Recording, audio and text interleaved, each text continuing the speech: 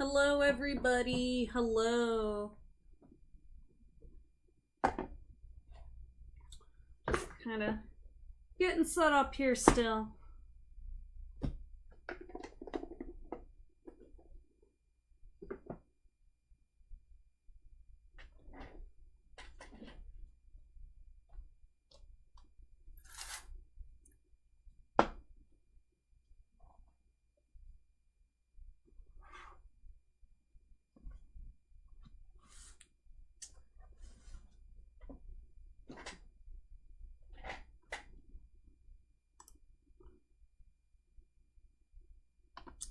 See if we can get restream going here.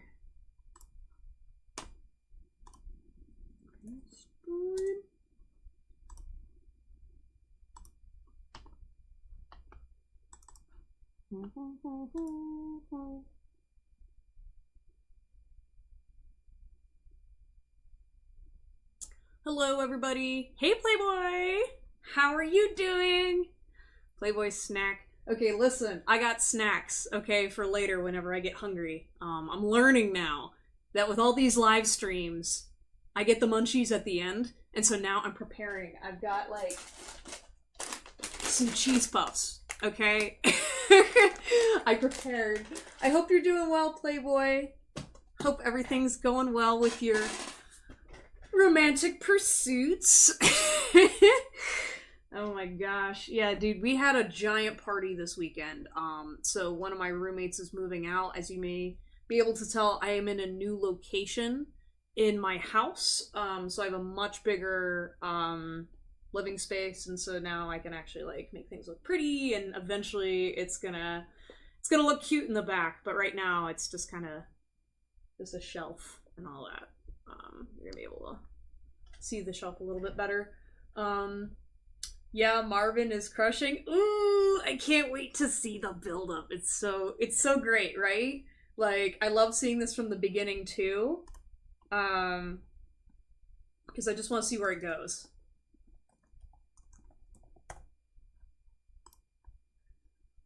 Yeah, now we had a big party, and so now there's just copious amounts of beer in my fridge. There's food.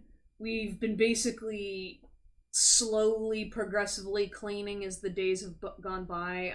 I was bartending actually at this party, so we had like a full open bar set up. So I was actually like legit and whatnot. So it was a great time.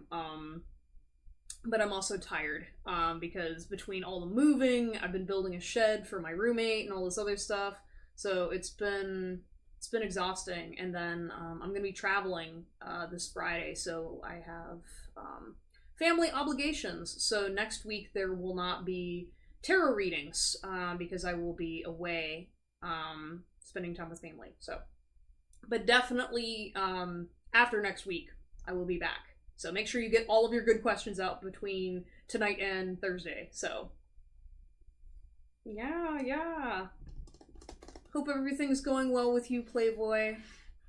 Yeah, I don't know why, but today, like specifically like an hour or two before the live stream started, I was just feeling kind of depressed. Like, I was just sitting there like, what the heck? One sec, I realized the chat's not showing up on the,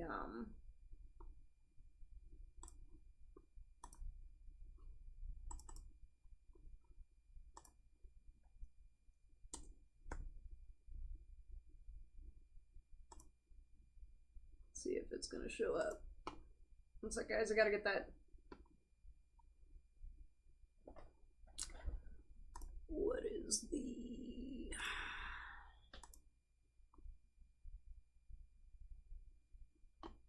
is the chat link?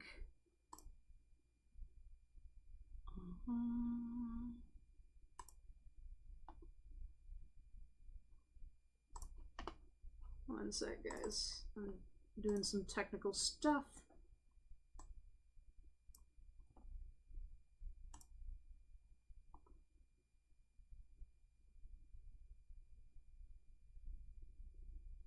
Huh. Hey, cool girl. I've been having waves of depression too. Yeah, I don't know. It just like, it literally started before the live stream. part of it was because I was like thinking about a person in a certain situation that was getting me down. I've been working on a book lately, which I'm super excited about. I've been working on this project for a couple years now, and I determined that now is the time to pick it up, and start working on it again. And I was like writing some dynamics between these two characters that really hit close to home. And yeah, it just kind of sucks. You know, I feel like right now I'm just really struggling with my relationship with narcissistic people, if that makes any sense. Like, I feel as though it's just hard, especially like if you're related to a narcissistic person, or, you know, if you've ever met a person that you're like, oh my gosh, you know, I really care about you, but you genuinely don't realize how your behavior impacts other people, or sometimes they do and they just refuse to change, and it's the saddest thing. So the book, to answer your question, cool girl, so I started this project many years ago, about 5 years ago now. It was basically about a rock band, and so it was a fictional story about this drummer who he's in a band with his friends from like school. And what ends up happening is right when they sign with a label and they're about to become famous, the lead singer kills himself. And so it's about his journey where, as a result of his friend killing himself, he determines that he wants to save the world from suicide and make sure that he never becomes that guy, but he wants the band to succeed in his friend's honor. And so it's basically a giant, it was supposed to be a giant piece about men's mental health and about how, like, the protagonist, like, he tries so hard to become that guy, but then ends up not dealing with his own problems, and then he falls susceptible to a lot of the major pitfalls with fame, and eventually has to face his own issues, and come into his own manhood, right? So that was the original story. And so what had happened with this project was, I mean, this was years in the making. I mean, I took vocal lessons, I got involved in the music scene, I interviewed rock stars, I interviewed all kinds of different people to learn perspectives of it. And what ended up happening was the project got a little too close to home. It hurt. I mean, like, as y'all know, I'm very big about men's mental health awareness in general, and suicide awareness. And when some of these stories came out, whenever I was actually like getting involved in these communities, I just had to take a break. It was a lot, especially like when you see kind of behind the scenes and behind the curtains of what some of these people go through, and how famous people really are not regarded as people. And it's just I don't know, I've just seen everybody from all different stages, between the people that are just starting off to people that have already made it, and getting all of their different perspectives on this issue is it was a bit hard for me. So now, anyways, now that you know the context, now I determined that I am going to go back to the story, but instead I'm going to do it with a twist, and I'm basically going to integrate the old story with a new one. And so basically I wanted to include my spiritual journey with it. So essentially the plot is about a girl who basically so with the original plot, right, there was the drummer who becomes the front man for a new band. Well, what I did was I took the sibling of the guy who killed himself and made her the protagonist. And so basically what happens is she, after her brother kills herself, she tries to go to college, and because she's struggling with her mental health and whatnot, and she's also a very spiritual person, she goes through a spiritual awakening and has to drop out of college. And so she's in this space of not being able to survive and cope with her brother's death. And so what ends up happening is a ghost of a rock star appears in her apartment and basically says, hey, I'm going to kill myself, can you help me? And so up until this point, you know, because she was very passionate about suicide awareness because of her brother, she's really burnt out and she doesn't want to do this. But then her spirit guides basically give her the life story of this stranger who turns out to be a real person. And so she goes on this journey to try to save this rock star because there's something significant about it. And so it's kind of like the story about this medium girl, and then a rock star who is on the completely other side of the world, doesn't know anything about her, is going through all these shenanigans, and ends up getting framed by this famous person, and so he has to figure out why this famous person hates him, essentially. And so it's kind of like a weird integration of spirituality, rock band, and then there's a lot of topic about patriarchy and stuff that women go through, and specifically about female musicians, and a lot of the struggle with women that are trying to be entrepreneurs and break out of their shell, and how both women and men are tackling the modern day era. So yeah, anyways, that was a long-winded synopsis, but that's kind of like the direction I'm taking with the novel right now. And I've been having a lot of fun writing it. This version of the novel is a little bit more lighthearted, because I've now actually lived in these experiences. I have funny stories to tell, as well as it's just kind of fun because I'm gonna like make fun of basically everybody involved, both between like the famous people, the fans, the spiritual people, and also really get into some like deeper topics. And basically, I'm pulling no punches, guys. Like, so like I literally wrote a scene between one of the characters. So what was interesting about this book too was the protagonist in the old story. I'm not gonna well, actually no, I can spoil it because it becomes obvious. So the protagonist in the old novel, when I was writing it, I had a professional friend editing and giving me feedback, and she was like, well, this guy's kind of an asshole. And I was like, oh no, like he's supposed to be like the love interest, he's supposed to be like the yeah, absolutely, hello. He's supposed to be the love interest, he's supposed to be sexy, he's supposed to be what everybody is like relatable. And what I realized after writing that character was I actually had a lot of internalized misogyny that I needed to work on. And I got like all kinds of different feedback from this book about like people's impression of men that was very not incongruent with things that I have encountered and witnessed with guys. And basically it was a huge learning experience, and I honestly had to really work on myself in order to go back and approach this novel, because I realized that I'd been really hurt. And so with this new version of the story, Matt, that old character, actually becomes the villain, and so he kind of represents a lot of the situations that I've experienced in terms of men, you know, hurting me, and also dealing with some like real life stuff that men do struggle with, and we're kind of at a modern tipping point where we're trying to see both sides and figure out what is a better balance between this masculine and feminine energy. Have you ever thought about directing a movie? Yes, I actually would love for this to eventually go viral and become a film. I won't lie. A lot of my writing style should really be for film. I'm not very much a person that likes to write.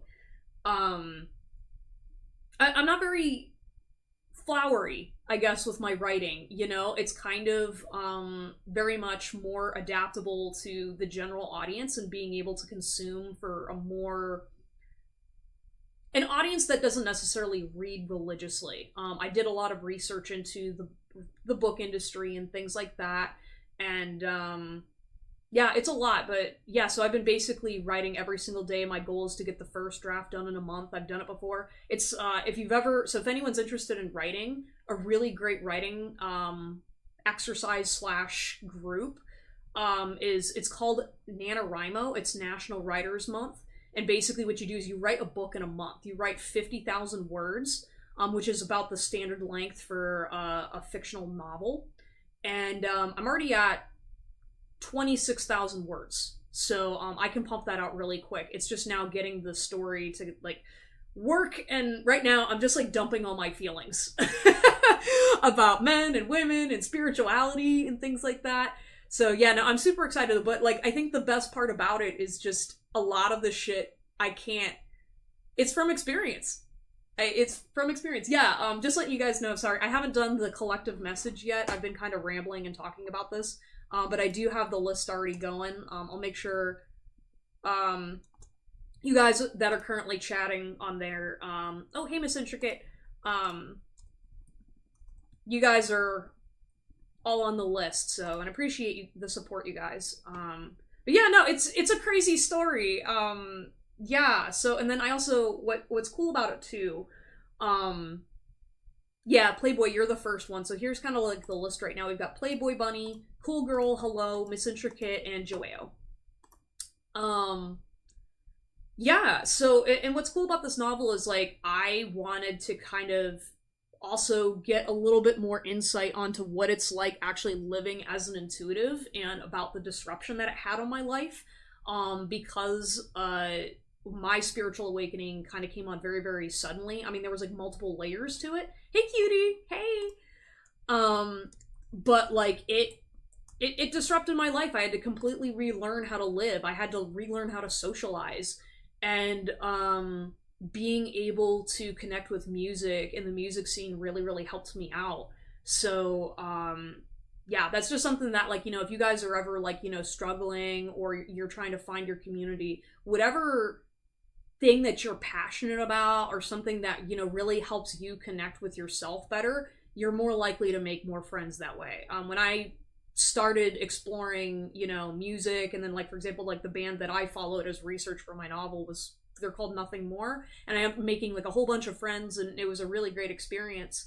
It made me realize, wow, I was really, like, judging myself and stopping myself from expressing myself authentically and creatively, because I was always like, I don't know, I was kind of afraid of the music scene. I was afraid of getting involved in partying and drinking and all this other stuff, and I realized that that really was like a fear that was instilled in me by my parents and by the culture I was around. So when I finally said, hey, this is actually something that I really care about, it made a huge difference. That, and then also learning to sing. I totally recommend for any of you guys, if you struggle with confidence, if you guys struggle with, like, learning how to, like, find your inner voice, take vocal lessons.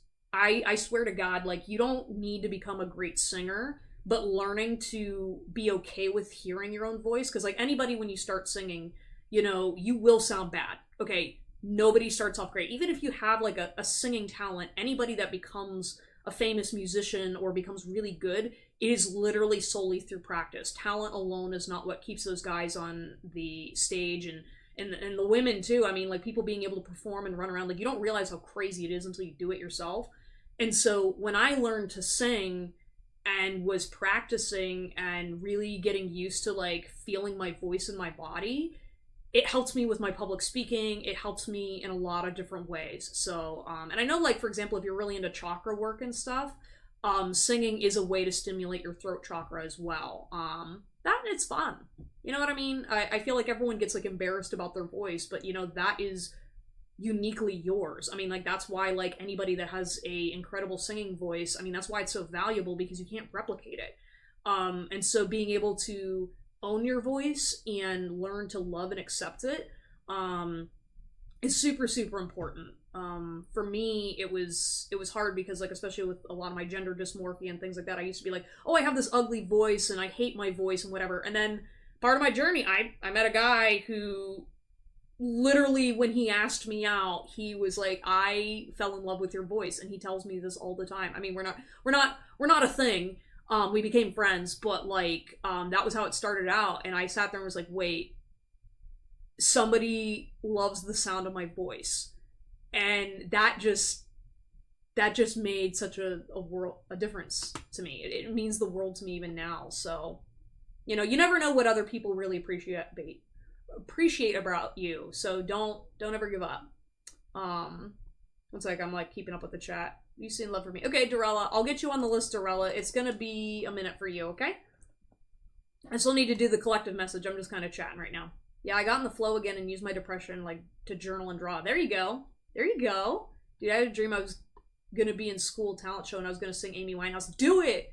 Do it! Listen, because, like, here's the thing too, guys. Like, I think since moving to Austin is such a magical place because you see so many people expressing themselves creatively, and it's just very accepting.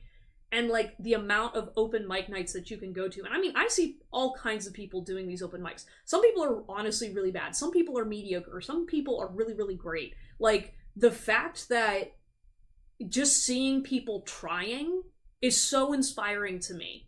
You know what I mean? It's kind of like, you're never gonna get there until you try. And even then, it's kind of like you shouldn't be only doing art just to make money or to get social acceptance. You should be making art because it makes you happy.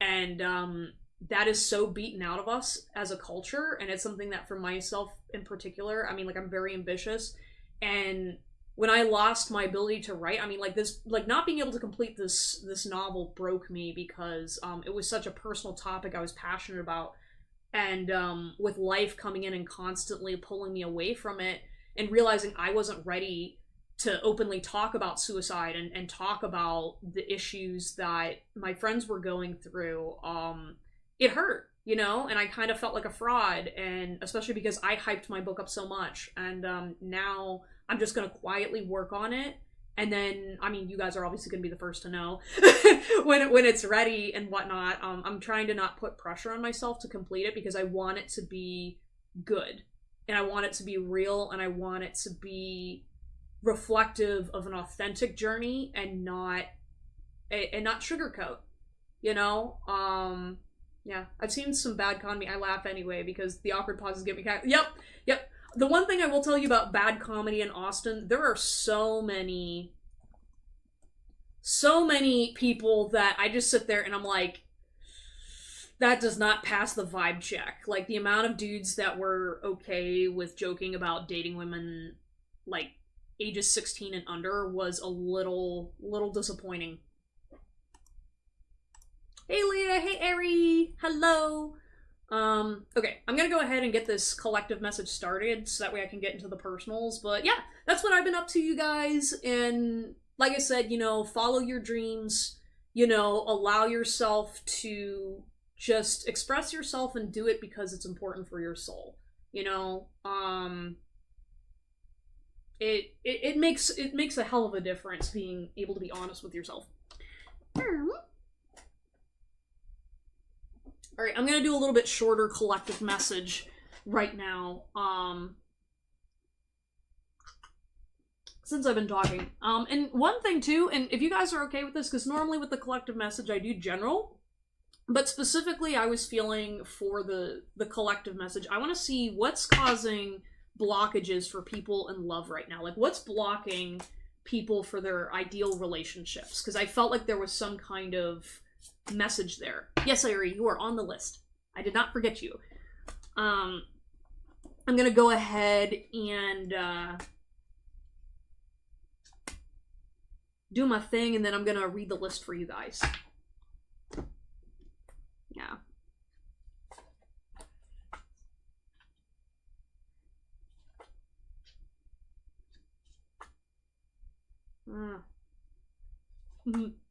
Alright, so for this reading right off the... Alright, wait.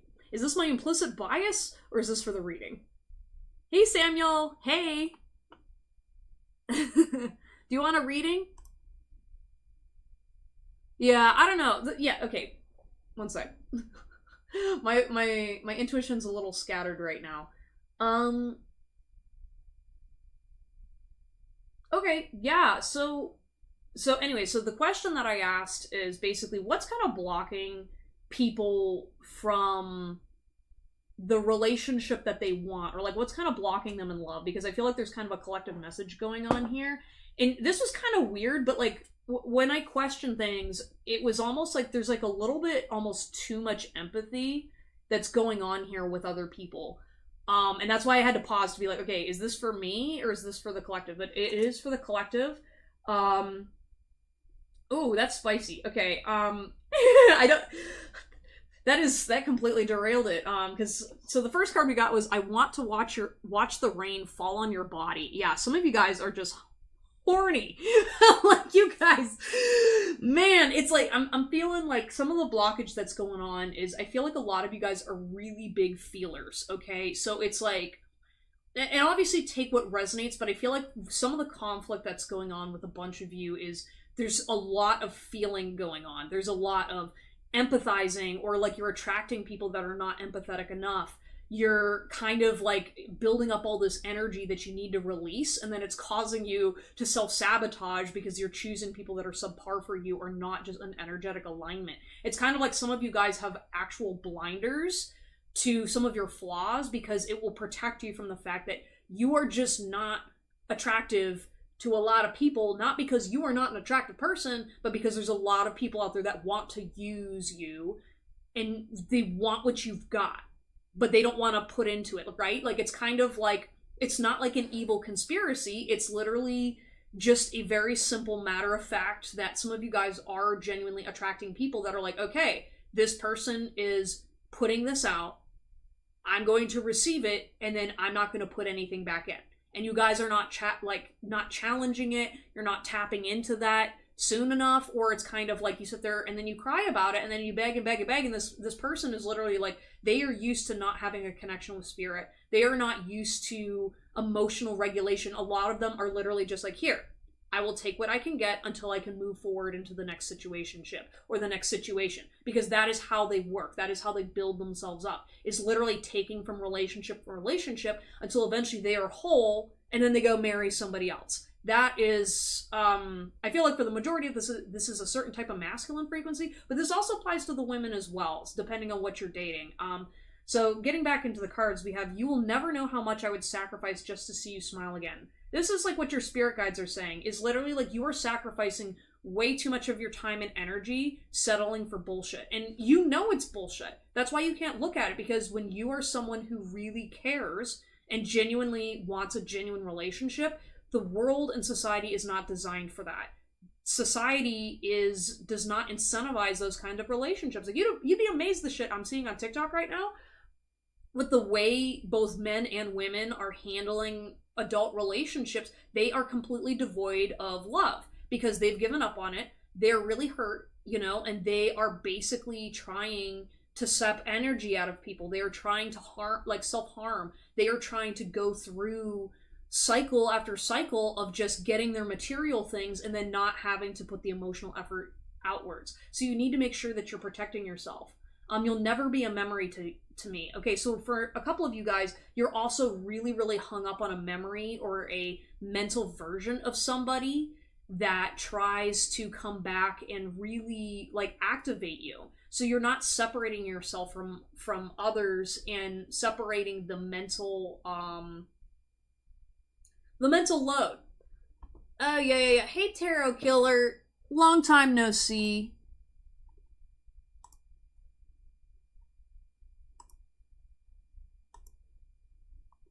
Yeah, that person, thank you. That person, oh my gosh, if y'all, after this reading, I'll tell you the history of Tarot Killer, because dang, they are quite the fan of a lot of people. You should see the shit posting that's on the internet right now over that particular person. There are actually two people that go and troll a bunch of tarot readers, and man, oh man, they are just pissing everybody off. But thank you guys, I appreciate you. Your strength and light give me courage and hope. Yeah, so that's another thing too, is like you guys are really, really determined to find the love that is best for you. And like that's something that I do admire about you guys, is that you guys are willing to put that time and energy in. And I don't think you appreciate that and realize that a lot of people genuinely don't work on themselves. They genuinely do not want to achieve a level of love and happiness and commitment, because that takes effort, that takes facing issues, and means standing in a world that basically profits and supports hate. And so if you guys are willing to put all this time and energy into loving somebody, especially the ghost of your past, then why can't you love yourself now? Why can't you love yourself here in the now? And why can't you accept and wait for something that is for you? Right? And there's something too that, like, I feel like you guys just need to have an honest conversation with yourself and admit to yourself, what can you actually handle? What is going on in your life that is causing you to feel unfulfilled within yourself right now, so that way you can hold on into that other relationship? Because there is nothing wrong with wanting and desiring a partner that's your perfect match, right? But some of you guys, you're just rare, and it's not going to happen overnight. It's not going to happen in the way that you anticipate. And so that's why I'm absolutely not saying give up or anything like that. But you got to realize is if you're not giving yourself that same level of strength and devotion and courage and love, so that way you are willing to look at yourself and say, okay, why am I allowing this type of energy in my life? Because you need to clear that old pattern out of the way in order to attract this new person, right? Because bullshit sees bullshit, right?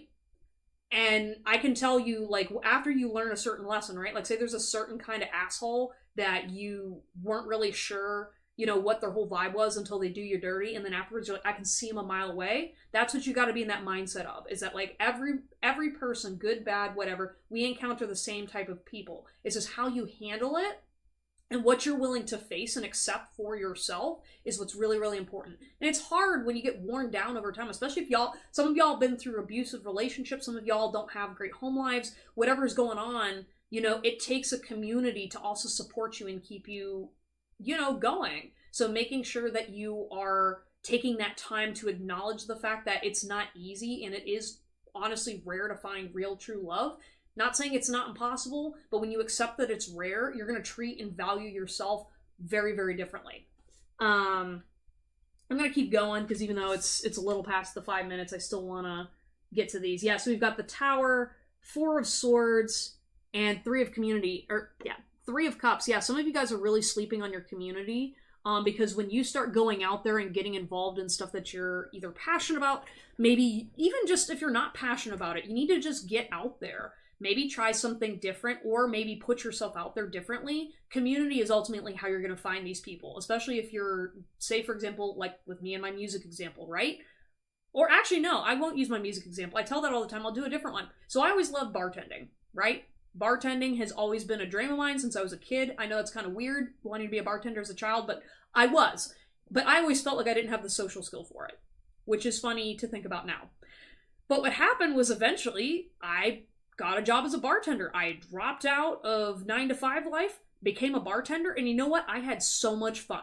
And I met famous people, CEOs. I met so many cool people, your random Joe Schmo, and I had so much fun doing that, right? And so maybe you don't need to like get involved in necessarily something you're passionate about, but even if it's just something that's like, hey, you know what? I've always wanted to go do that one thing. I've always wanted to be a hairstylist. I've always wanted to go do whatever. Go do it, and you never know who you're going to meet. With this Tower, you know, you're still transforming, so it's okay if you need to change and go through those growing pains in order to have access through that blockage, right? And then with the 4 of Swords, I think you guys are also sleeping on yourselves. Don't sleep on yourselves. Don't sleep on your intuition. You know, at the end of the day, you know, your intuition is working in your favor, but if you sleep on it, you're not going to get anywhere. So, like, you know, try to, like, bring yourself up and out. And, like, there's a huge difference between resting and wallowing. Yeah, man holding a heart. Yeah, I feel like this is supposed to be in reverse. And I feel like, you know, just don't have a negative mindset because you're going to bring that into your dating mindset. And mindset about life, too. You know, I can, like, when I was talking to you guys about my book earlier, you know, when I was writing my novel, I thought that this character was desirable, and then my friend called me out and said, actually, he's a piece of trash, and nobody would like this character. And I went, wow, okay. I needed to actually look at myself and went, wow, my negative mindset on dating relationships and what I thought men were like was actually trash. So I needed to go change that, work on it, and have a little bit more hope. And then when I actually met people that were like the person I was supposed to be writing about, I was like, wow, I wasn't being honest with myself. And so you never know what your lesson needs to be. Maybe yours isn't as dramatic as that, but like understanding that, you know, don't take that mindset of the opposite gender or whoever you're trying to date may screw you over, because that's going to hurt you way, way faster than anything else. We've got the Door to Spirit. Yeah, you know, connect to your spirituality, connect to your truth, connect to whatever really makes you feel vibrant and alive. And then you're going to be around other people too, you know, and all I can say is, like, when I finally found people that I could be, like, passionate about tarot with, when I could finally talk about music and see other people passionate with the same things, I went, yeah, I can't go back. I can't be a hater anymore. I was like, dang, you know, like, I used to, I don't know. I was definitely a sad boy, girl, sad bean. And all I needed was just my people, you know? Everybody's a human. But I have to be able to date a redhead. You mean, what would you need to do in order to date a redhead? You gotta have a personality, I can tell you that much. Yeah, and then the Door to Romance. So I'm gonna end this reading with these two cards right here. The Door to Romance and the Door to Spirit. These doors are unlocking for you at the same time, alright? Everybody keeps thinking that they're two separate doors and that you have to choose between the two, and that's simply not the case. Look, 32 leads to 33. right? You need to get to spirit first to get to romance, okay? Because ultimately what's good for your soul is gonna guide you to that right person, you know? And then it's naturally gonna fall in line. Are you a natural redhead? No, this is dyed. See, you can see my hair growing in. I've actually been, I've been hoping to chop my hair off again. I've been feeling it. I've been so afraid to explore more masculine haircuts because I've been kind of like, all right, this is gonna be like the big step. I want to look like, I want like the short hair with like the bangs and stuff, but I still love the red hair. The red I think is a good fit for me. I used to have like bright blonde hair.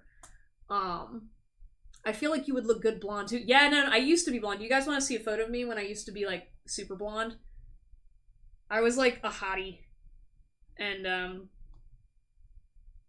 yeah, I don't know. The one thing is though, like when you're blonde, like you get treated different. And I wasn't a fan of that. So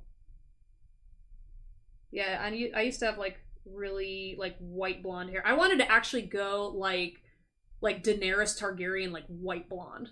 But yeah, that's what I used to look like. Yeah, you can maybe see the light. Yeah. Bright blonde hair. Yeah. Alright. Anyways, so that was the collective message. I hope you guys enjoyed it, and I hope it helped a little bit, especially because like I know a bunch of you guys, like, you guys are so amazing. I'm like, I know you're really concerned about your partners and whatnot, but I just want to let you know that, you know, you're amazing, and you guys deserve so much love. Okay? You guys deserve all the love in the world. So it's like, you know, whether you are looking for a partner, maybe you're just chilling, whatever's going on, you know, I just want to say that everybody deserves to have that love and be treated amazing, you know, because you guys deserve it. You're also great.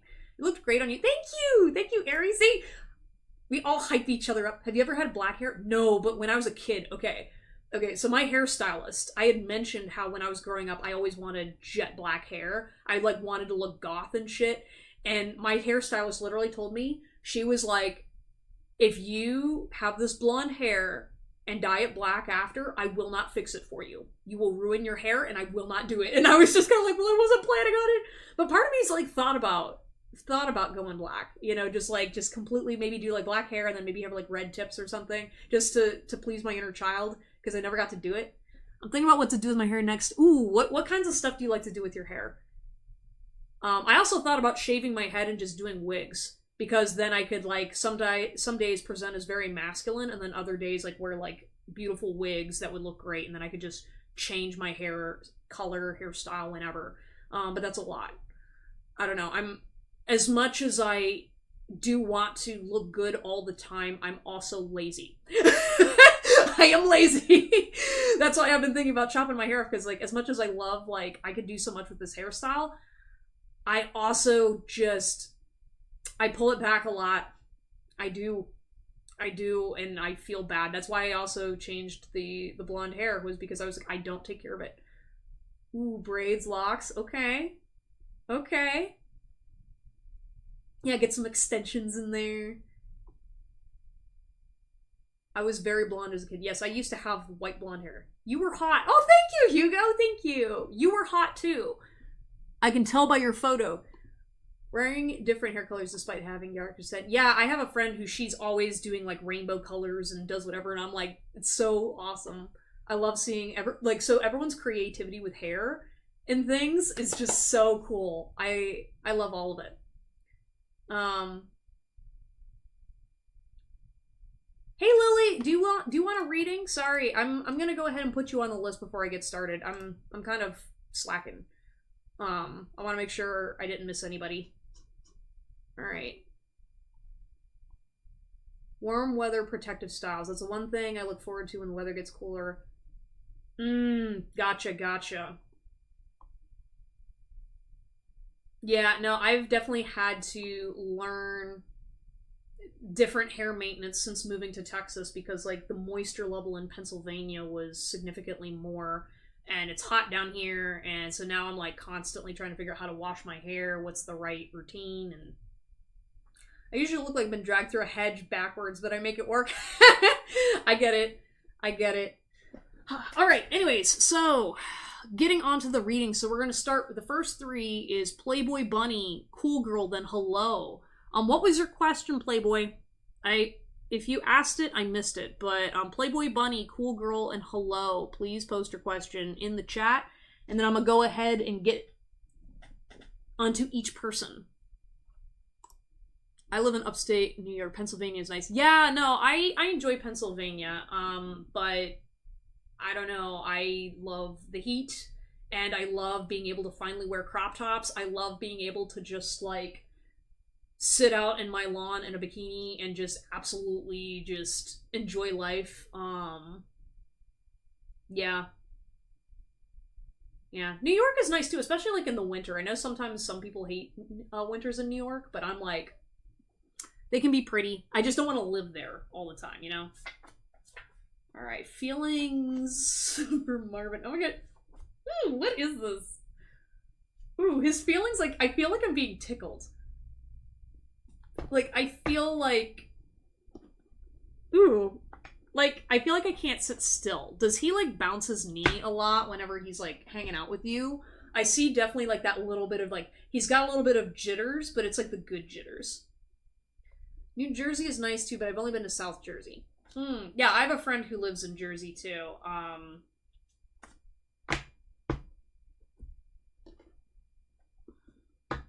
thinking about doing something life-changing, but I'm scared, but should I do it? You already know my answer. I'm gonna say, do it! Do the thing! Hey, Twitch person. Hey, Mia. Hello, hello. If you'd like a reading, Mia, you can go ahead and request. Otherwise, come and hang out. Stay for the vibes. Unfortunately, my chat is not showing up on the screen. I never got that to fix. I'm not sure what happened.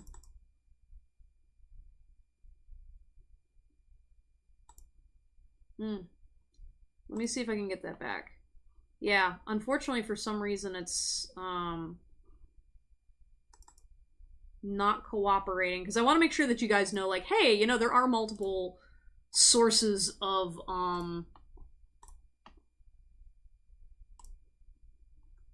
streaming going on here.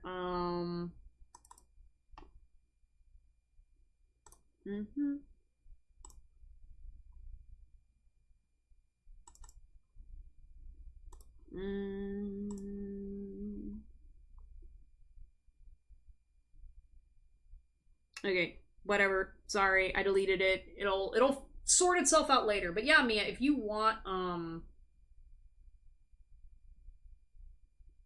reading, I can go ahead and do that. I love the heat too, but I think I'd prefer to live someplace less humid. Yeah, no, that's why I moved to Texas, because the humidity was just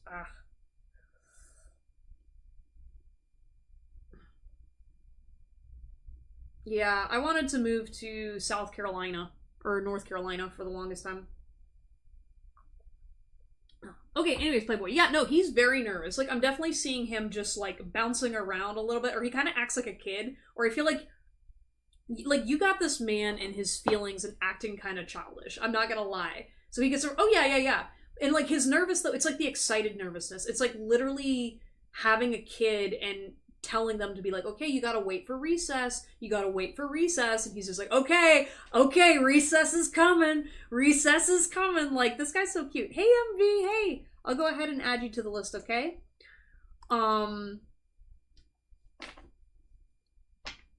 Okay. Hi, Lily. Yeah, I will absolutely... You're on the list, okay? So here's the cards for you, Playboy Snacks. Back in my day, we didn't have those things. Yeah, I feel like there's some kind of, like, a little bit of, like, a wish come true with you, or there's kind of, like, the way he's, like, feeling. He's like, oh, like, I don't know what kind of, like, relationship dynamic you got going on, but it's kind of like, oh, wait, back in the day when I was, like, dating girls... yeah, I don't know what happened. Like, maybe he had, like, a stereotype of women from, like, when he was younger, so then he was always trying to be like, okay, I don't know. Thank you so much for doing that. I appreciate you so much. Yeah, it's almost like his past experiences kind of, like, glossed over his potential for dating. And so then you came in and he was just like, wait, oh my gosh, this is real? Wait, what? And so I feel like that's kind of like what he's doing. That, and then maybe they're also like, do you guys have a little bit of an age difference? I'm not saying like a big age difference, but it's kind of like there's something that you're bringing out of him that he didn't get to ever experience in his past. You need to find some stability before moving forward. Yeah, I feel like he's kind of like, oh shit.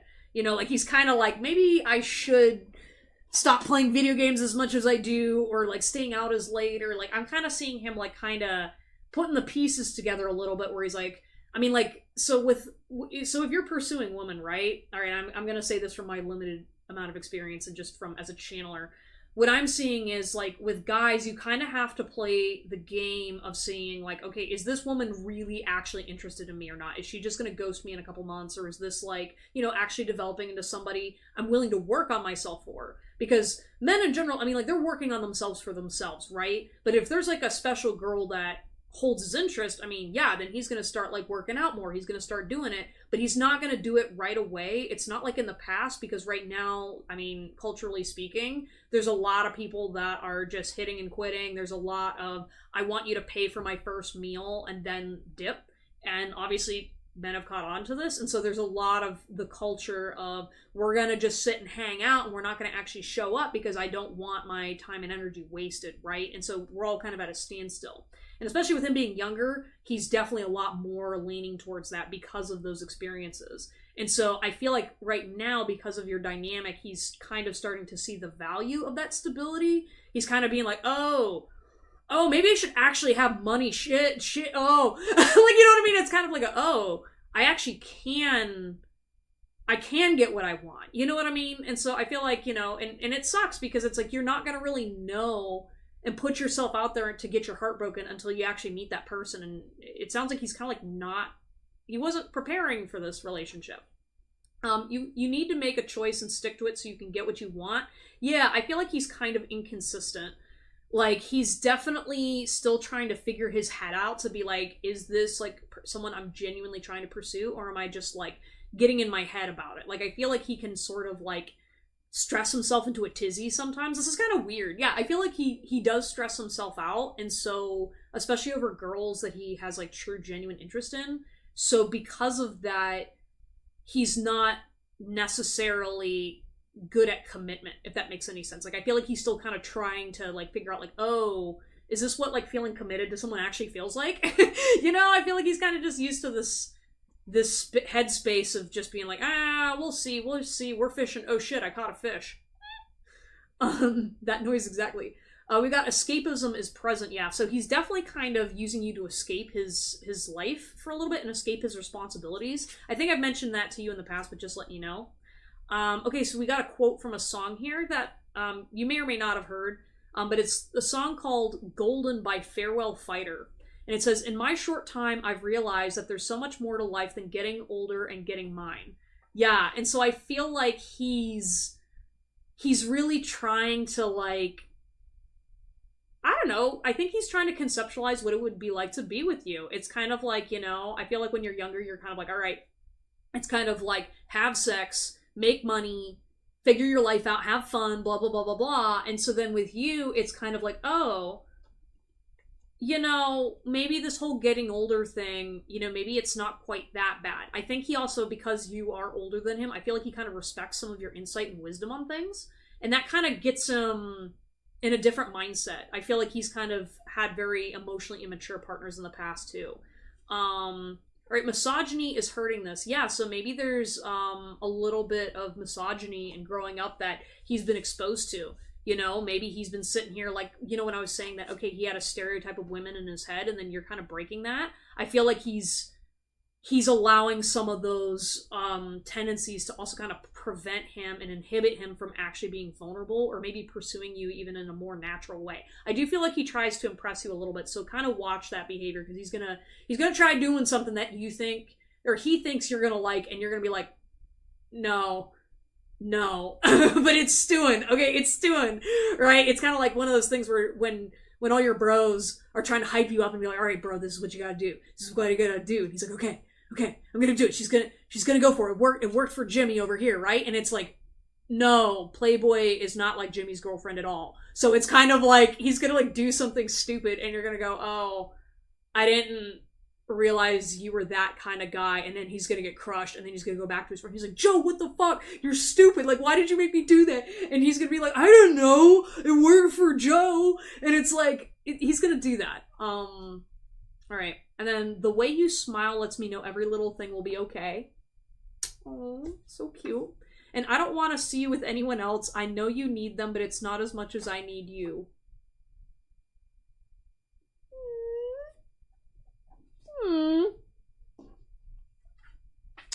Yeah, maybe he does kind of see you as also a maternal figure as well. So keep an eye on that, because you don't want to be his mom, but like also like it's kind of cute. Yeah, I feel like he can be vulnerable with you, and I feel like I also because I'm like trying to like move on. He's like, wait, let me tell her this. Let me tell her this. I was like, she's also smart and blah blah blah, and I'm like, bro, this is supposed to be a 5-minute reading. I already went over. Yep, this is why we should have opposite gender friends. That stops everyone making particularly egregious errors. Yes, yes, yes. And I'm saying this.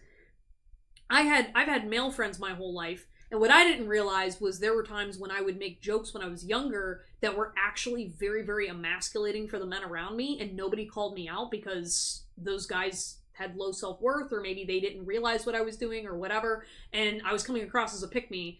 And so then when I got older and was around other types of people, I suddenly went, oh shit, I'm really not supposed to say that. You know what I mean? And so like, obviously like there's a difference between like standing up for misogyny, standing up against misogyny, standing up for women, and, you know, calling men out on their shit. But like, I was taking it to a point where I was, you know, not realizing that what I was saying was potentially harmful, or really, you know, not as supportive as I thought, you know? Like, we shouldn't always act like the opposite gender is bulletproof, regardless if you're a man or woman, you know? So, yeah. Anyway, so that was your reading, Playboy. Cool Girl, you were up. I'm gonna go back and find your question. Then after Cool Girl, it's hello, then Miss Intricate.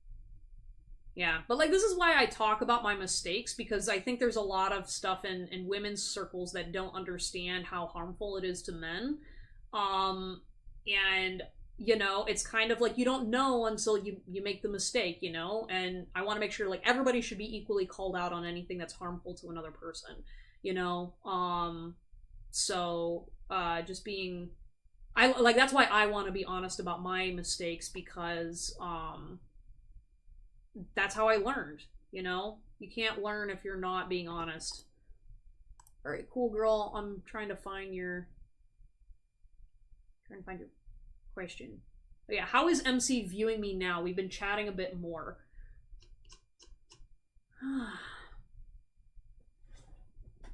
Yeah, no, exactly what you're talking about, Ari. So Ari said there's women acting like women are better, than they're the better gender, and then men are acting like men are the better gender. Yeah, no, and it's getting like gross, because I'm literally like, you guys are both the same. Like, you guys say the same upsetting shit and you're talking to each other, and I'm like, you're actually projecting about the other, and so you guys are both attracting each other. So let all the people that actually like love the people who they love meet the people that also feel the same way, and don't bleed on me, and don't bleed on any of us, and stop acting like all men and women are the same. I mean, like, there are some general trends and whatnot and things we need to work on socially, but like for example, the amount of physical abuse that women are allowed to just get away with beating their boyfriends and beating men up. I mean, as someone who does martial arts, it is terribly offensive. And to me, it's like the fact that there are plenty of women that are okay with that disturbs me. Like, to me, I'm like, no one should ever be hitting their partner. I mean, like, obviously if you're like playing around and stuff like that, but like if you're at a point where you're doing that kind of stuff and you think it's funny, I mean, it does not matter how powerful he is, and, you know, you shouldn't be beating your partner, period, point blank. I will get so angry. I will go 0 from 100 on somebody defending that shit. The balloon popping dating videos make me want to throw up. I'm not familiar. Are they like, you surprise your partner with something? Some people just couldn't find their arse with an atlas. Yep. Yep. Hey, Gnarly. Hello. Would you like a reading? Oh yeah, no, you wanted to know about MC's feelings. They pop the balloon if they're unattractive or oh my god, yeah, I know those dating shows with the pop the balloon. Those are some of the most obscene things. And like what's sad is like young people and very impressionable groups of people are watching this, viewing, thinking the opposite gender genuinely feels that way. And I'm just sitting here like, dude, like these people are insecure as hell. Like, no, no, no, no. I don't know. It's brutal out there. That and then like sometimes like when I see girls doing like the oh this is an ick. Like obviously there's like everybody can have their own preferences, but if you're like sitting there going like that guy has like a beard, that is such an ick. It's like okay, you don't like men with beards.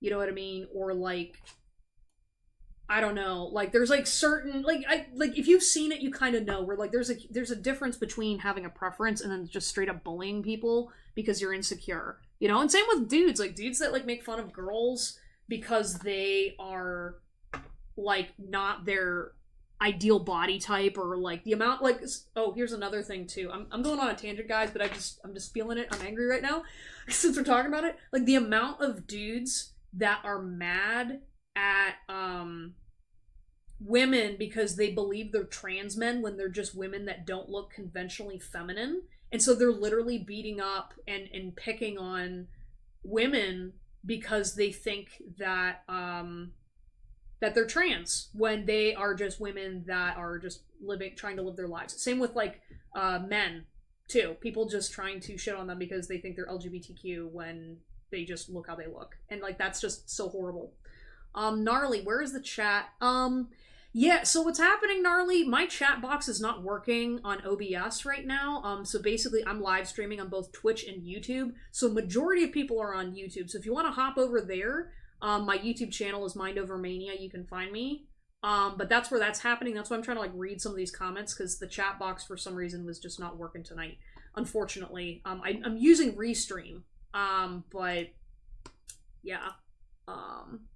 Yeah.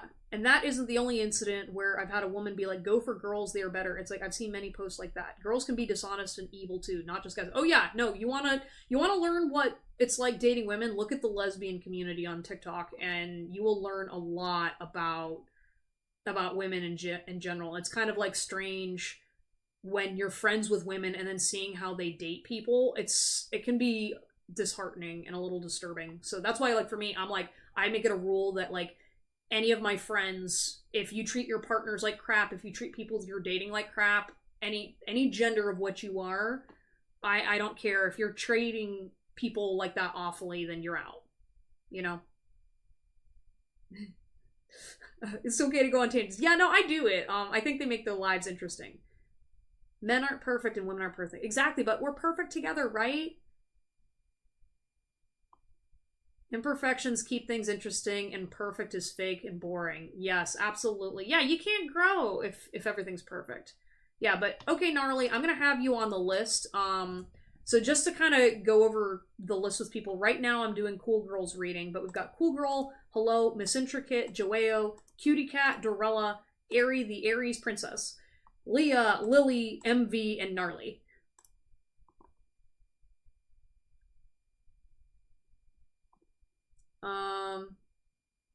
Yeah, let's see. We've even had channels where I sub to become men-hating channels. I stopped going on these channels as often. Let's not act like all women are innocent. Right? Right. I will be here. I won't go over to YouTube. Okay, thank you, Gnarly. I appreciate you because I feel like Twitch doesn't get as much love as my YouTube channel does. Okay, anyways, Cool Girl, you are looking for feelings on MC. My bad. I've been going. I really appreciate the back and forth, y'all. Okay, so a woman holding a coin. Yeah, so I feel like he feels like you're kind of that was so weird. I was like, kind of abundant. I was like, you're not saying abundant? And he's like, I feel like he's still trying to feel you out. I feel like he sees a lot of potential in you, and I feel like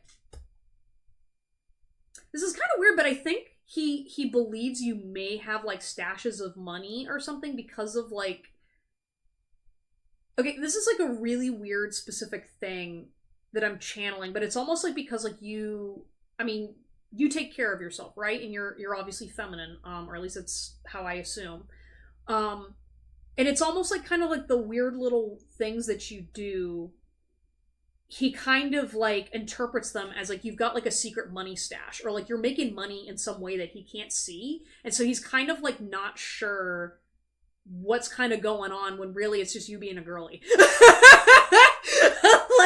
like it's kind of like the way you have like certain things organized, or it's like, okay, oh, I've got this certain type of perfume and blah blah blah, and like the way you're talking about it, he thinks it's like kind of like expensive when you're like, oh no, like I mean everything in Sephora is expensive, but this isn't like, you know, really expensive. This is like maybe a $60 perfume, but he's like sitting there going like, whoa, you know, like I feel like you've got some kind of like a hold on him that makes him kind of go just like, whoa, I've been dressing more feminine bougie. Okay, yeah, that would be it then, because I was literally sitting there, he's just sitting there going like, is she like secretly wealthy? Is she like doing OnlyFans? Is she doing like whatever? I didn't want to say like he's assuming you're doing OnlyFans, but I feel like at this point, a lot of guys have that in the back of their heads where they're sitting there like, but is she though? But is she though?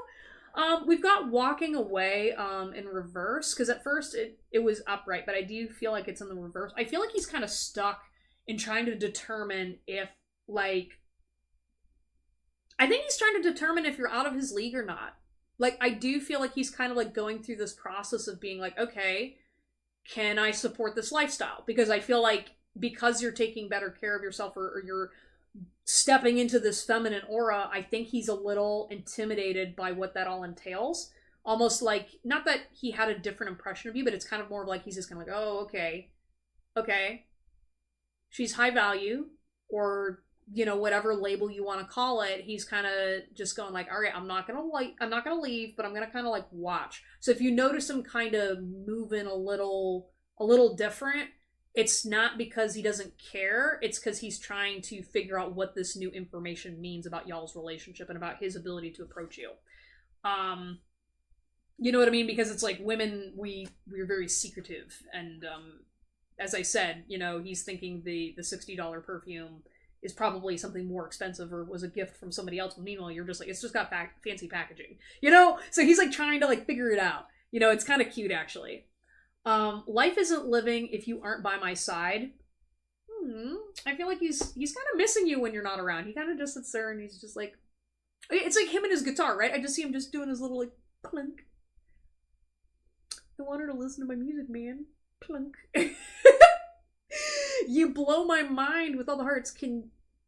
Oh, okay. I don't know if I can say that on YouTube. Okay, we're gonna cover that up, but sorry, some of these romance cards, they're handwritten and they've got inappropriate things on them. But yeah, you blow my mind. Yeah, blowing my mind. Yeah, you can fill in the blanks on what else there's going on with that. We've got let them lie. They don't need our truth. You're mine and mine only. Yeah, I feel like he's feeling. I feel like he's feeling a little jaded, or like I'm feeling like he's kind of trying to like navigate manipulation, right? And so I feel like that's why I'm saying he might be acting a certain kind of way, because he's trying to figure out like, well, why is she only just now dressing this way? Why wasn't she doing that from the beginning? Was she lying to me? Like, he's kind of got a bunch of those thoughts because he's trying to see, is this real or not? And so I feel like right now he kind of doesn't care, but I definitely feel like he's like trying to like make sure he's not being manipulated, and also that he's not being manipulative. I feel like he's kind of got some kind of a trust issue, that imbalance that he needs to work on. All right, we've got a lover, which is secret. So I feel like there's something about a healthy amount of down is reasonable. Yeah, you're right, Gnarly. I feel like he's doing something like very, you know, rational. But yeah, so this lover card, secret, I don't know. I don't know if he considers you like a secret lover or something like that, or maybe he's trying to keep his feelings a secret, or there's something like very private about him, or he's trying to like make his feelings a little bit more close to his chest because, again, of him not being sure. I feel like, especially too, one of the things too is like, so as you're kind of like leveling up and looking different, you're going to start attracting a different kind of energy. And I think right now he's feeling a little insecure.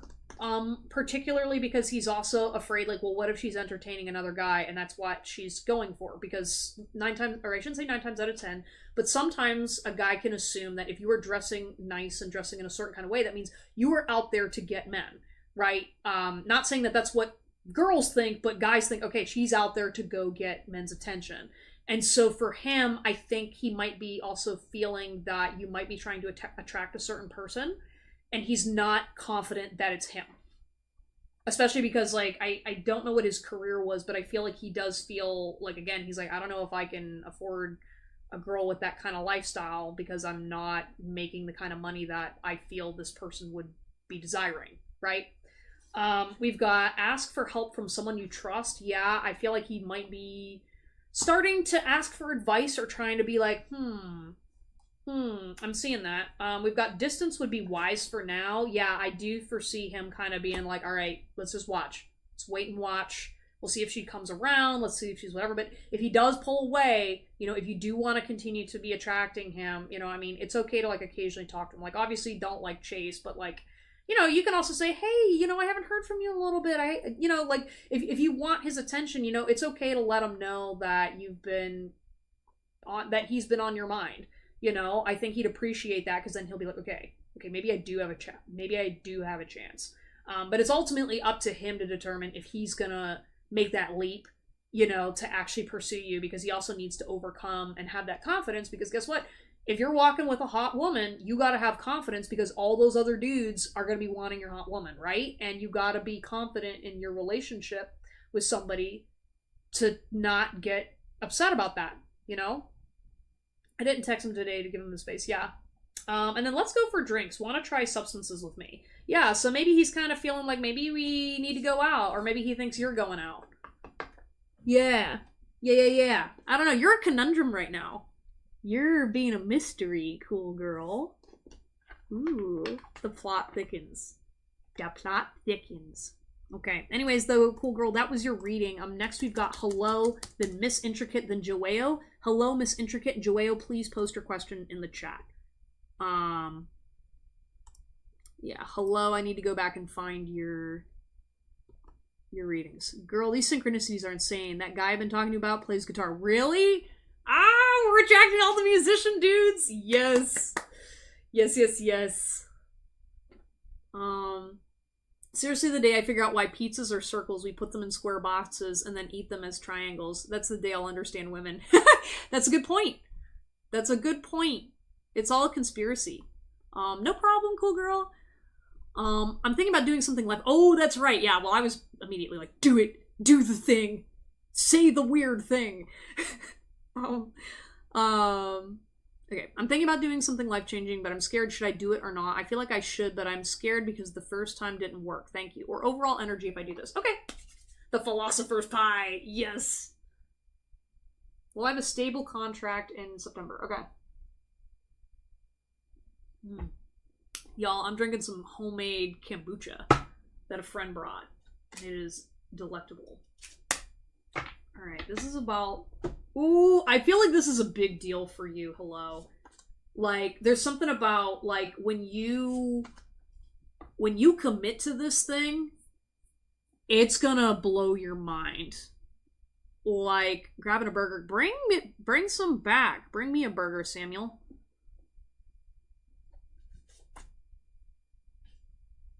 I was gonna say, you're, like, leaving my chat, you're leaving my live stream to go get a burger, and, like, you're not bringing some back for us? Gosh. Yeah.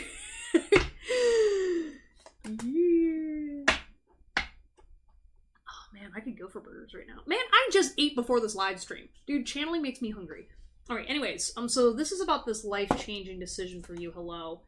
Ooh, okay, so you got the Five of Pentacles in reverse. So the Five of Pentacles is usually about financial adversity, and I feel like if you play your cards right, you could make decent money. Or at least if you're just more concerned about being able to have a sustainable lifestyle, I think you're gonna do better than you expect, if that makes any sense. Like, I feel like you might be like, oh, I'm gonna struggle and have to pull at it for a couple years, and I mean, like, yeah, you're gonna have to work and you are gonna have to struggle, but I think, like, your determination and your mindset is what's gonna hold you back more than the actual, like, work you need to put in to achieve this.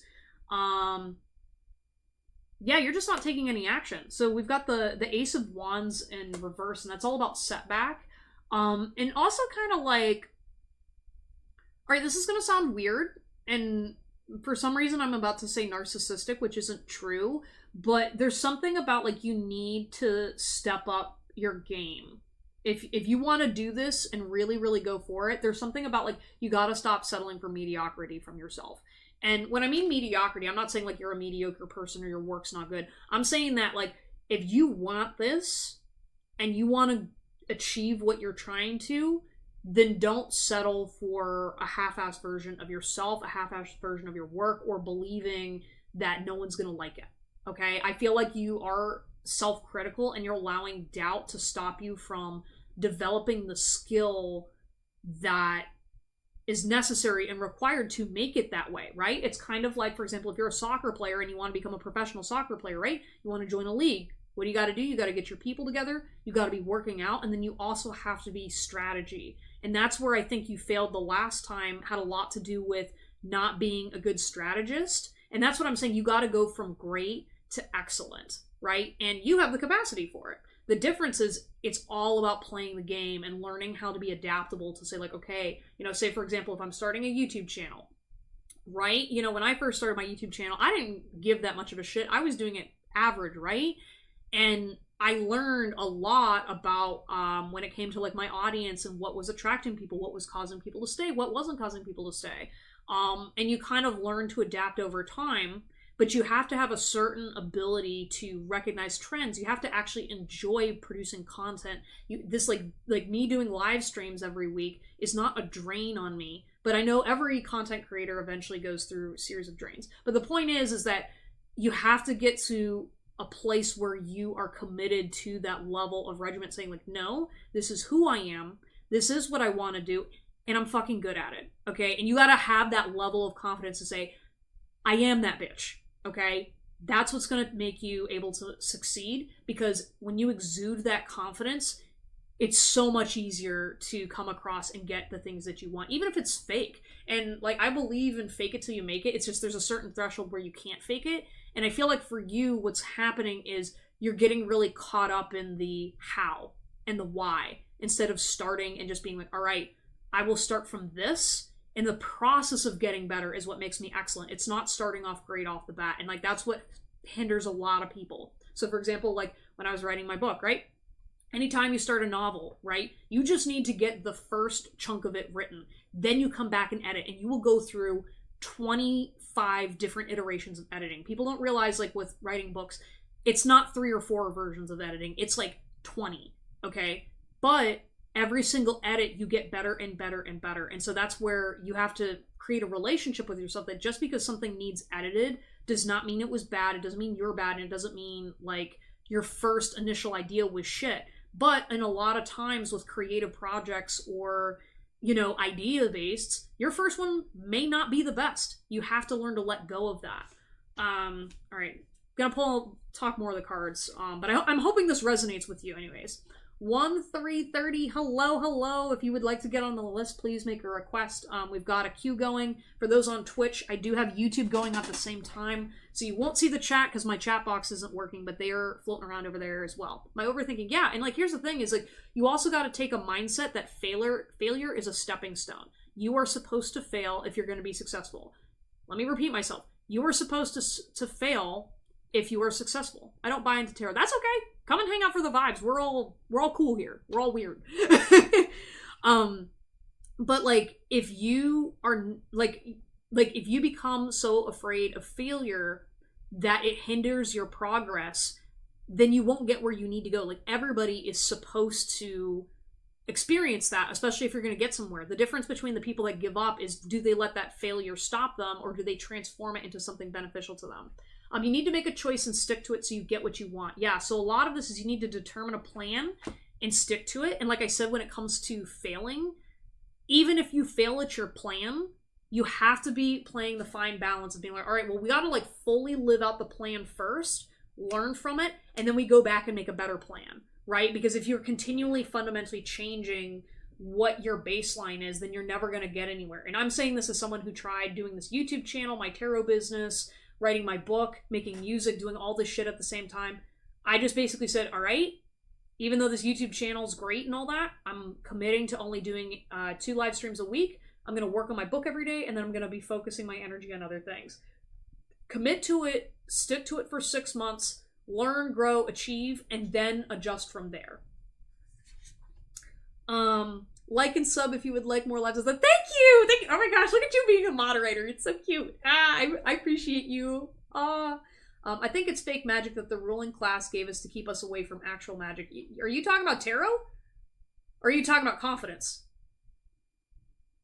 Samuel makes the burgers, Chris makes the drinks. Yes! No, we're gonna have our own cookout. We're gonna have a whole backyard thing. Tarot. Oh, okay. That's interesting. So just for your information, I taught myself tarot using strictly intuition. So yeah, I mean, I think that's an interesting take. But cool. Anyways, I think about you way too much. It messes with my day. Yes, you keep thinking about the mistake and it stops your progress, you know? And also thinking about the version of you that's like happy. I feel like you're kind of separated from this happy version of yourself in the future that you haven't achieved yet. And I'm like, you don't even know that version of yourself yet. She could look exactly like you, just with more self-discipline. And that's what I'm kind of thinking.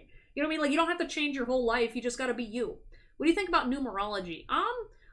So with like astrology, numerology, all that stuff, I'm very like surface level with my knowledge on it. I think just like any form of spirituality, I think when you get really, really good at it and really know the ins and outs, how to make it applicable, then I think it's useful. But I don't like piecemeal spirituality, because then I think that's when it loses a lot of its value. Just kind of with anything, you know, it's kind of like with like health and stuff. It's like, okay, yeah, you know, to take a couple supplements and do this, but if you want that one specific thing, you got to talk to the experts, right? Have my babies. I want to create life with you. I don't know what that has to do with your creative process, but treat whatever process or thing you're trying to create like a baby, and have that same dedication to it, and you'll be able to grow and learn to implement that in your life a bit better. Spiritual titles don't mean shit. Evaluate this practically. I love this card so much. I wish this concept was used more in spiritual places, but this is kind of like basically saying like, hey, you know, don't like commit to an idea, or don't really like limit yourself based off of what's going on with maybe if you get like a spiritual download or whatever, like don't try to like put labels on things, because I think that's going to hurt you long term.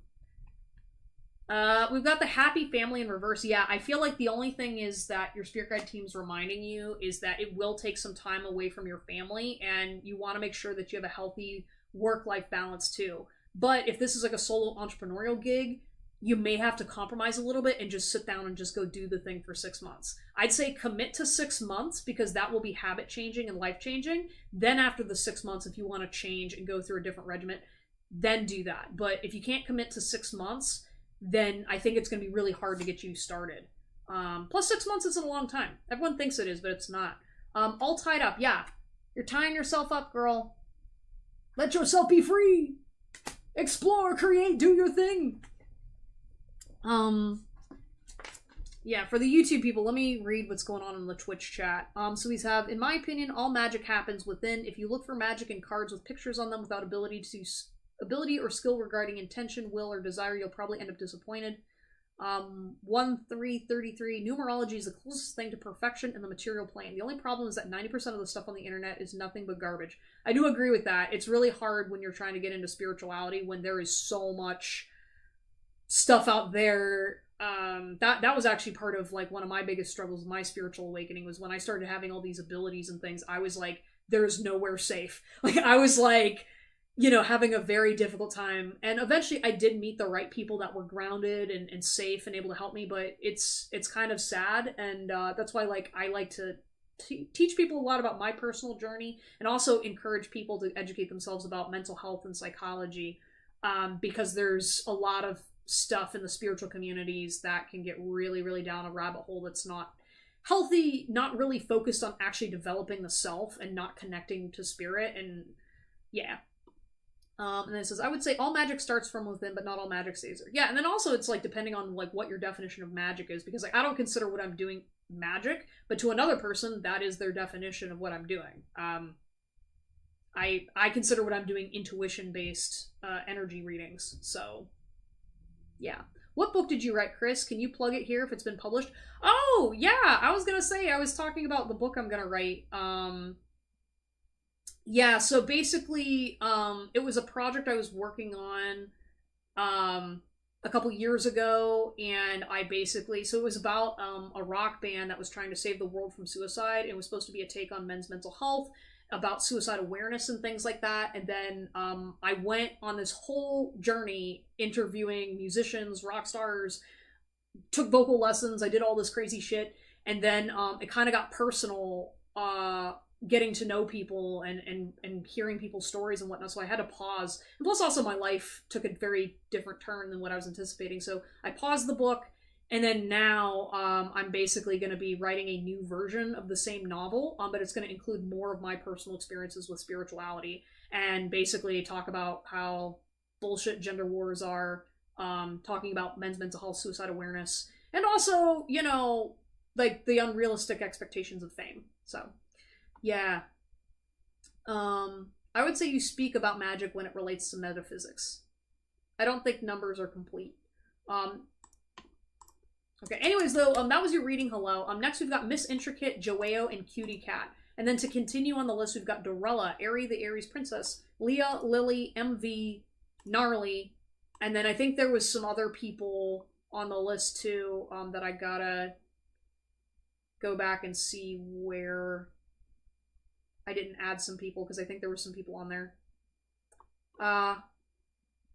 Hey, Lucurious Dad. Hello, hello. Welcome to the live stream. Thank you for hanging out. Oh, we're talking about burgers again. I love both of you guys. We got like 10 people watching. Someone like smash that like and subscribe. Yeah, let's do this shit. Yeah, no, like I want my live streams, like even though yeah I'm doing tarot readings, I want it to be fun and community based, and so we can have these discussions, because I love talking about psychology, spirituality, culture, and stuff like that. And really, I just want a community of like decent people. I'm not gonna lie, like I love the discussions that happen on here, and I'm really happy with the people that have been coming up every week. So thank you guys so much for the support. Okay. All right, Miss Intricate. Yes, I found your reading or your question. It says how is JS seeing me? We ended up connecting on Saturday, and it felt like he was less cold. Ooh. Okay. No. Is he less cold? He's doubting himself, though. Oh, I don't know. He's kind of like... I mean, he's still upset. So I feel like you gotta, like, watch what you say to him. Because I feel like right now, because of, like, the back and forth you guys have been having, it's hard for him to, like... I don't know. I feel like he's feeling conflicted in his dynamic between you two. I won't lie. Yeah, like and subscribe for more lives. Yeah, I do these readings every Tuesdays and Thursdays. I can say numbers only apply to the material plane. They are what you're talking about. Yeah, I've seen, like, binary things. Yeah, no, I know about... What about oneness and consciousness? Those are some big topics that I will address after my reading with Miss Intricate. Because I've got a couple people in line, and I don't want to carry on forever. Ooh. What's he feeling? I don't know. I won't lie. I feel like he's kind of looking at his options right now, because I feel like he's nervous about, I don't know. I feel like he's nervous about either you seeing someone else, or he's, like, trying to think about seeing somebody else. I have a Libra stellium and an Earth trine. I have no idea what that means. As I said, I know stuff about astrology to be dangerous. You can't help but learn some of it, but that level of detail, I have no idea. Okay, so let's see what the cards say, Miss Intricate, about what's going on with JS. Angel of Strength. I feel like is, I don't know. I feel like he's like, I think he's just trying to stay strong right now. I think he's just trying to like go with the motions, and I think he's like he's butthurt. Okay, I shouldn't say butthurt. He's hurt, but I think he's also just kind of like fed up with the situation in general. I feel like he doesn't really know what's going on, and I think he's frustrated. Man, this energy we've got, misogyny is hurting this. Um, we have you can let it go for a night, hun. Yeah, I feel like he's trying to just kind of be like, all right, let's just push this off. Let's not talk about it. Let's kind of just enjoy each other's company for a little bit. But I do feel he's kind of like being like, all right, you're being hot and cold with me, and I feel like he's kind of just like annoyed. Escapism is present. Yeah, I think he's just trying to. Why is he hurt? It feels like it's a conversation you had, and I feel like he feels like he's losing control over your connection. I don't know. Like there's just something like he's got like a level of insecurity that's kind of being stilled right now. I don't know.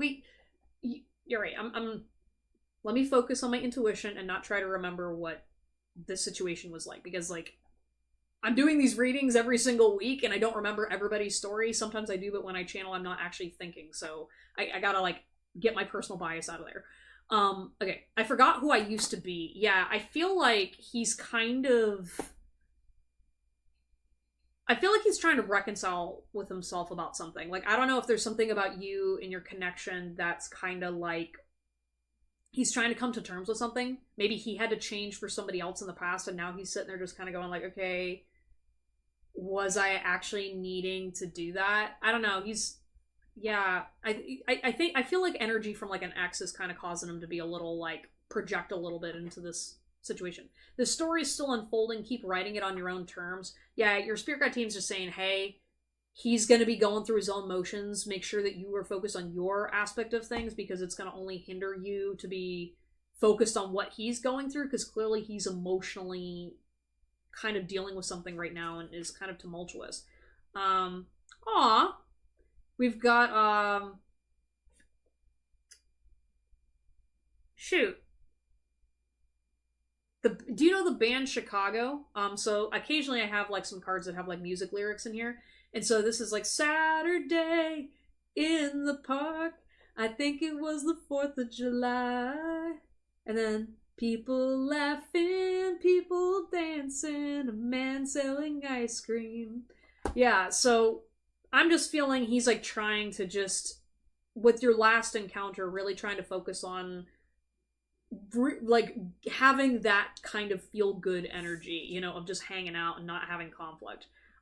We've got the World in reverse, and then the King of Swords, which is all about like being in your head, being very logical. I feel like he's feeling stubborn right now, and I feel like he's just not showing his cards. Yeah, I feel like there's just something that you said in your last conversation that has kind of got him on the defense a little bit. So, yeah, either way, with all the stuff I've been through with him, I've become jaded. Maybe he sees that. Yeah, well, he's jaded too. You know, I think you shouldn't keep allowing him back in your life if this back and forth continues. You know, that's going to wear anybody down. And I feel like he's kind of like, what's the point?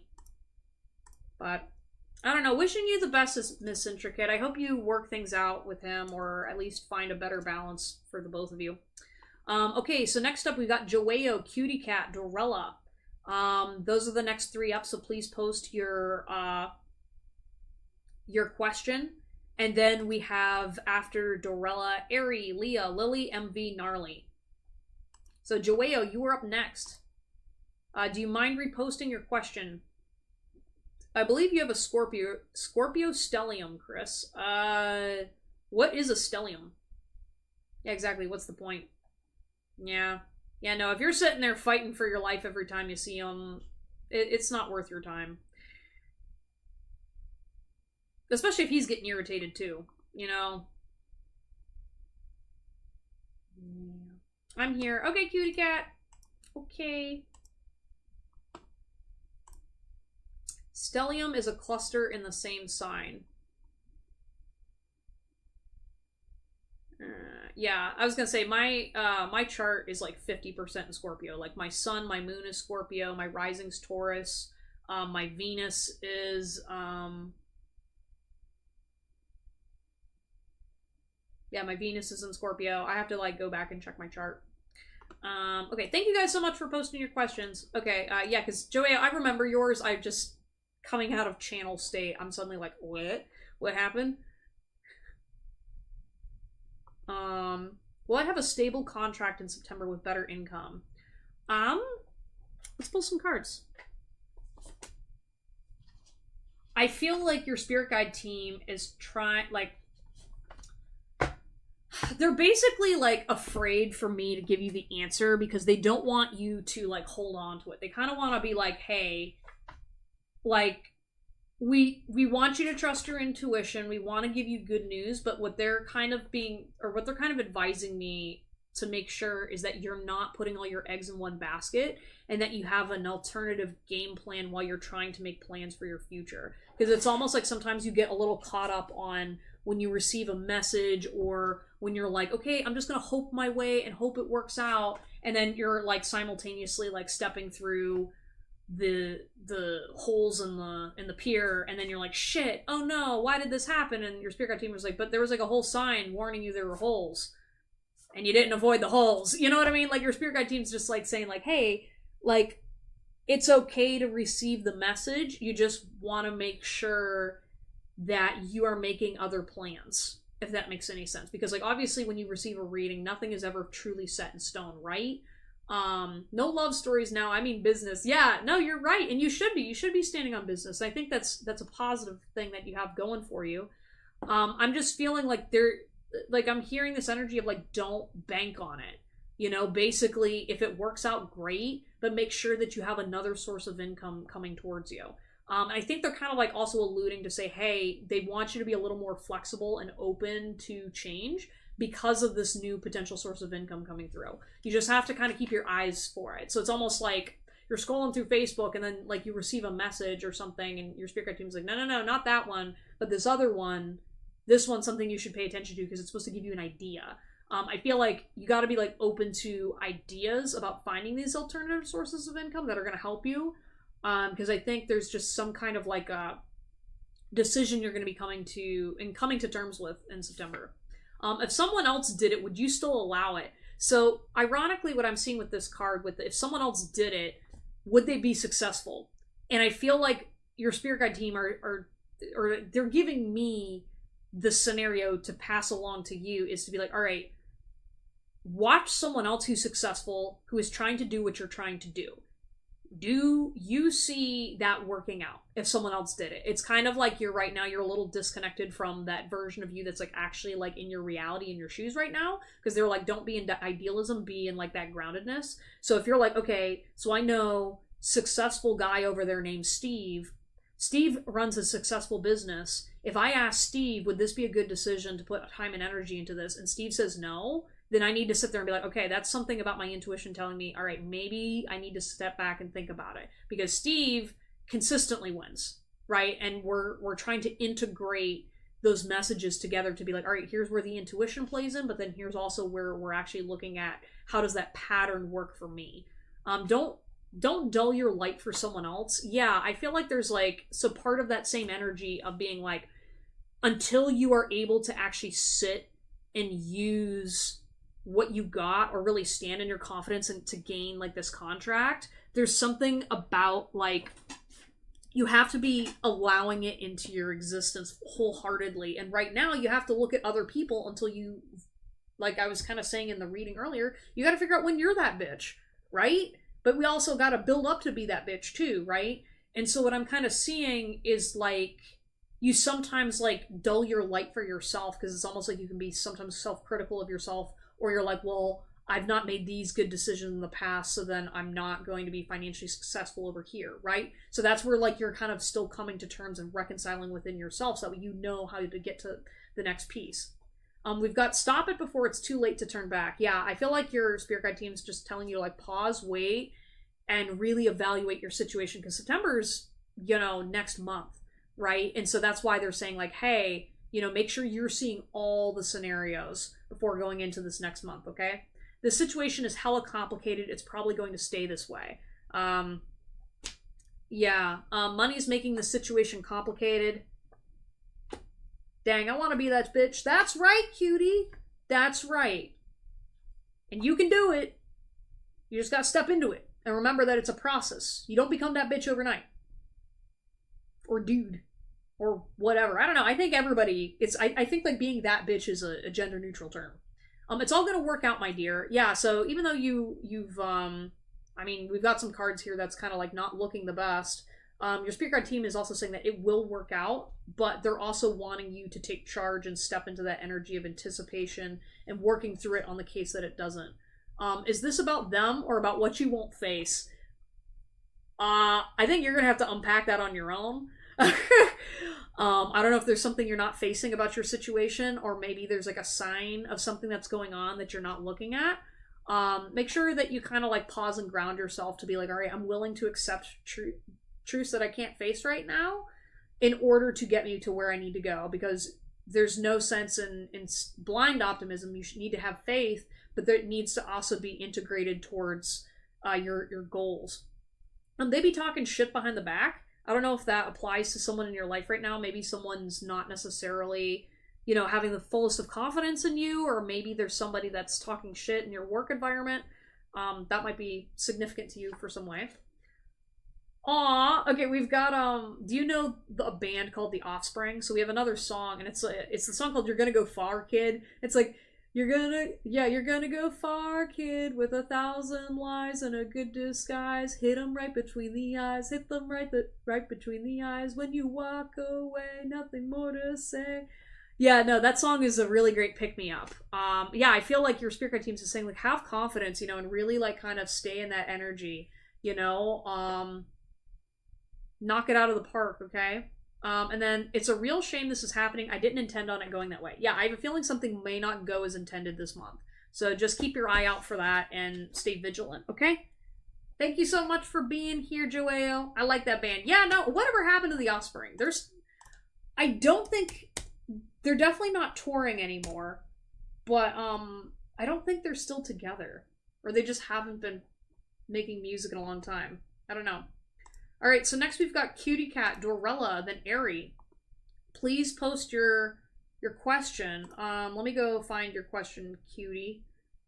How will it go with my work crush this week? I've been struggling to stay casual, but it's been a struggle. Aw, that's so cute. I love you guys and all your little crush energy. Like... It encourages me that love is not dead.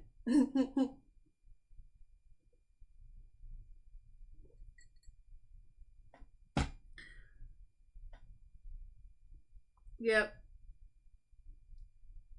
Alright, God bless to you too. Okay, Cutie Cat, let's see what's gonna happen with your crush. I'm seeing same old, same old. I'm not gonna lie. I feel like he's kind of like getting used to you. And getting used to your vibe. I don't know. Let's see.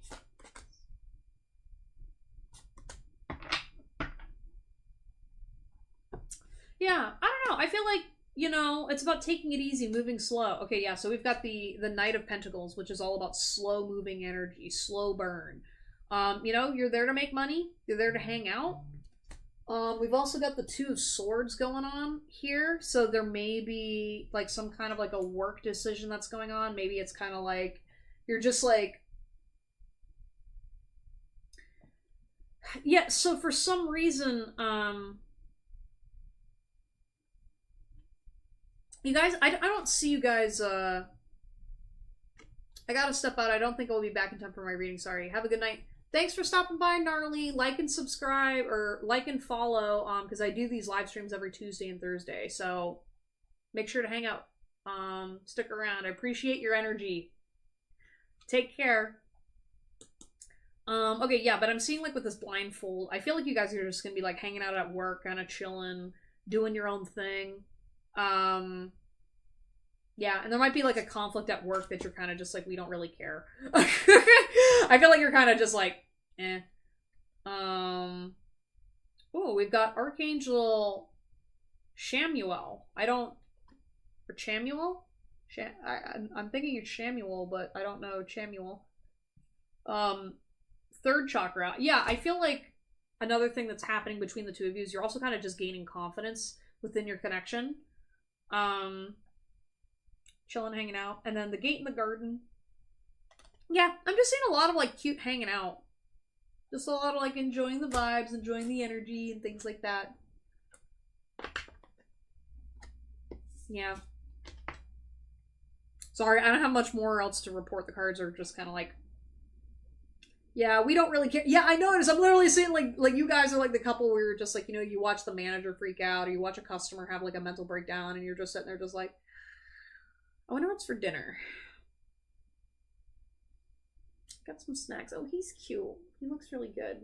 I want to just like touch his hair and like brush it. Does he have like long bangs or something? I'm seeing you just like looking up at him. You just want to like go up and like take his bangs and swish him to the side and be like, hee hee. And I'm like, oh god.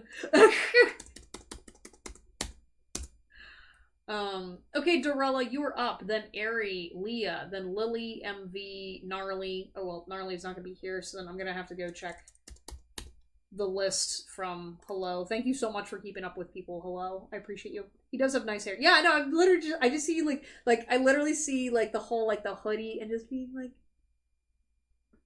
aw, he's so pretty. And then he just sits there and is just like just internally dying and just stoic and just be like, that was cute. That was real cute. No problem, cutie. Dorella, Ari, and Leah. I think Dorella, I think you did post your question. Yeah, okay, here it is. What do you see for me in love on the near future? Thank you. Many blessings. Oh, appreciate you, Dorella. You're so sweet. What do you see for you in love in the near future? I feel like you're gonna get a breakthrough when it comes to loving yourself. I don't really see anyone in particular coming towards you, but I think like this breakthrough of you in your like relationship with yourself is gonna improve, and I think it's gonna just get a lot easier while you're waiting for another person to come by. Specifically because I feel like you can really get in your head. I don't know if you dated like a narcissistic person in the past or you're susceptible to narcissistic abuse. But there's like some kind of an energy that you've just been, it's like a long time coming of needing to clear out, you know? It's kind of like coming to that realization after like you've been stranded for so long and working hard. And then you kind of realize you're like, wow, I mean, like things are not where I'd like them to be, but I'm doing so much better than in the past. And I think it's going to like relieve a burden from you. Like you're going to have like some kind of like a breakthrough within yourself. I don't want you to see my darkness. That's for me to face alone. Yeah, so I'm definitely seeing maybe you're going to do some shadow work, or maybe you're going to get triggered by something. I feel like, you know, in order to have a fulfilling romantic partnership with somebody, you have to be able to let your guard down. That's like one of the hardest things, and that's why a lot of these relationships aren't working out, because people aren't comfortable, you know, living with their flaws and healing and being able to have a container for another person's flaws as well, right? Because like even though we may love somebody, right, love isn't enough for a relationship. And if you don't have a capacity for your own shadows, you definitely will not have the capacity for a partner, and vice versa. And understanding that we're all humans and we have to just find the person that has flaws that we can handle, right? Like even if you find the dream person, that person's still going to be a human being, right? And I think in your case, I just see a lot of shame towards your own traumas and own trauma reactions, and so whenever you are apart from that version of yourself, I think it's going to make it harder. And so when you finally heal some of that shame and that deep-rooted trauma energy, I think you're going to feel a lot lighter, and it's going to be a lot easier to see red flags in other people. I kind of recommend watching my collective message today. That may help you out. We've got disassociation as present. Yeah, so I feel like one of the problems that's also holding you back from loving relationships is because you're disassociated. So you're still really healing from trauma from the past, and because of that, you're not fully here. And as a result of that, you've got a lot of other people that are not healthy for you being attracted to your energy. And like I feel like your spirit guide team, they are protecting you at this time. However, you can't protect yourself if you're not fully invested in your life, if you're not fully invested in your body. And obviously that takes time and energy to work at, and you're not going to get over that overnight. All right. And I'm saying that from personal experience. It's taken years to get to this point. And, you know, there's still times when I check out. But the more you work on it, the more relief you're going to have, and the more you're going to be able to attract authentic, abundant love. Because right now, I don't even know if you're going to be able to recognize it wholeheartedly. Let's get some more messages for you. If I'm blinded by love, that's okay. I'll let you lead the way. I won't turn astray. Yeah, so right now your spirit guide's trying to warn you that right now you are in a vulnerable position, that you can get easily led astray by people that don't have good intentions for you. Because you're disassociated and you're still healing, you're not going to be able to find a partner that can truly support you. Because, I mean, it's a dime a dozen, you know what I mean? Trying to find abusive people out there that are going to just sap your energy, right? And I feel like you're like hoping and wishing that your spirit guide team is just going to magically pop that rescuer guy, that rescuer man who's going to save you from your situation. But your spirit guide team's like, no, that's not how that works. You know, you need to be able to come into your body more fully in order to identify that person. Because right now, something about like the trauma that's inside of you, you're not having a good picker right now. And so that's why that healing journey and process is going to be super important for you, okay? Say the words, I love you, and I'll come running. Yeah, I'm seeing a lot of like these people, I'm seeing like trickster energy. I'm seeing people that know how to say the right things to you to get you reeled in and worked up, and then they're going to put you back in the same cycle again. That's why, you know, your spirit guide team's trying to say, hey, look at their actions more than their words. Okay, and you know, stop trusting people that are not good for you, especially if other people tell you that they're not good for you, or if they're very similar to people you've dated in the past. Because again, once you heal that picker, then it's going to get a lot easier to notice the red flags in people sooner. With love comes acceptance. I will always accept you as you are. Yeah, and like that's another thing too, is like I feel like some of these people prey on you because you don't value yourself and you don't fully accept yourself and accept the traumatized version of you. Because there's a lot of shame, there's a lot of drama that happened. And with this acceptance of yourself, the person that actually is going to love you is going to accept your quirkiness. They're going to accept your flaws. They're going to accept these things. And these people that you've been attracting and what you're not able to see is they don't accept you. You know, they play into those insecurities. Like, so for example, if you like make self-depreciating jokes or whatever, or you kind of show up not looking the best or whatever, they're going to immediately say, okay, that's a red flag. That person's at their lowest right now. I can go ahead and take advantage of that person. And, yeah, like right now I'm just seeing there's kind of like a lot of like beaconing to ill-intended energies. I couldn't get I couldn't get any harder if I'd try. Yeah, I feel like you're just having a very difficult time with dating. And I think just accepting that it is going to be hard while you're in the healing process. So it's okay if you gotta pause and take some deep breaths and focus on that self-care. She's never going to take your place. No one ever will again. Yeah, so basically you are irreplaceable. You are irreplaceable in people's minds, and I feel like you need that reassurance all the time that, like, you know, people don't forget about you, people do love you, and you're irreplaceable. You know, I don't care what your abusive exes said, I don't care what, you know, people in your family said, you're irreplaceable, and I want you to remind yourself of that every single day. Oh, you come here every single week, I can't forget about you, I'm doing readings for you every week. So don't let other people get in your head about that, okay? We got the Hermit. Yeah, you may be isolating a little bit, and it sucks, but I think right now as part of your healing process, you're going to still need to be in that space until you can create or get to this point that's coming where you get that realization of, okay, yes, I can breathe again. Yes, I can love myself, and I don't have to be stuck in this toxic cycle with myself. Yeah, the Star. Yeah, you got like a really good card here. The Star is all about hope and dreaming and staying committed to a future you can't see. And it's coming. It's out there for you. Okay, Dorella? You absolutely have a shot at love. You absolutely have a chance of being able to heal and whatnot. And it's just a process. And you just got to go through the underworld first.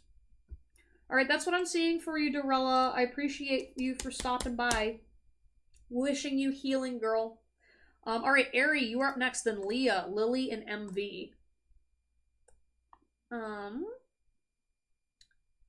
and then we've got the person in Twitch. I don't know who's still remaining in Twitch. I think it was the 33 something. Sorry, I haven't seen your name in a hot second. And then Lucurious,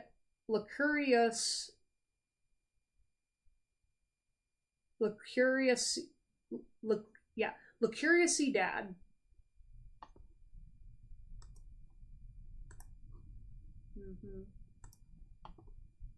Yeah, Ari, you are up. Then Leah, Lily, and MV. If any of you guys are floating around out there, please post your question in the chat. Yeah.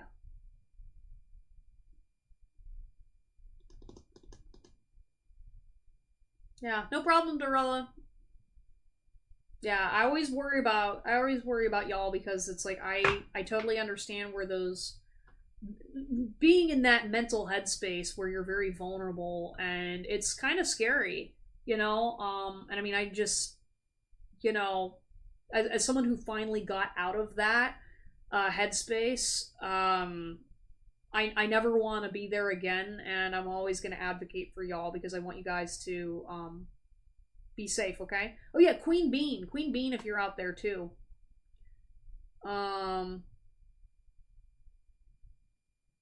Yeah, Queen Bean. Yeah, Samuel, did you want a reading? Let me, one sec, I'm updating my list with hellos. Thank you so much. I don't want anyone getting excused. And then Hugo usually comes in to harass me and then leaves. I don't know if he's still floating around. Okay,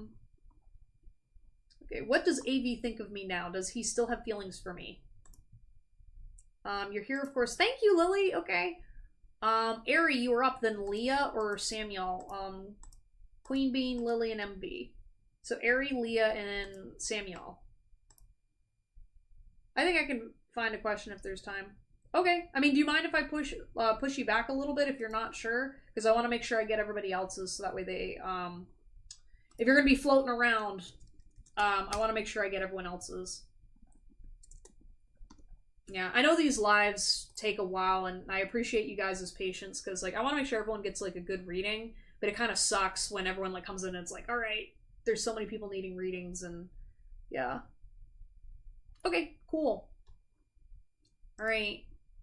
Ari, Leah, or Queen Bean. If any of you guys are here, please post your question in the chat. Otherwise, I'll move on to Lily and then MV.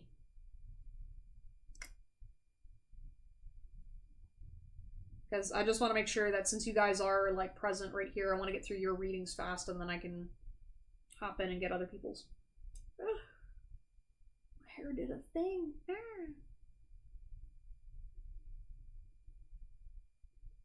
That I might take a snack break.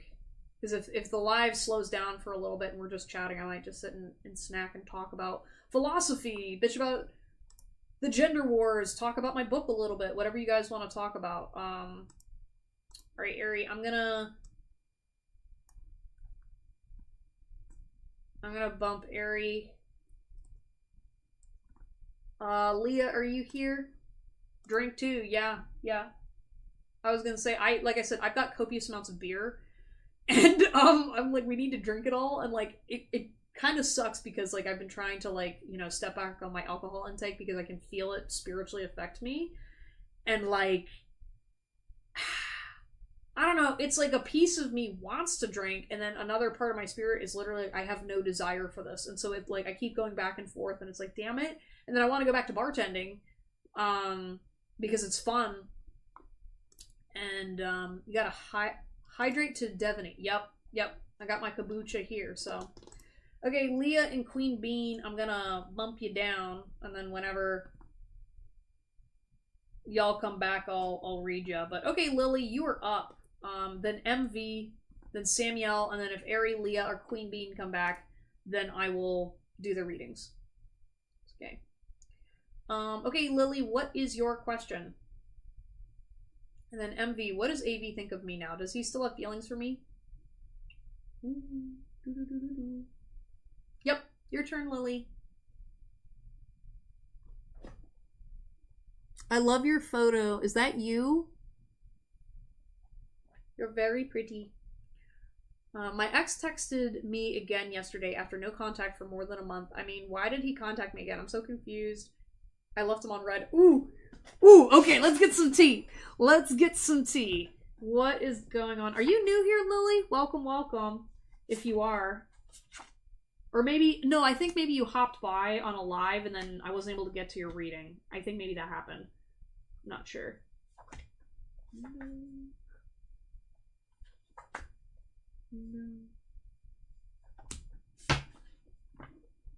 Maria, can I get on the list? Absolutely, Maria. I'll go ahead and add you on there. You'll be after Samuel.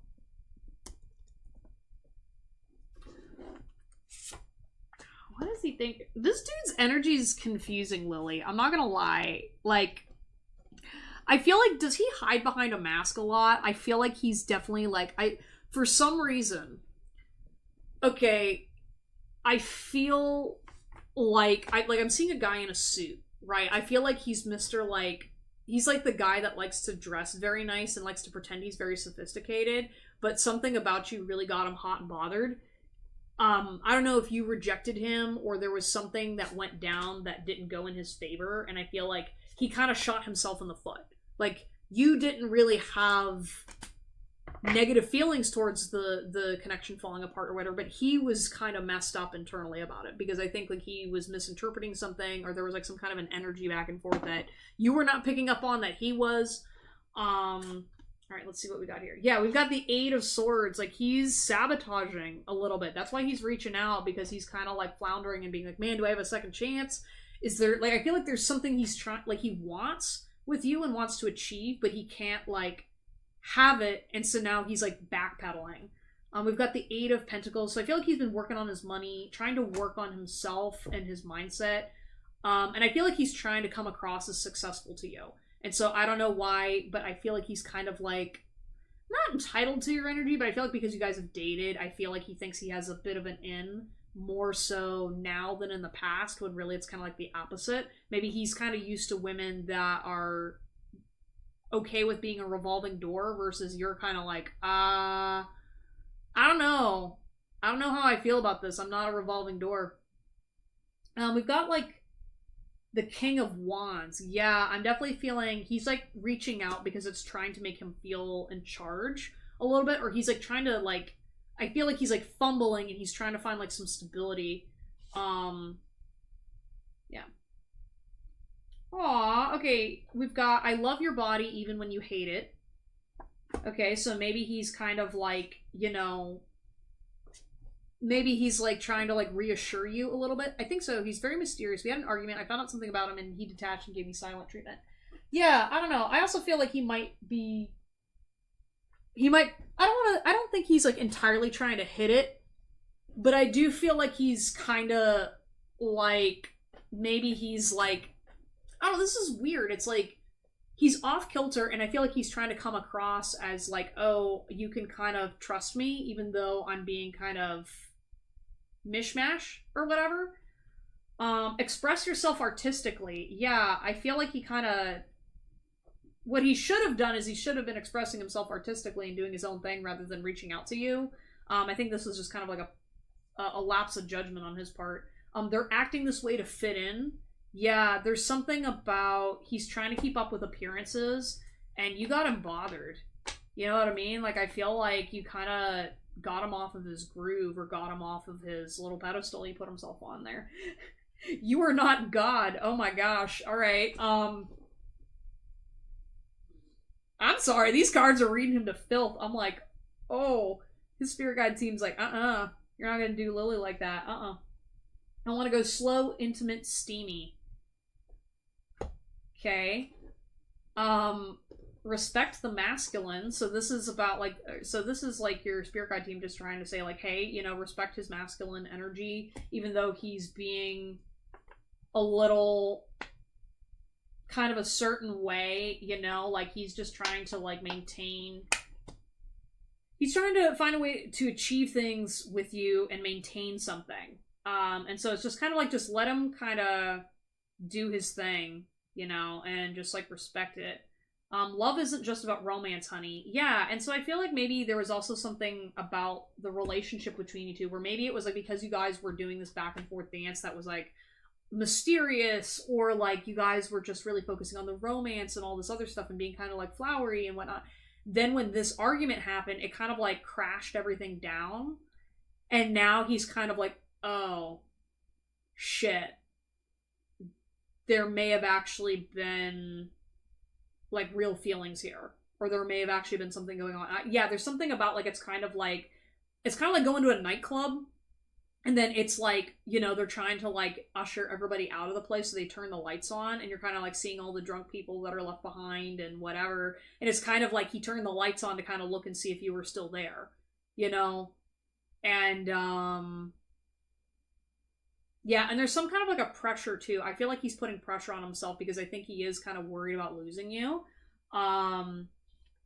There's kind of like an energy of he's sorting, like there's, for some reason he's like suspicious, right? And I feel like he's kind of just like, I'm not sure if this is worth compromising on, but I'm still in my ego, but also at the same time, like, I feel like he has a lot of pride. And I feel like he really likes to show off to women. And so whenever, like, whatever happened with this argument, he was definitely taken aback by it and was like, oh, she, like, ghosted me. Or, like, I feel like, and I don't think you ghosted, but I think compared to what he's used to, I think he has a tendency to attract a certain style of women that, like, come in and are very anxiously attached, like, anxious avoidant. And because you're kind of just being like, oh, okay, you pulled away, so I'm going to stay over here. And he's like, oh. She's, like, not bothered. Okay. So, she's more mature than I thought. Or maybe he wasn't sure how you'd react, but I think now he's kind of like, oh, shit. Like I said, like, I just see that very specific analogy of a nightclub, lights on, and he's like, alright, is she still here? Oh, shit, she left the club. She wasn't gonna stay to the end. Oh, I wasn't anticipating that. Should I text him back? I will after 2 weeks. Plus, he will move to my country next month. I'm not sure. Let me pull a card on it because my personal response is no. I think you should let him squirm a little bit. See how he responds. But, alright, Spirit Guides, what are you saying? Does she respond? Adjacent possibilities in reverse. Let me read the booklet. It's 24 in reverse. Maybe, is the number 24 significant to you for some reason? Many unconsidered options. Oh, we got reverse. Alright, when reversed, the adjacent possibilities card is warning you to be careful not to miss an unknown opportunity because you're too married to your agenda. It's also asking you to turn inward with a willingness to shake up your old unhealthy patterns and inner habits. The power of your life force moves through your deeply held habits, projecting your energy out into the universe and calling back your results. In this way, your ongoing thoughts and beliefs are really your defining moments. And in every next moment, you have another energetic choice. So it's time to decide, are you going to let worry and self-doubt define you? Or are you going to step into the ever-present adjacent possibility of optimism, trust, and self-love? No matter how stuck you feel, you always have options in the thousands of choices you make every day. So that was really vague, but I hope you kind of see what Spirit's trying to say. I think I get it, but it's almost like an energy of being like, what would be the best way to love yourself? How do you actually view this relationship authentically? Don't worry, Ari, I can get you next. I have you on like the list. Yeah, you did. But I have you on the list because basically it's going to be Lily. I'm wrapping up her reading. MV, Samuel, Maria. But I'll do you since you were supposed to be in the past. I'll do you next. But yeah, I don't know. I think it's more so if you reach out to him, I think it just depends on, does that compromise your values or not? Do you like how much do you actually gain from this relationship and playing these games? Because I think like you might want to really set the tone of, yes, I'm okay with appreciating your space, your mysteriousness, and your aesthetic, but if you're not going to show up consistently, or if you're going to pull this kind of attitude with me, I'm leaving. Like, this building is not where I'm going to be hanging out, right? Like, it's kind of like going from the steamy nightclub setting to the real world. And here's the thing, it's like, yeah, it's all fun doing like the nightclub aesthetic and you being hot and sexy and whatever. But if we leave the club, that's when real life is. And if you live in the club and you stay in the club, you're not going to see my ass at the end of the night every night, right? Because I left. So, personally, that's the tone I believe you should take, but also, like, it's your decision at the end of the day. You know? Just whatever will be the best way to take care of yourself in this moment. Alright, Ari, you are up. It is your question. Then we've got MV, Samuel, and then Maria. And then Leah and Queen Bean, if you're floating around out there, make yourself known. I know what I should do. Okay, Lily, and then whatever your decision is, please come back and let me know, because here's the thing, if he moves to your country and you don't talk to him for a month, see if he reaches out to you again. Because sometimes the distance thing, you know, makes a heart grow fonder or whatever, but I think, like, you'll be able to get a clearer picture after not spending time with him to look back and reflect, to be like, alright, let's see how serious he is. You know? Because, like, I don't think he's, like, a bad person or anything like that, but I think he is kind of used to getting his way around women, and I don't know, sometimes you also have to give them that fire under their ass that it's like, hey, I will actually leave. We will not play games. Sorry. Yeah, sometimes absence makes the heart grow fonder too. And, like, you know, like, and I hate with, like, dating relationships, all these games you gotta play. Hey, Doc Manhattan, absolutely you can get a reading. I will put you on the list. You will be after Maria.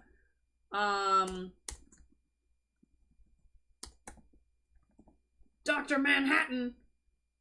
Oh my gosh, are we gonna do like a Barbie Oppenheimer crossover?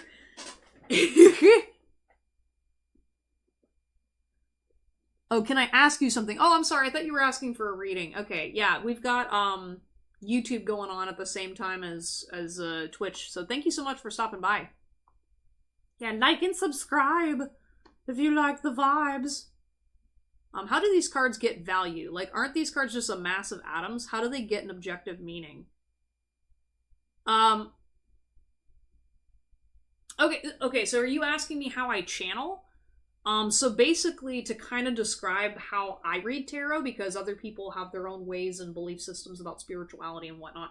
Basically, what I do is I channel.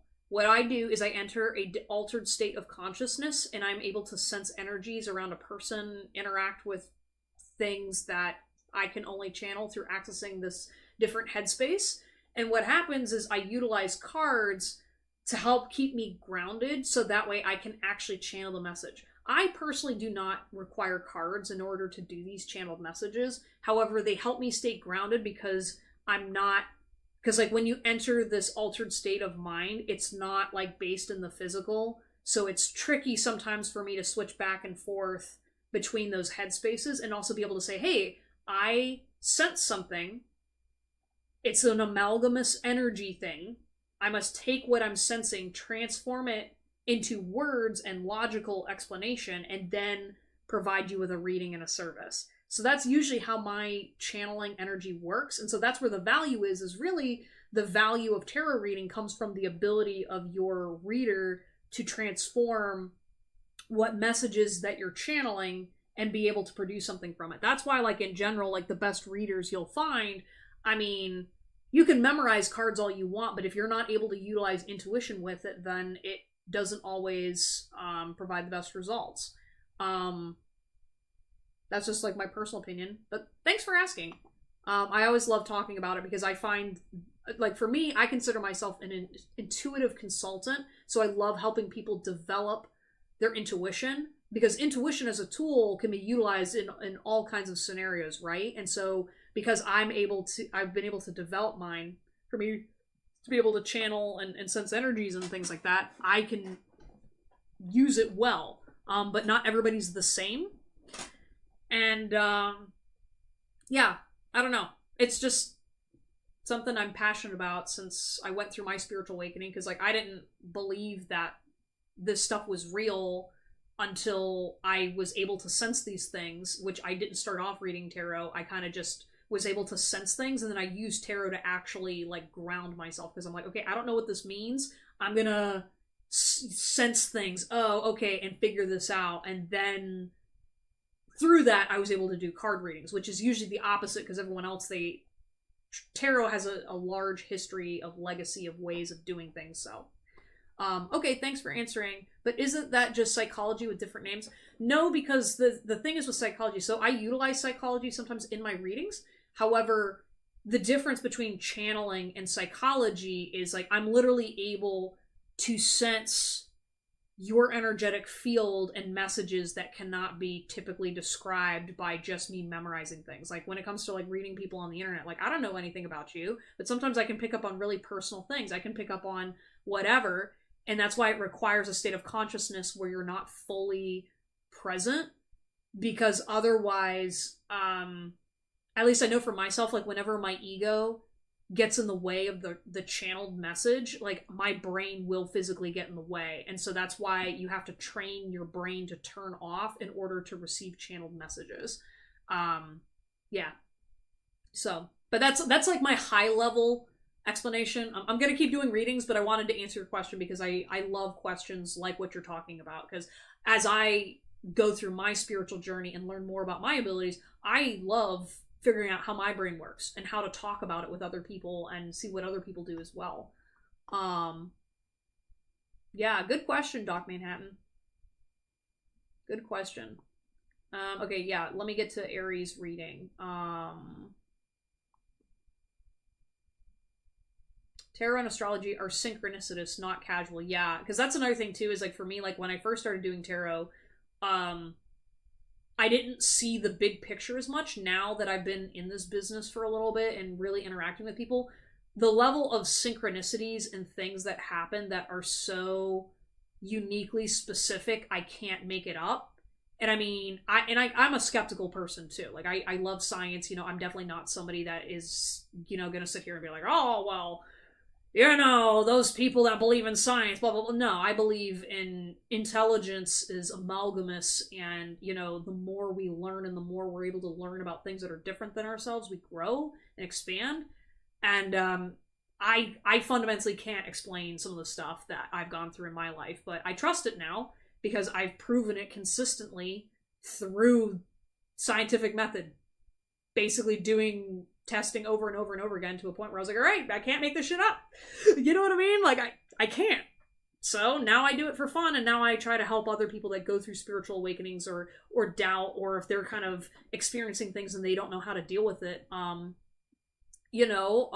can speak in whatever terminology that you desire to help you get the point that you need to get.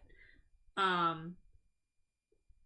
right. All right. I hope it's okay. Wait, I gotta go back. All right. So I know in my last reading you said I might get heartbroken. Will it be about somebody from the past or somebody I met more recently?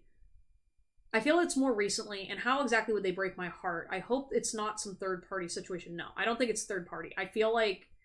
All right. Let me keep reading your message, Ari. Sorry. I don't think I can take another heartbreak, especially if it has to do with a third party situation or another girl with a guy I like. No, I don't foresee that happening with this person.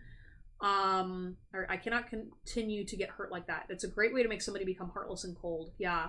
I still feel hopeful when it comes to me finding love, but if I keep getting my heart broken, the lover girl in me will literally disappear and will most likely become cold-hearted. Oh, I'm sorry, Ari. Aw. Well, and like here's the thing too, like I hate seeing that for you. I totally relate to it and I understand. As someone who, I'm not gonna lie, I've been a cold person a lot of my life. I was always on the opposite, where I started off cold, and now that I'm kind of coming into a heart space where I'm more open,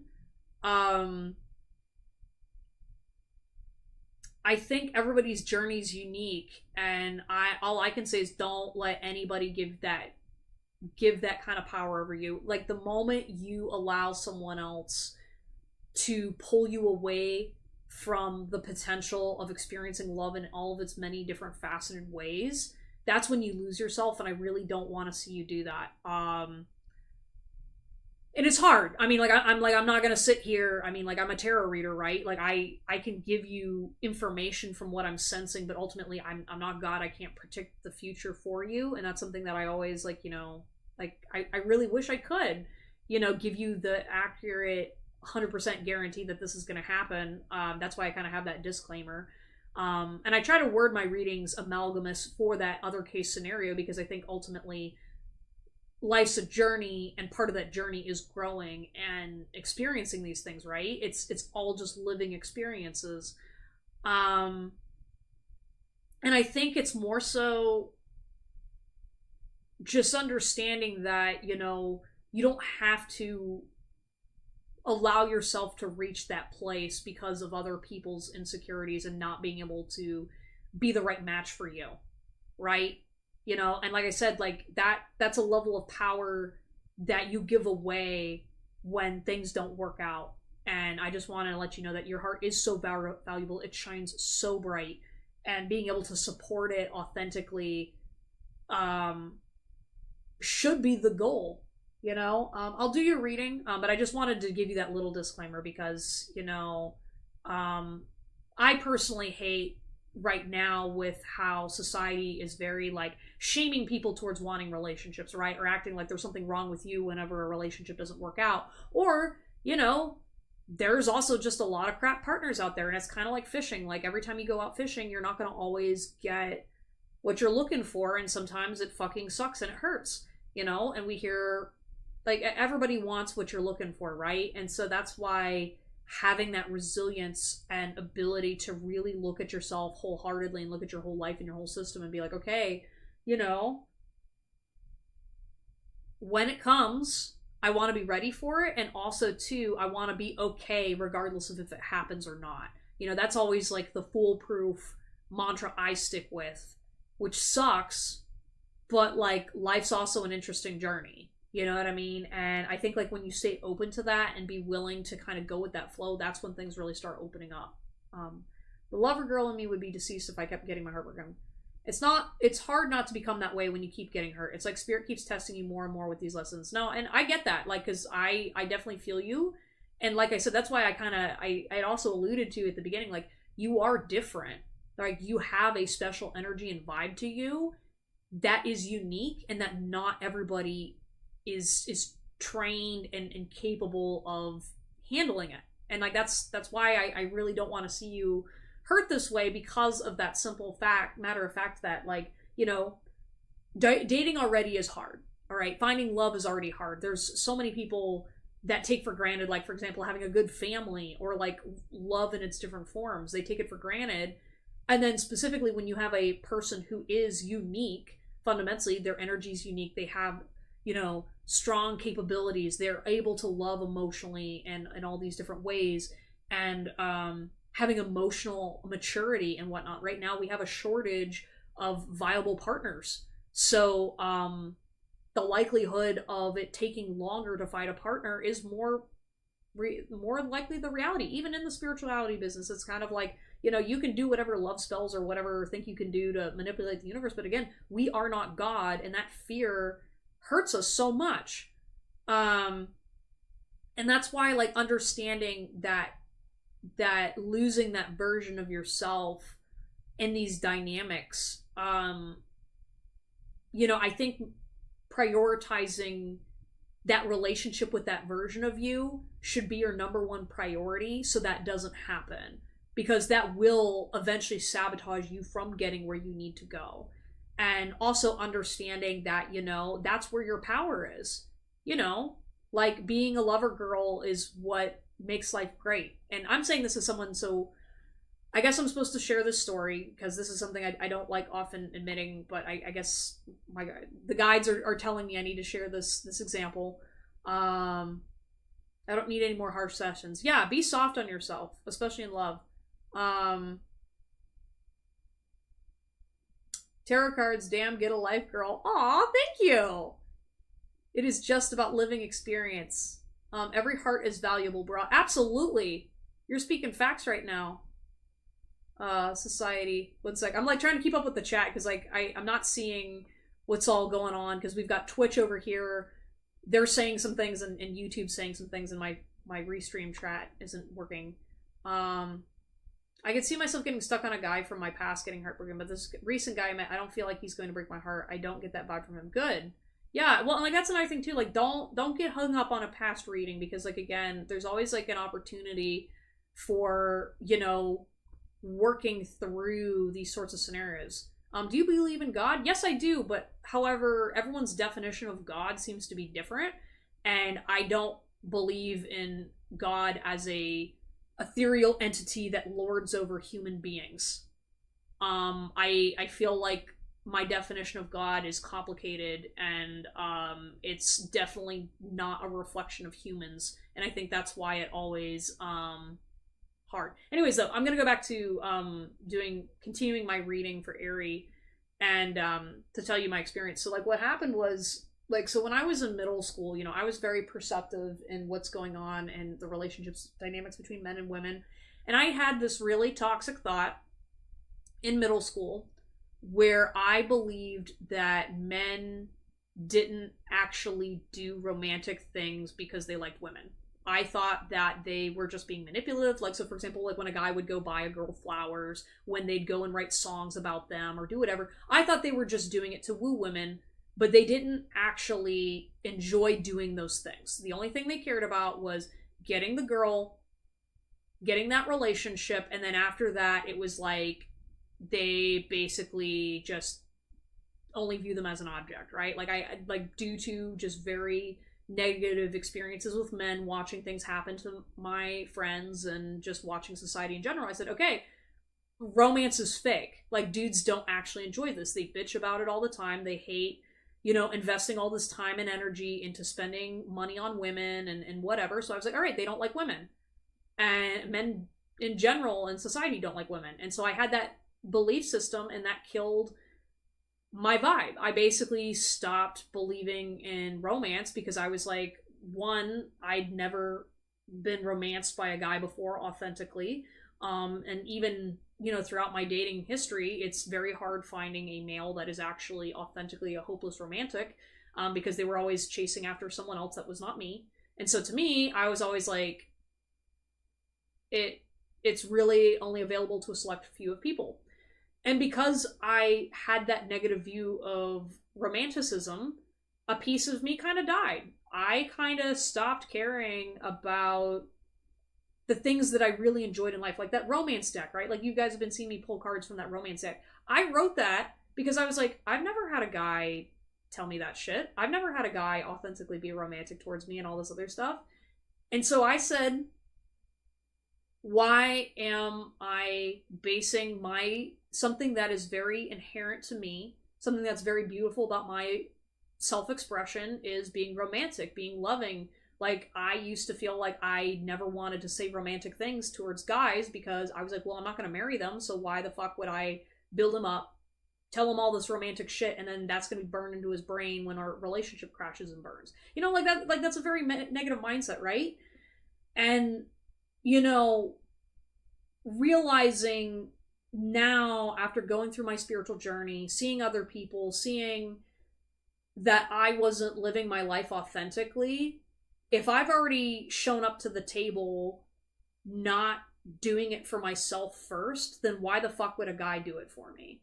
If I was going to already have that negative mindset, like, I noticed that when I started hanging around musicians again, was because I literally killed my creativity because I was so brokenhearted that when I was around creative people, I was such a big fucking killjoy. Because I was like, what's the fucking point? Like, you guys don't care. And then after seeing people, like, specifically like musicians and creative men and different things like that, I was like, I mean, yeah, they do stuff to woo women, but like, a guy doesn't go becoming a professional musician because he's fucking trying to impress everybody. I mean, like, yeah, sometimes, but like, you gotta actually fucking love what you're doing in order to actually be successful in that field and do that long term, right? Like, you have to make music and expressing yourself that way important. And I think when I began to realize that my relationship with romance had to come from me first, and I realized that my life had become so fucking dull and horrible because I'd given up on that. And I was relying on waiting for a guy to do that for me. It fucking hurt. And then I realized that when I had that attitude and I saw men that actually did that kind of shit, it turned them off. And then they left. So please don't ever let anybody take away your sparkle, Ari. Please don't let anything kill that side of you, because that's the stuff that makes you want to live. It makes you want to enjoy it. And even if you got to provide it for yourself, having access to that energy in your life is so crucial, at least in my opinion, for finding happiness and being authentic, you know?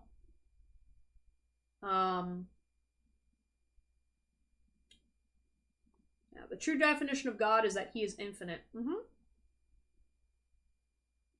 How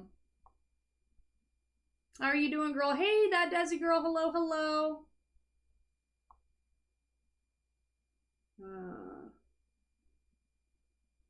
Ignore everything men say and see how they act. That's how you know a man. Yeah, I mean, I'm firm with any sort of evaluation of people. Let their behavior speak before anything they say, anything you sense, because that will tell you so much you need to know. If it helps, I'm tremendously proud of you for wanting to keep your heart open. Aw, yeah. Yeah, no, Ari, I appreciate you too, because it's like, you know, at the end of the day, like, it is a cruel fucking world out there. And I mean, I will never forget one of my best friends that I was working with. I remember the day he completely changed. Why isn't the side chat box appearing? Yeah, it's broken today, and I haven't been able to fix it. If I figure out a way to launch Scorpios out of nihilism, I'm gonna patent it. Yeah, no, that's a good point, you know? For me, it was falling in love with somebody. It literally took me falling in love with somebody to say, yeah, you know, I don't know what our relationship's gonna end up being like. And I kind of don't care, because I gained so much more value by learning to enjoy life again, rather than just living waiting for a partner to do it for me. And then I know I'm gonna eventually meet my person, because like I told you, Ari, like, when you're a person that is different and has a lot to offer, the dating pool's smaller. And so it's just kind of accepting that about yourself.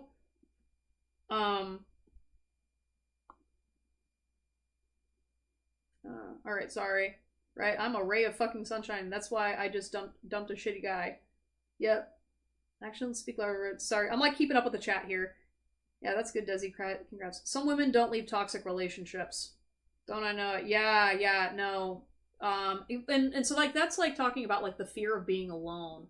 You know, there's so many people that are afraid of that. And, you know, and I was even seeing this on TikTok, and, you know, I've been thinking about relationships a lot, especially like when I do these tarot readings and see all you guys' experiences, thinking about stuff I've observed.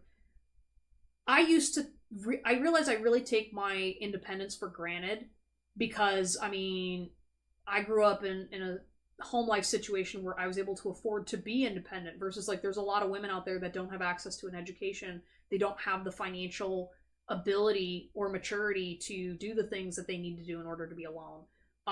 There's a lot of danger for women living by themselves. I mean, fuck, I had a stalker that was my neighbor, and he literally started stalking me because he didn't see men coming over to my house enough. You know what I mean? Like, there's all kinds of crazy shit that happens to women. And so when women are not able to live independently, they're kind of shamed for it now in the modern era. When I'm like, guys, it hasn't been that long since women have had access to a bank account. A lot of women are going through a learning curve to be able to live independent lifestyles. So when women are actually able to do it free of men, you know, there's kind of like a learning curve with how society is set up. And then also too, like, unlearning all the toxic traits, because it's like, yeah, you're going to be manipulative towards men if you've had to manipulate men for generations in order to get your basic needs met, right? So learning to unlearn those cycles is going to take time and healing, you know. And people don't actively want to hurt everybody. I mean, fuck,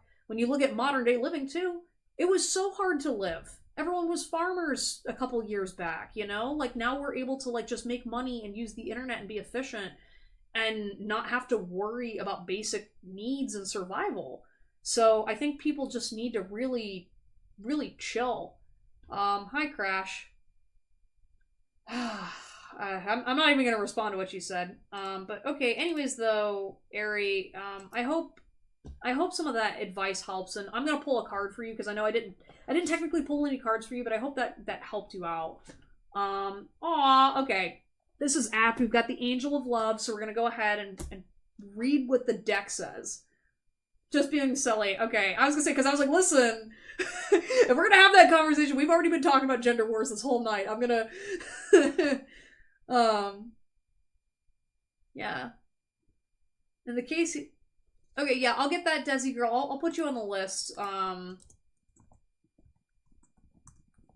I don't. I hope some of these like tangents I go on helps you guys because it's like I feel so bad. Like there's just like the world is shit out there, but like it's not that bad. You just got to be able to continue to have the fortitude to keep going. Um and I mean like obviously like all of y'all are really awesome and you just randomly found me on my YouTube channel. So I think it's like just being open and resilient to saying, "Hey, like I never thought I'd meet my people and then I realized I was just identifying the wrong people." And I also needed to just be like, "You know what? I got to change my life. Get out there and go do the thing." It's 3:30 a.m. I live for tangents. There you go. I like that attitude, Crash. Okay. Anyways, Aries. So here's your card. This beautiful angel comes with roses in her hair and rose-colored wings. She holds a rose quartz heart, radiating tender and loving vibrations, bringing you compassion and affection. If you're looking for new love, this angel brings a message of its upcoming approach. Or if you're longing for a deeper, more intimate connection with someone already in your life, she's here to say that far greater tenderness is available to you. Either way, remember that your first intention for tenderness must be directed inwards, and the compassion that you demonstrate towards yourself will influence the energetic potential of these events in a significant way. The angel of love is smiling on you and forging connections in the energetic realm. Yeah, like that is proof enough that you've got really great love coming your way, Ari. I just want you to trust and believe in yourself and believe that no matter what comes your way, you're gonna get it. If you want love and you put love out there, you will receive it back. You know, you're just learning new ways of protecting yourself, and it's okay to stay open at this time. All right, wishing you the best. Okay. All right. Anyways, okay. So next up we got MV Samuel, Maria, then Doc Manhattan, and that Desi girl. Yeah, no, I just want to give you a hug, Ari, because like I said, I'm like, you just have like such a passionate, amazing heart, and I just don't want to see you. I don't want to see you down, okay? Like, you know, and I wish you the best with your relationship with your current person, okay? Keep going. Keep going. That's why I'm saying, like, you know, just hold space for yourself first and create a container for yourself. Because I'll be mad, okay, if anybody does anything to hurt your feelings, okay? But I want to make sure that you can protect yourself too, okay?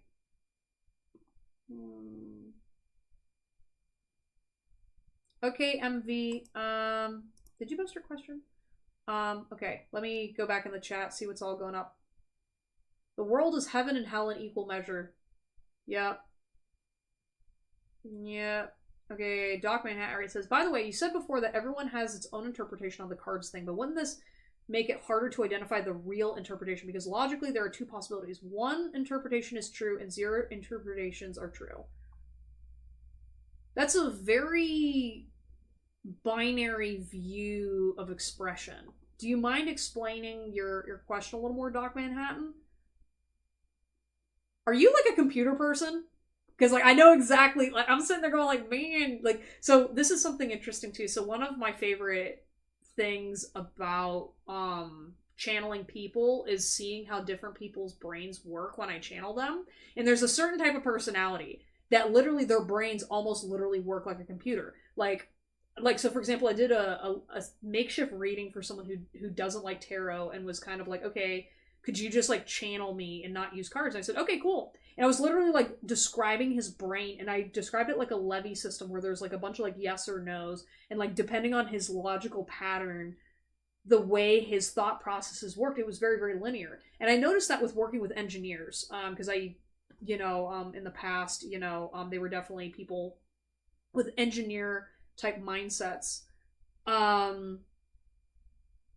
Yeah, it's just kind of like very interesting to see how we all kind of describe and channel the same energies, but due to the lens of that person's brain, how they're interpreting it. It's like I've had like very intellectual discussions with people, and they're usually gentlemen, where I sit there and I'm just like, I understand what you're saying. What I don't understand is how to take what I'm channeling or interpreting and how to like logically explain it into the thought process that you have, right?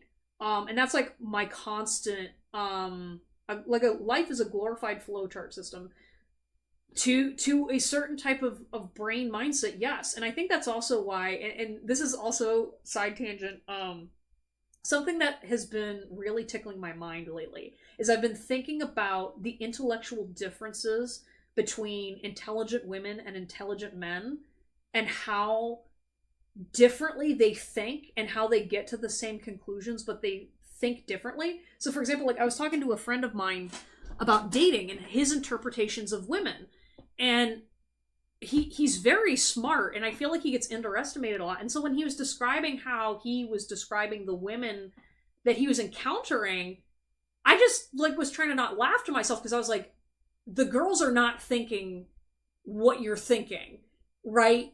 But I sat there and it was like technically from his masculine lens and external lens, I could see where he came to those conclusions. And so then I sat there and was just kind of like, and like whenever we talk about like philosophy and God and his interpretation, because he's Christian, but he's not like a traditional Christian person. And so like when he was describing his view of God and stuff like that, I kept like watching. So like whenever I channel and sense other people's energies, I like everything is feeling based. And with men, the way he was describing how he interprets God and whatnot, he was like, well, you can't trust your body, right? Because your body is the flesh, and the body can have all kinds of like barriers connecting between you and source. And I sat there and I was like, that's super interesting because my body is what's able to distinguish what truth is, right? And that's like a huge difference between men and women, because like women, we have to, or female bodied, we have to really understand our bodies in order to receive messages. That's how my intuition works, is it's all feeling based. And talking to men in general that don't understand feeling base, or like again like I don't know, it's like you can tell when someone's like very masculine presenting or very feminine presenting, because for me I'm like, how do I explain feelings? And so I'm constantly, as a channeler and also just as a person trying to articulate things, being able to take this amalgamous sensation, translate it into words that is then useful to you, is such a convoluted process. And yeah, and it's always funny too, like especially when I see gender wars, you know, watching how men and women interpret each other always it's always crazy because I sit there and I'm like, after a while listening to you guys both go back and forth, it's kind of like y'all are saying the same shit, but you're coming from different lenses. And I just find that stuff to be so fascinating. Anyways, I'm so sorry for the people that are waiting around readings. This has just been a very, like, I don't get to talk about this from a very intellectual place, so I love being able to talk to about, like, leave it to Twitch. You guys are great. I love having people question my intuition and my intellect, because it, like, it stimulates me, and it causes me to also think deeper about my experiences, because, like, I trust in my intuition, I trust in my experiences, but I'm also always interested in learning more, and the more that you guys question me, the more I can figure out more deeply how I can express myself and also figure out myself. Because, like, I mean, I've been doing this for years, but I mean, like, there's people that I've met that they've been doing this for lifetimes. So, can we throw some goodwill at Hello for doing the list? Absolutely. Yeah, no, thank you so much, Hello, for being basically a moderator and, you know, being amazing for keeping the list up. Bless y'all, anyone who's having a hard time viewing and commenting. Yeah, sorry. I've been like on like a tangent, so I've not been able to keep up with the chat. I think it's also harder because I'm not seeing it on the screen, so I'm gonna try fixing that for you guys for for Thursday. This is why the double slit experiment shows different outcomes depending on if the particles are observed. Yeah, no, I need to learn more of like the scientific side, because like what I'd love to do is I'd love to do scientific experiments is on intuition.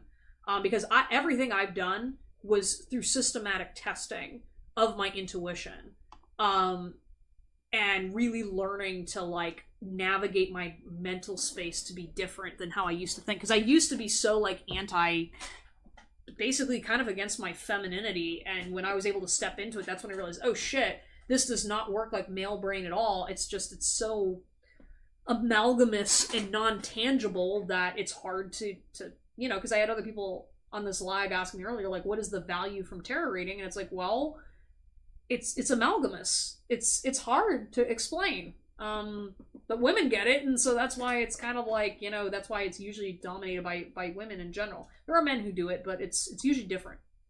Okay, anyways, MV, I'm gonna go ahead and do your reading.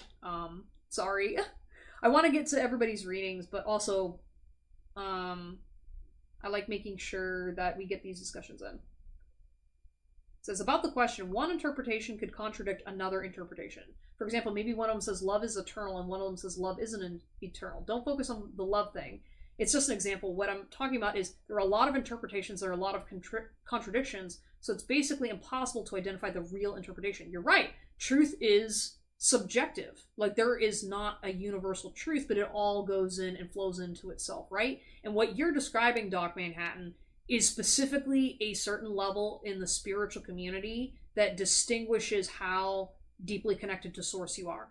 Because what you're describing is, it's literally a paradoxical mental, I don't know how to describe it. I mean, a lot of times when it shows up in my readings and in a lot of how my intuition works, is that's the sort of frequency that does not make logical sense, but it does. And it's like accepting of a universal paradox, that if you are uncomfortable with that sensation of accepting the contradictions of existence, you will struggle with spirituality and really getting into that deepness, because I deal with that energy all the time. I'm comfortable with it. I met a lot of people who do tarot readings and channel that fucking hate that because it's not clear, and it comes down to a level of being able to accept concepts that eventually everything ends up on itself. It's like the infinity loop, or like zero as a concept.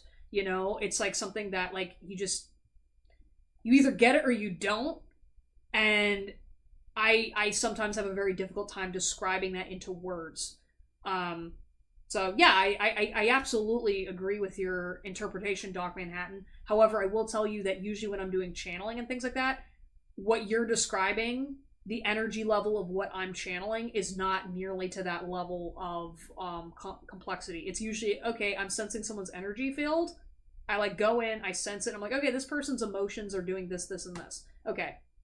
And because I'm able to experience it in my own body, that's why I'm able to feel those feelings, because I'm literally stepping into someone else's energy and experiencing what they're experiencing. And that's another thing too, whenever you're attracting a tarot reader and things like that, you tend to select tarot readers or spiritual people that are in alignment towards your level of being able to respond. That's why I particularly don't get triggered by people that are challenging me, because I'm comfortable within myself and I'm knowing I set a certain vibe and frequency to attract certain things, and I'm not going to get triggered by someone challenging me because I'm comfortable with this discovery of myself and my abilities, because I've already explored all this and I'm comfortable with my version of what my interpretation of truth is, what I'm able to explore, and where my boundaries lie. And everybody's different, right? Yeah, anyways, this was very philosophical. I need to keep moving because I want to make sure I get these readings in. Alright, MV. Let's see. Yes, always keep your heart chakra open, but know your boundaries so no one takes advantage of you. Yeah, because also, too, another thing, too, when it comes to tarot and stuff like that, a lot of times people, it's glorified therapy, depending on what your capacity is, what vibe your reader is. For me, I've got a range. I can do, let's sit and talk about relationships and helping people heal and grow. I'm also about like personal development, exploring yourself, getting deeper into those deep roots. And then I'm also into the philosophical, sciencey side. I love having discussions about that. It's just that that can sometimes be too much for people conceptually. And also sometimes people just want to be entertained too. Like I like this channel to be amalgamous because it is also entertainment too. But if I can help people along the way, then even better, you know? We all win, you know? Also, thank you for counting me in, but I wouldn't like a reading. Sorry. That's okay, Doc Manhattan. That's fine. But if everything is subjective, how does energy get a meaning if in the end it's just energy? Right. So the reason why empath like a betazoid. So the reason why we often use the term energy as a spiritual person is being perfectly honest, because it's very difficult for me to intellectually describe my experience. With energies, for example, so I'm assuming when you're talking about energy, you are literally describing more of energy from the scientific base as opposed to from the spiritual lens.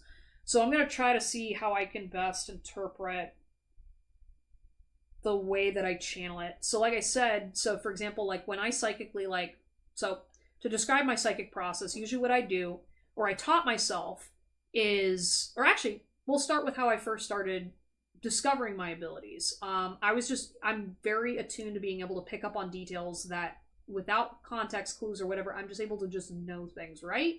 And the best way I can describe it is intuition. It's kind of like meeting a stranger and knowing things about them that there's no way I could have procured from them without talking to them. And so by doing online tarot readings and stuff like that, that helped me hone my trust and my abilities, because it's like, I don't see people's facial expressions. I don't know anything about them. I don't technically need zodiac signs. I just basically just do my thing. And specifically when I first started reading tarot, I literally was going, okay, here I have a deck of cards in my hand.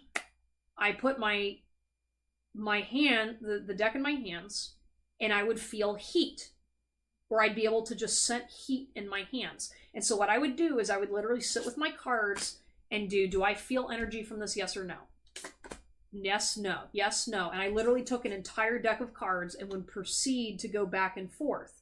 And so then as I was testing out this sensation and whatever, it was getting more and more clear that there was some kind of a science behind it. So then I did it over and over and over again until finally I got to a point where I noticed I was becoming fearful. And I was like, all right, I'm judging myself.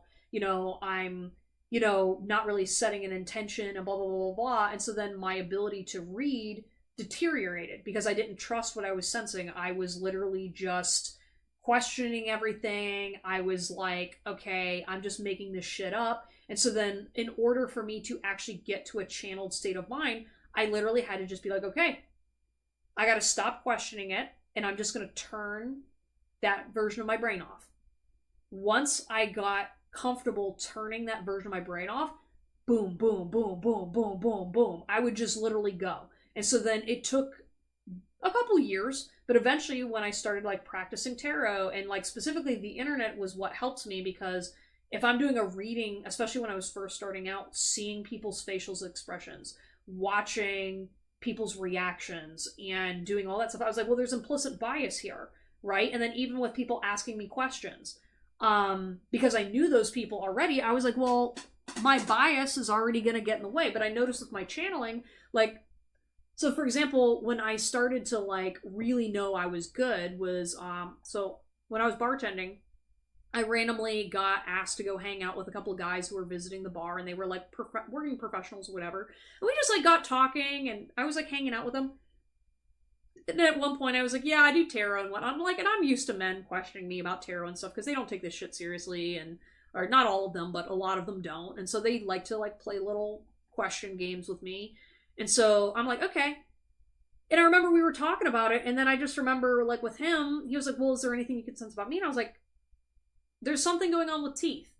There's something that's going on with your teeth and whatever. And I was like, that's really fucking weird and specific. And he told me his dad was a dentist, of all fucking things. It was an engineer convention. Okay? And I was like, how the fuck was I supposed to know that guy was... I was like, I don't care. No offense, a lot of times with tarot readers, right? I mean, obviously there's the charlatans that, are really good at just, picking up information from people and stuff like that. And for me, I'm like, no offense, I don't give that much of a shit to pay attention to those details about people. I don't have time. And so that's why, doing readings with people over the internet, it's it's easier for me to turn my brain off because I don't have like that implicit bias barrier. It's a lot easier to just be like, okay, I see like a random name on a screen, I see a random question, and then I just go. And I think it's just something that you learn over time how to develop. And yeah, and I mean, like, I've gotten so many good results. I mean, I still question myself, but honestly, at this point, I mean, I've been able to predict some weirdly specific shit. I've freaked people out. I've gone through all that stuff, and so now I'm at a point where I'm like, listen, if you don't vibe, okay, that's fine. I'm gonna continue to do what I do. I'm gonna continue to help people, and if it helps them, great.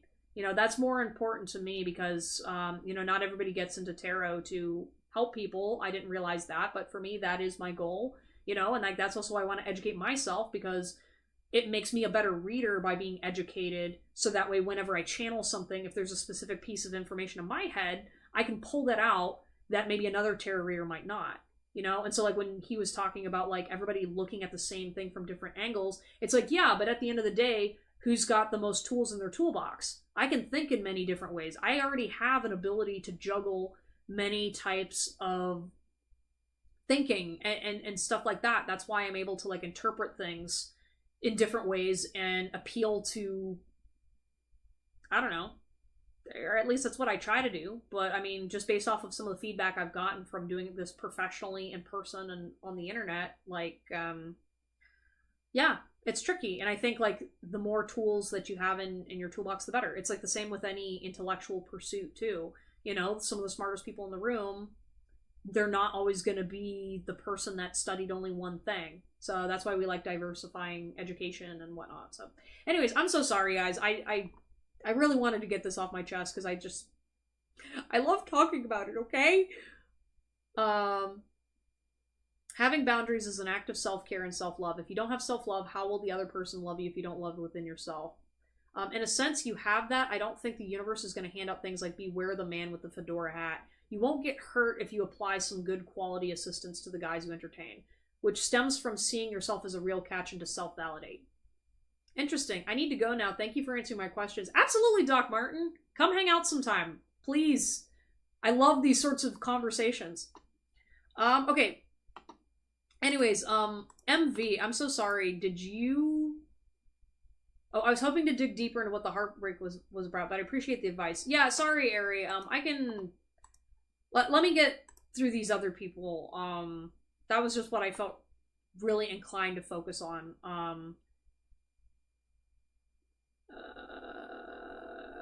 God, sorry. I haven't nerded out in so long.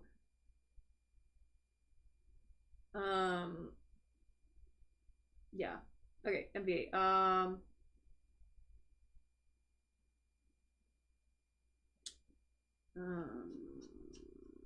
Oh my god, am I next, Maria? I'm so sorry. After MV, I'll do you next, Maria. I appreciate your patience. MV, are you still here? Please ask your question. Otherwise, Maria, please post your question. Doc Martin isn't getting a reading anymore. Then we've got Samuel, and then that Desi girl. And then Leah and Queen Bean, if you're floating around out there, please hop in. And then I'll also do Ari in there too.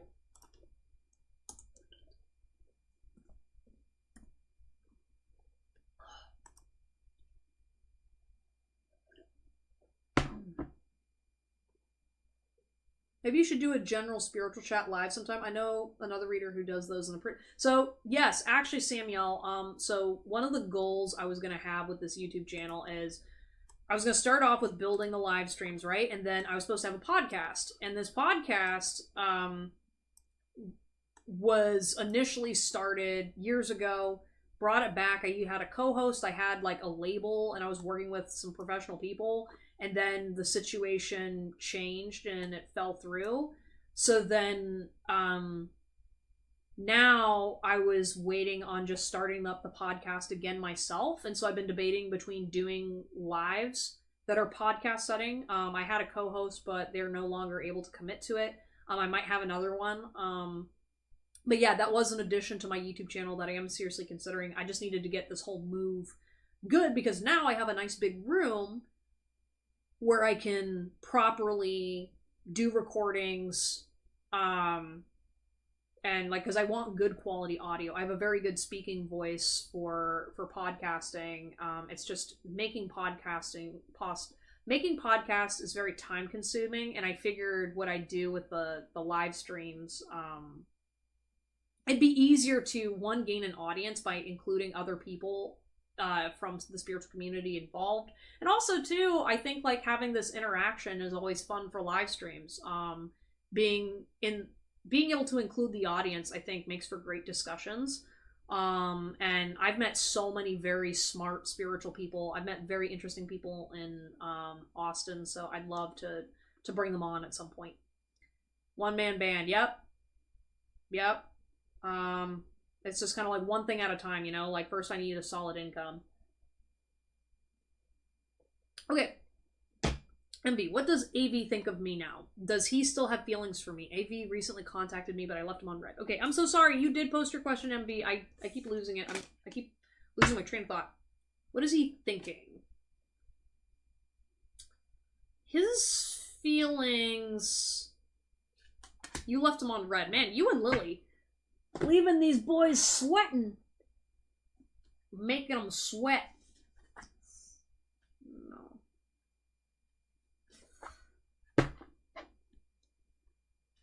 Yes. Oof.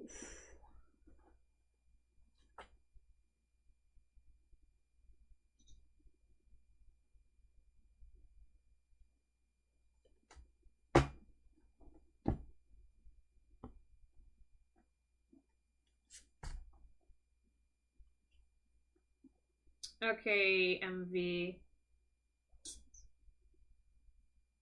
Thank you for hanging around. Hello. I appreciate you so much, girlfriend.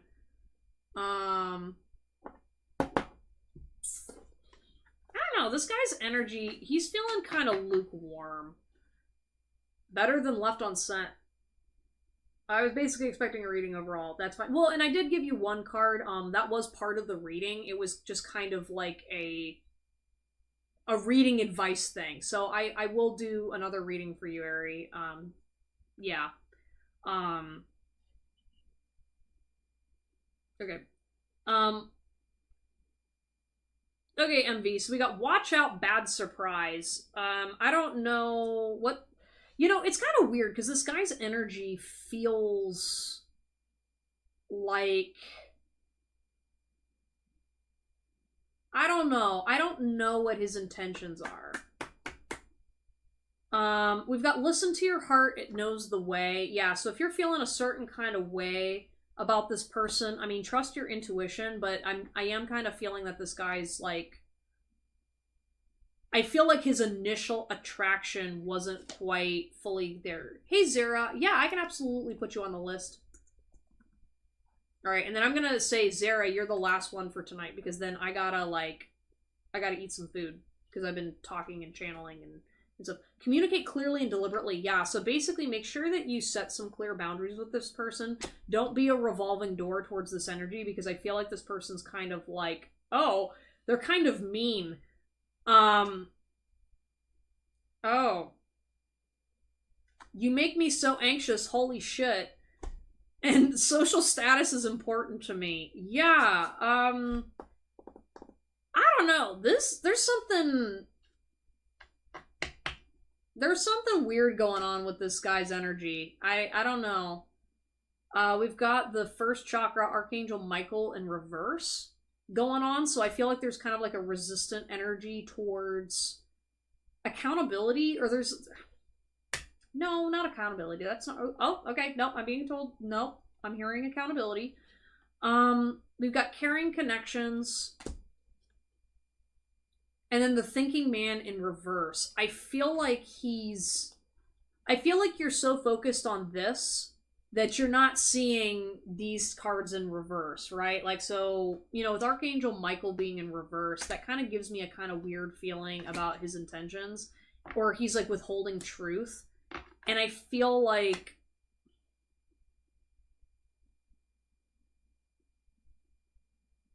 I really feel like he's concealing his feelings. Because, like, for example, like, when I'm looking at this Archangel Michael picture,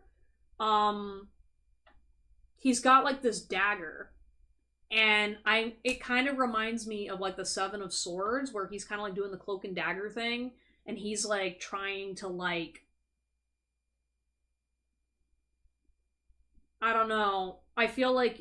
I really just don't get the energy that it's coming from a loving place. That's all I'm saying.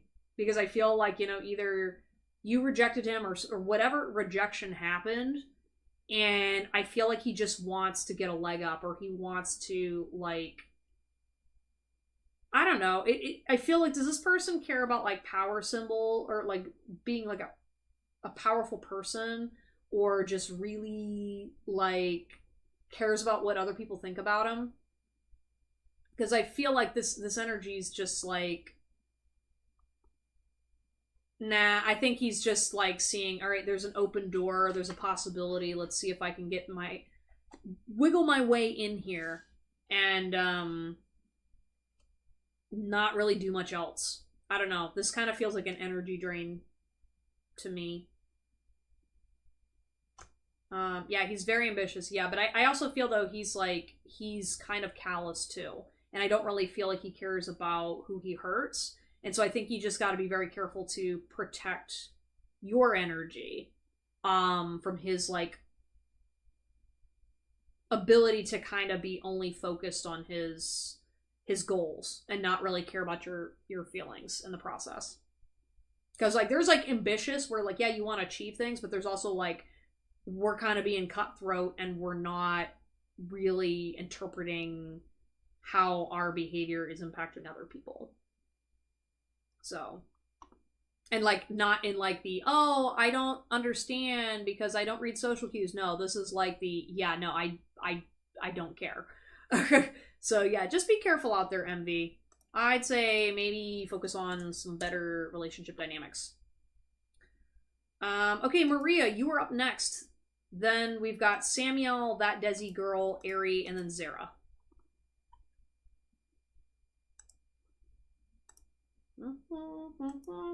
Yeah, just a reminder, I do lives every Tuesdays and Thursdays. I will not be doing live streams next week because I will be traveling. I will post a reminder on the YouTube channel, but then I'll be starting up the following week.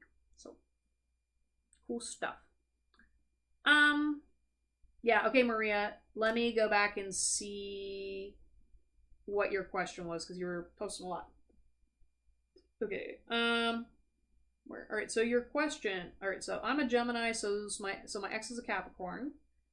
He cheated and broke up with me for his ex. He gave me a reading that he never cared and he treated me bad. You were on the dot with it, but that's not my question.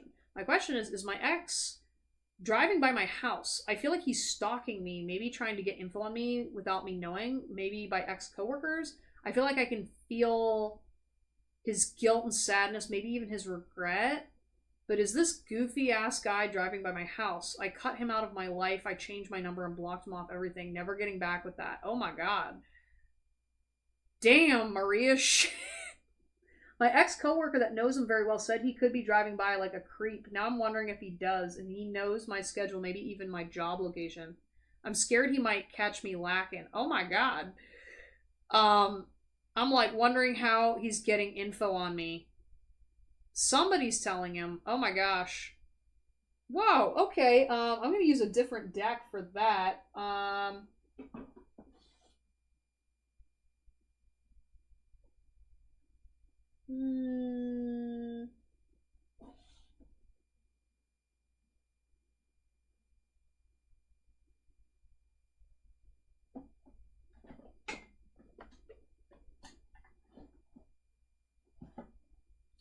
Jeez. Girl, I'm so sorry to hear that. I'm like, unfortunately, I understand. But, I'm sad. Can I be on the list? Sorry, unfortunately, Loving on Me, the list is closed for tonight, but if you like and subscribe, I do these readings every Tuesdays and Thursdays. So please come on back. Alright, so is Maria getting stalked by this guy? I'm definitely feeling you need to protect your energy. Oh, here, I'm gonna use my spiritual self-defense deck. I actually thought about making my own self-defense deck specifically for things like this because you'd think with like card reading and stuff like that, um, because people are dealing with real shit. I absolutely would love a deck of cards that would basically tell me that how to navigate this shit. Um, yeah, his energy's just not good. I'm really feeling. I mean, I'm gonna go ahead and say yes. It is definitely likely that he is driving by your house. I do feel like some of his information is coming from a coworker and someone that knows you personally. Um, and I don't know if you maybe need to go through a Facebook cleanse because I feel like somebody is watching like your social media to get like information on you. Um, yeah, I feel like this person's good at what they do. So, just be very careful. Set some intentions. You know, yeah, it's the ant. It's someone who has access to your Facebook or social media. Yeah. Nope, you're gonna cut that shit off right away because this person is definitely not. They're not playing. Okay. Okay, so you got dress up beautiful, love your appearance, sexy lady. Yeah, I'm feeling like someone's like just obsessed with your physical appearance and your body. Stay focused on the goal. Yeah, even though this guy is doing this shit, please stay focused on your life and don't allow him to kind of like make you live in fear and lack. You know what I mean? Like I get it. I mean, I know you're doing your best and whatnot, but yeah, he does sound psycho. And I think your spirit guide teams are saying like, hey, stay focused on the goal, on your goal, and then wait to see, if things kind of do whatever. Have my question been done yet? No, no, Desi girl. We've got a couple other people on the list, but you will be soon. Running away won't make this better. Yeah, maybe you should have a confrontation with him of some kind to say, hey, please, leave me alone or fuck around and find out. Because that's one thing that, I mean, I can say as someone who has dealt with a stalker situation, um, sometimes they need a little nudge to say, hey, fuck around and find out. You know what I mean? Like, I'm sorry, but I mean, I got the police involved. I basically gave him one warning, and I said, either leave me alone, or and like that is also the route I chose to handle it. You know what I mean? I don't want to. I'm scared to see him again. Yeah, but like, running away isn't gonna make it any better. He needs to understand and not fuck with you, right? Um, because I think he's just gonna keep on doing this little cycle. Um, okay, so we got a song here. We got, yeah, your mojo witchcraft, honey, it's working on me. Yeah, I don't know. Is he very superstitious? Does he believe in like doing black magic on people, or like maybe like going to someone to do like a love spell? Because like you're protected right now and you're safe, but I feel like maybe he thinks because you're spiritual that he can like worm some way in or whatever. Plus, he's still with the girl he left me for. I don't have proof he drives by, but I have a feeling. Yeah, no, I agree with you. I'm with that. The lesson is worth the price. Yeah, I feel like you really need to stand up for yourself, and also too maybe talk to his girlfriend about it because like, maybe don't talk to his girlfriend. He thinks I did witchcraft on him because my cousin is a witch. Okay, yeah, I was gonna say definitely. There's kind of like a little bit of like, yeah, I'm like paranoid because I think she's fucking with me and blah blah blah, and it's like, no, dude, no. I would always ask if I put, yeah, no. I'm like, sorry, you're just a stalker. You're whatever. Um. Okay, so more lyrics we've got. I can't live my life in a never-ending fight. Did I cross a line? Because soon you will be gone. Everything is fine? Question mark. Yeah, I feel like he's like questioning himself. I feel like maybe he's like energetically sensing you and he doesn't know what's going on, so he thinks it's like a love spell. I don't know. I'm just getting like a weird energy from him where like I don't think he. he might have like a mental illness, or there might be something going on.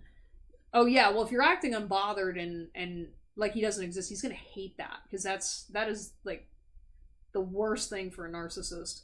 I can't talk to his girlfriend because she knew of us and she convinced him to cheat and leave me. But I did not, because my cousin doesn't believe in that. Yeah. Well, because like right now, like now is more important to protect yourself and protect your energy, right? So, I mean, depending on what your spiritual belief system is, you can do some, calling upon God and your angels to protect you at this time and do this stuff.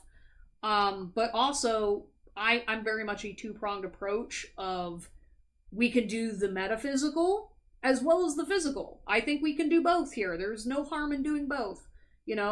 One, he left his boxers in my car and he kept asking if I used it to do a spell on him. I think he's just projecting. That's what I'm saying, like, because I'm sitting here feeling like, I feel like, if anything, he would be the one that would go reach out to some person to get back at you or whatever. Like, if anything, this is the guy that would go to a witch to go get something done on you. When I'm like, bro, what?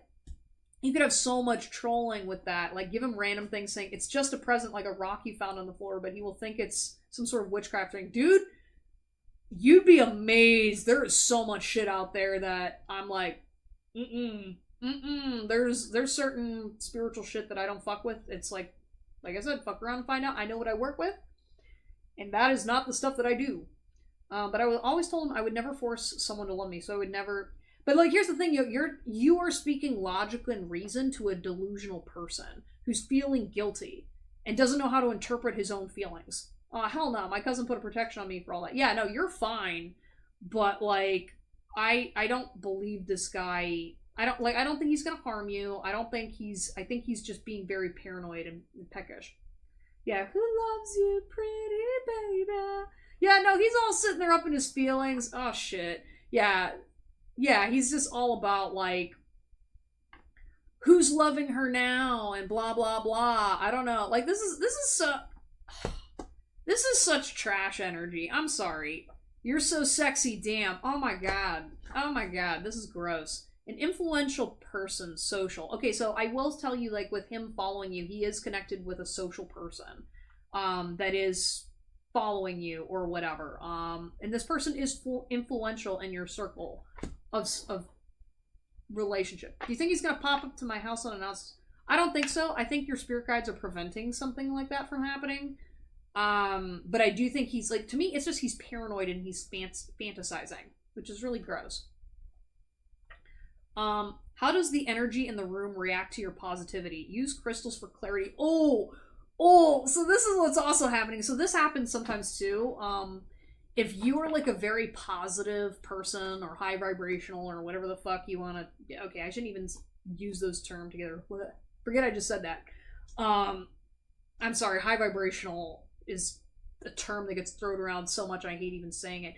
Basically, if you're a very positive person and you're like authentic and you're like strong, have a strong sense of self, you trigger the shit out of people like this. Like the people that are literally just like, and they like little gremlins that get all angry and shit. And so like, I literally feel like as you were saying, he was so concerned that you were putting a spell on him when you're like, I'm just existing vibing, right? You're the one that cheated on me. And so like what's happening is because he can't handle his own inner demons, they're being reflected externally, and so then now he's like going into a cycle, and it's all just him triggering himself. You are a spiritual troll. I am a spiritual troll, man. I can freaking troll whoever. Don't wait for a message, act immediately. Yeah, so your spirit guide team is saying, like, please don't wait any longer about acting on this. Nip this in the bud. Basically tell him, hey, please leave me alone. And I'm not afraid to, protect myself if necessary. Please leave me alone. And also stop talking to his aunt.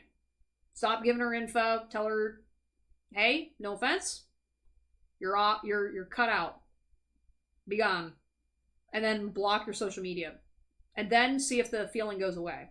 But I say trust your gut on that, because that is the one thing with ladies' intuition. Like, we can be skeptical about, like, does this man love me, blah blah blah, but when it comes to like physical threats, Always trust your intuition. Women are really good at that. And then do a ritual to honor your family.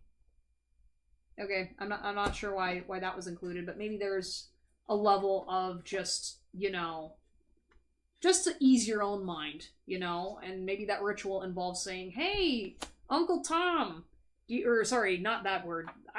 My bad. Uncle whoever, go and like get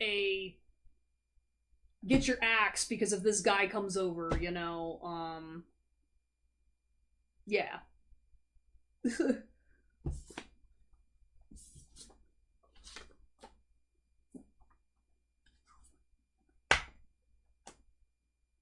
Yeah, I think I'm gonna block the ant. Please do that. But my Instagram is public because I do music. Oh, well, yeah, in that case then, who cares? But yeah, definitely block the ant and tell everybody be gone. I haven't posted anything since the breakup to keep them wondering. Yeah, but also don't let this dude control your life either. Don't let him control your life. I think the only part of the troll gig that appeals is the chilling under a bridge, right? It's cozy under there.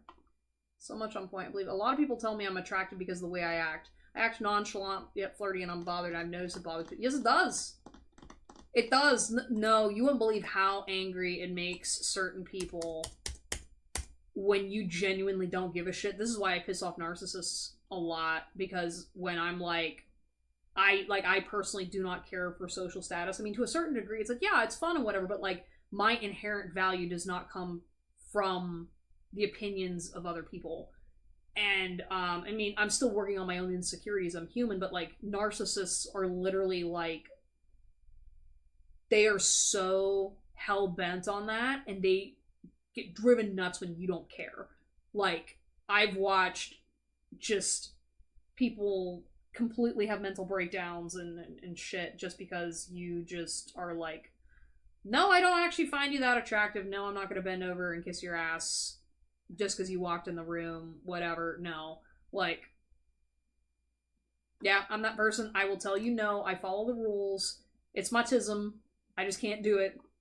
But I am King Reginald III. You must bow down to me. Ha ha ha, yes.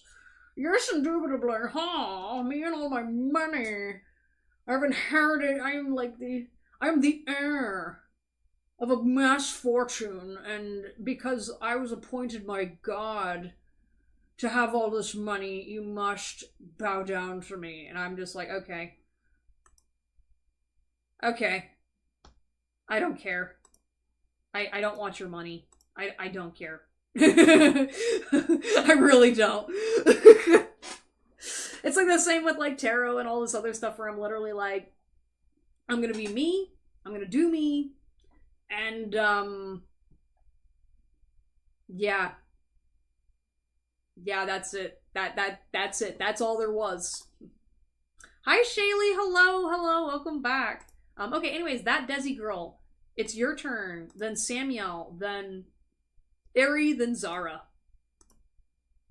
Yeah, no problem, Maria. And stay safe, okay? Like I said, please act. Don't let things escalate, and I think it's totally okay to tell him to fuck off, because here's the thing, is it's one thing if you were just getting that feeling, but if his coworker is alluding to that, that is a huge red flag, and you should basically say, hey, I heard this from somebody, that you may or may not be doing this, and all I'm going to tell you is, please leave me alone, please take your stank ass vibes elsewhere, I want no contact with you, begone, ho.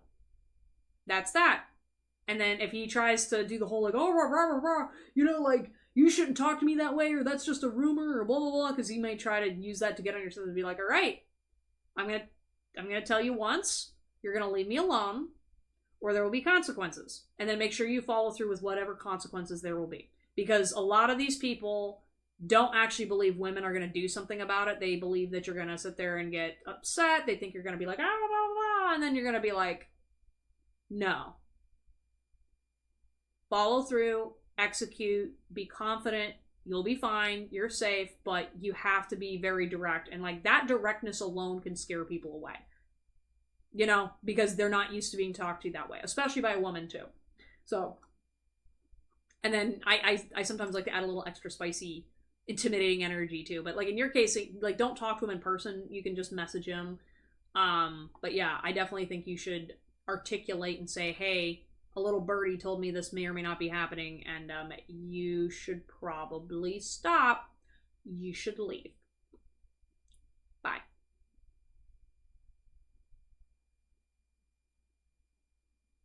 Yeah, I'm dead. He's gonna be hella scared. I'm gonna tell my cousin I'm gonna make him bald just to scare. No, no, no! Don't do that because you're just gonna escalate it. And as much as I love that level of trolling these types of guys, don't do it because you can escalate the situation. So, even though I would never, but I know he'd believe it. Yeah, that's hilarious. Okay, okay, that Desi girl. Poster question. Samuel, poster question, and then Ari, you were asking about the heartbreak, so I've already got you in my awareness, and then 0.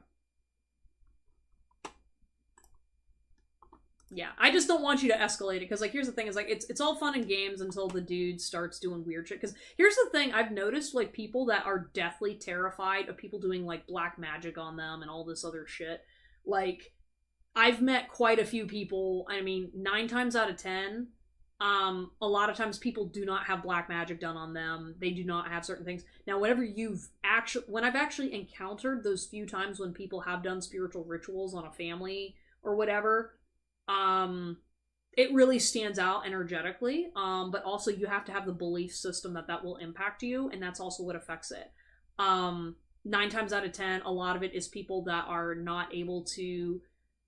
They're not aware of psychology, and they're not able to cope with their own self-awareness or self-understanding, and so then they immediately are like, I'm possessed or I'm whatever, and it's like, no, you're just witnessing a traumatized version of self.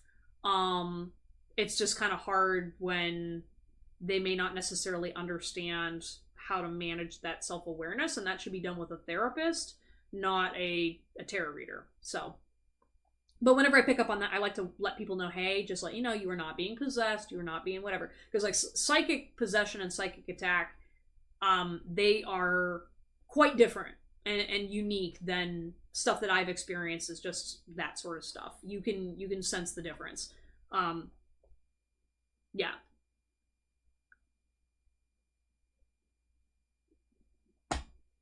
And I'm saying this as someone who has had some really fucked up dreams sent to me from these spiritual things, and I've been like, okay, that one's not normal. That is not from my subconscious. And even if it is, I gotta work through that shit. Yeah. Okay. That Desi girl, please post her question. Same with Samuel. Basically, I hope I can get your question, because otherwise I'm just going to do Aries reading, if Aries still around. She might have left. They're psychically telling themselves into basically think, yeah, they do that. And like, that's why I say, like, I always have sympathy for those people, because a lot of times it's related to mental illness, and not being, I mean, like, so like, there's a lot of stuff when you get into like psychology and whatnot, where people, depending on like, what's happened to them and their capacity to perceive themselves, I mean, being aware of yourself can be scary. I mean, like, I know from myself, going through my spiritual awakening, I mean, it was a head trip, but I already had a level of groundedness prior to my spiritual awakening that I was capable of managing it in a healthy manner.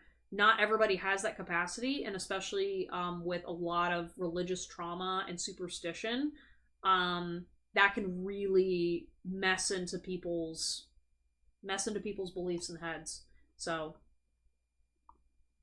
all right, if you put that fear in him, he may end up manifesting it just with his own. Okay, and then Samuel's gonna have his question.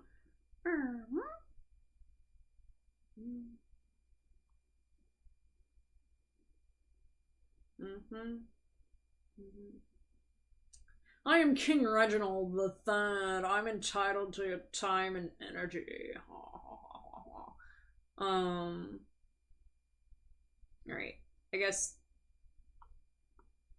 Yeah, I already know what Aries' question is. I'll just do hers. Okay. Has my Scorpio thought of me much since she last reached out? What intentions, if she does have any? You know what's kind of sad, Samuel? It's like I'm reading that and it's like it just made me realize and think about like, being a reader and getting these kinds of questions. I just sit there and like I always just wish people knew how much they were loved behind the scenes. You know what I mean? It's always kind of like awkward when it's like, okay, I have these really deep feelings for this person and I can't actually express them to them. So then I'm going to be like wasting away here, like trying to like just find ways of coping, and trying to figure the situation out, And that just, I don't know, you're like, not to pick you out, but like, I just kind of think of that where it's like, I don't know. And maybe I'm picking up on your energy, right? It's kind of like, I just want you to know I fucking care. Damn it. And it's like, it's not weird. I don't want you to reject me, but also like you're kind of rejecting me a little bit. And it's like, I mean, I'm not entitled to a relationship, but also like, I just want you to feel my love. Just my love, right? There's nothing wrong with that. All right. What's kind of going on with the Scorpio here? What's going on with the Scorpio's energy? Does she think about you? I do feel like she thinks about you sometimes, but it's kind of like passive. I feel like she rejects and deflects it. Oh, okay, you're here, Ari. Awesome. So what I'm gonna do is I'm gonna do Samuel, that Desi girl, and then I'll do your reading, Ari. Thank you so much for being patient. Well, I don't know. I know she's going through a lot. I know she'll be back. I just need a weather eye on the landscape of what's happening. I kind of feel like it's like you occasionally pop into her mind, and I feel like, is she like very self-disciplined?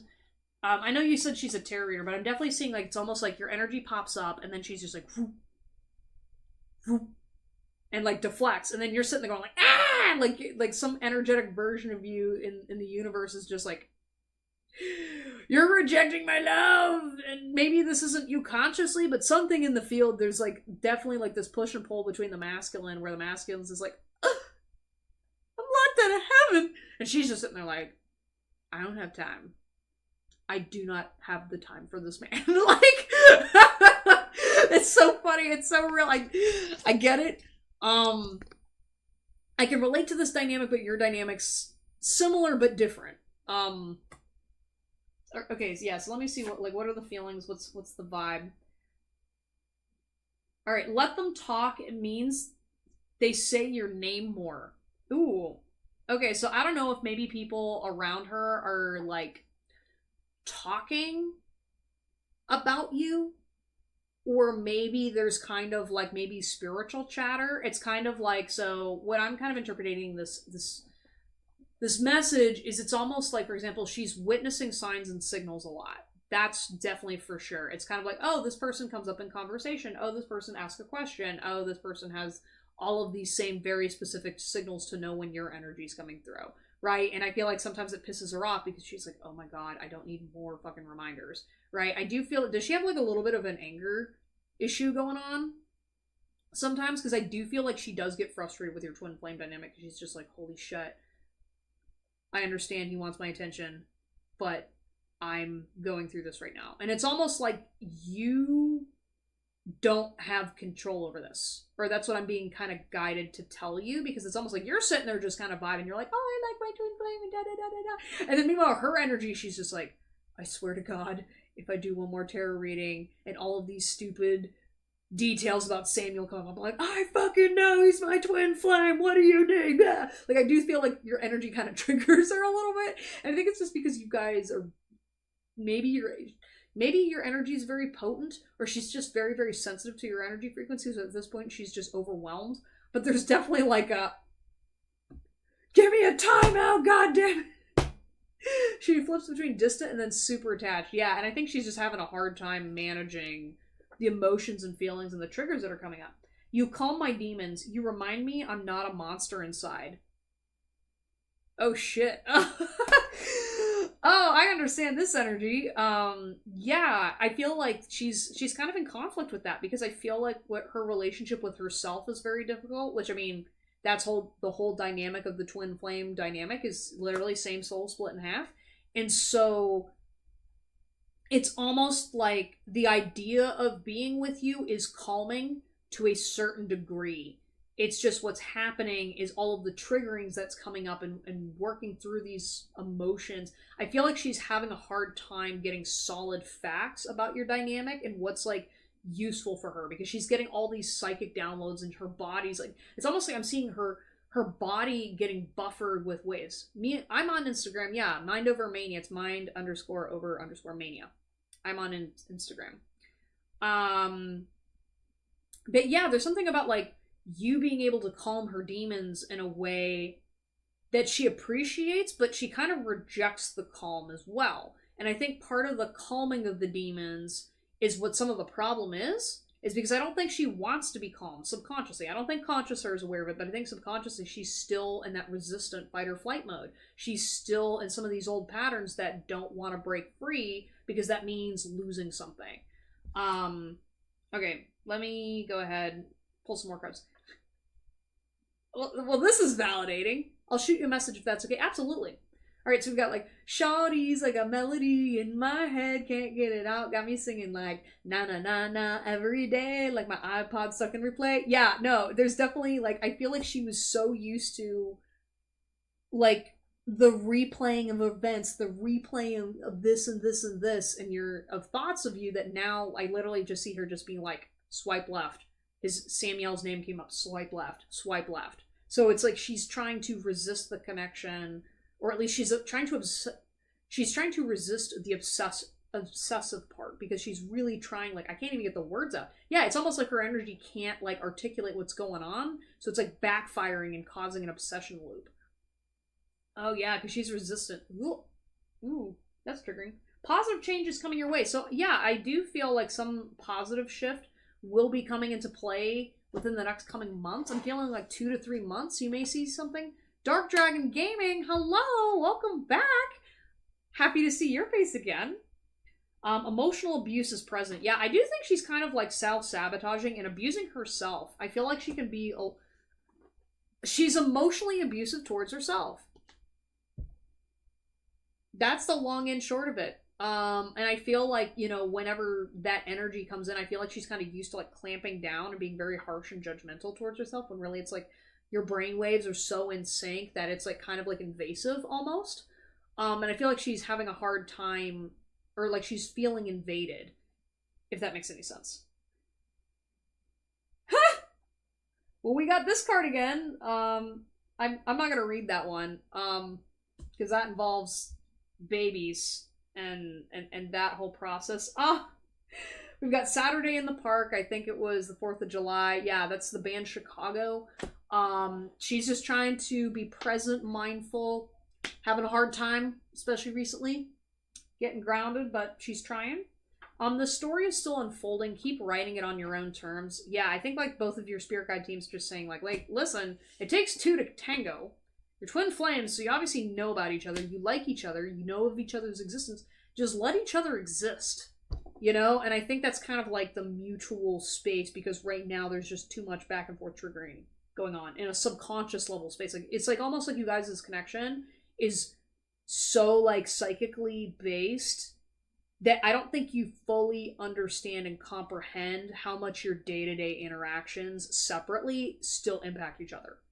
Like, so say for example, if she's like bitching about you to her friend, being like, oh my god, I'm so sick of this guy being in my head, blah, blah, blah, blah, blah. It's almost like then later on in the day, you experience like I'm feeling kind of hurt.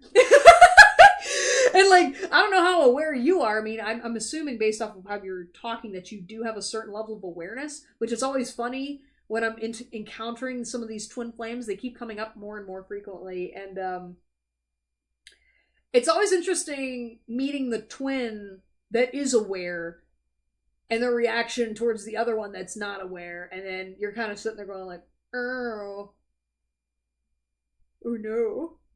Oh no, this is bad. Spiritual titles don't mean shit. Evaluate this practically. Yeah, so this is basically kind of like your spirit guide team just trying to like remind you to be like, yeah, you know, don't let the title fool you. You know, she's going through it just like everybody else, and to not like overthink your dynamics too. I feel like, again, because it's so psychically potent, you're just trying to live your lives, man, and you're both trying to stay grounded within yourselves and with each other. You need to start listening to my advice. Yeah, I feel like there's kind of like an urgency of someone's not listening to either professional advice, or there's like kind of like an energy of the twin dynamic is kind of caught in a loop, and your spirit guide team's trying to like break you out of it, to be like, hey, just because you guys are very entangled and enmeshed, we need to get you guys to focus on your life path a little bit more and kind of like really focus, right? Because it's going to bring you guys closer together when you're focusing on spiritual alignment more so than personal romantic alignment. Yep, you're only seeing the answers you want to see. Open your eyes. Yeah, I feel like there's like a big discovery that's coming between you two as well. And I feel like she's kind of in denial about a couple things as well. So I feel like she sometimes does tarot readings about you guys' relationship, but it's not getting her anywhere because she's not consciously aware of the subconscious blockage that's happening, and it's something that she can't unblock on her own terms. It has to be strictly through spiritual development, and psychic development as well. So that's going to take a few years to develop, I guess. So that's just kind of, I know you don't want to hear years, but I'm seeing that's going to be kind of part of the process. It's a long-term thing that you guys are going through, so unfortunately some of that stuff's going to take time. You're not a victim. Yeah, I don't know if maybe she's kind of like a little bit of a victim blame, or victim, not victim blame, but I'm like, there's kind of like a back and forth between being a victim and being like kind of like a little too harsh. And I think she's kind of trying to find that balance as well, especially with you, where it's like sometimes she's like, oh, he's the bad guy, and then other times, oh, well, I feel sympathy for him, when instead it's like, you're just a guy. You're just a person. You know what I mean? Yeah, I feel like she kind of scares you. Or she scares you. I scare myself. You scare her. Okay. Wow.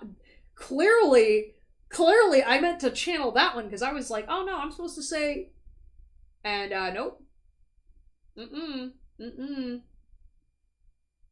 Somebody's not fully telling the truth here, and someone's subconscious is blocking, denial. Watch your cash. You need the money for other things. I'm never the bad guy. I'm delightful. I believe it, Samuel. However, you didn't bring burgers back for the rest of us after you went to go eat. So, You're making me feel so valid right now, because like I miss my twin and I like can't talk to him, and I'm just like sitting here just like, no, you're gonna be next, that Desi girl, okay? I saw your question. I'll get to you. And then I seriously need a trip to the beach. Yeah, maybe go take a vacation. I feel like that's also something on her mind as well, is really needing to like get out of her head so that way she can kind of like, I don't know, I feel like sometimes she feels like she's possessed, if that makes any sense, and I don't think she's interpreting the energy the way it's meant to. Yeah, anyways, so that was your reading, Samuel. Hope you enjoyed it. Yeah, let's chat sometime, because I'd really like to hear more about your twin flame journey, because right now, I mean, a lot of my journey has been very one-sided. So I need like just like a support. Because I'm sitting here just like, it's a lot. Alright. Okay. Alright, that Desi girl, then Ari, Zara, and then we're done for the night. Oh, that makes all the sense in the world. Yep.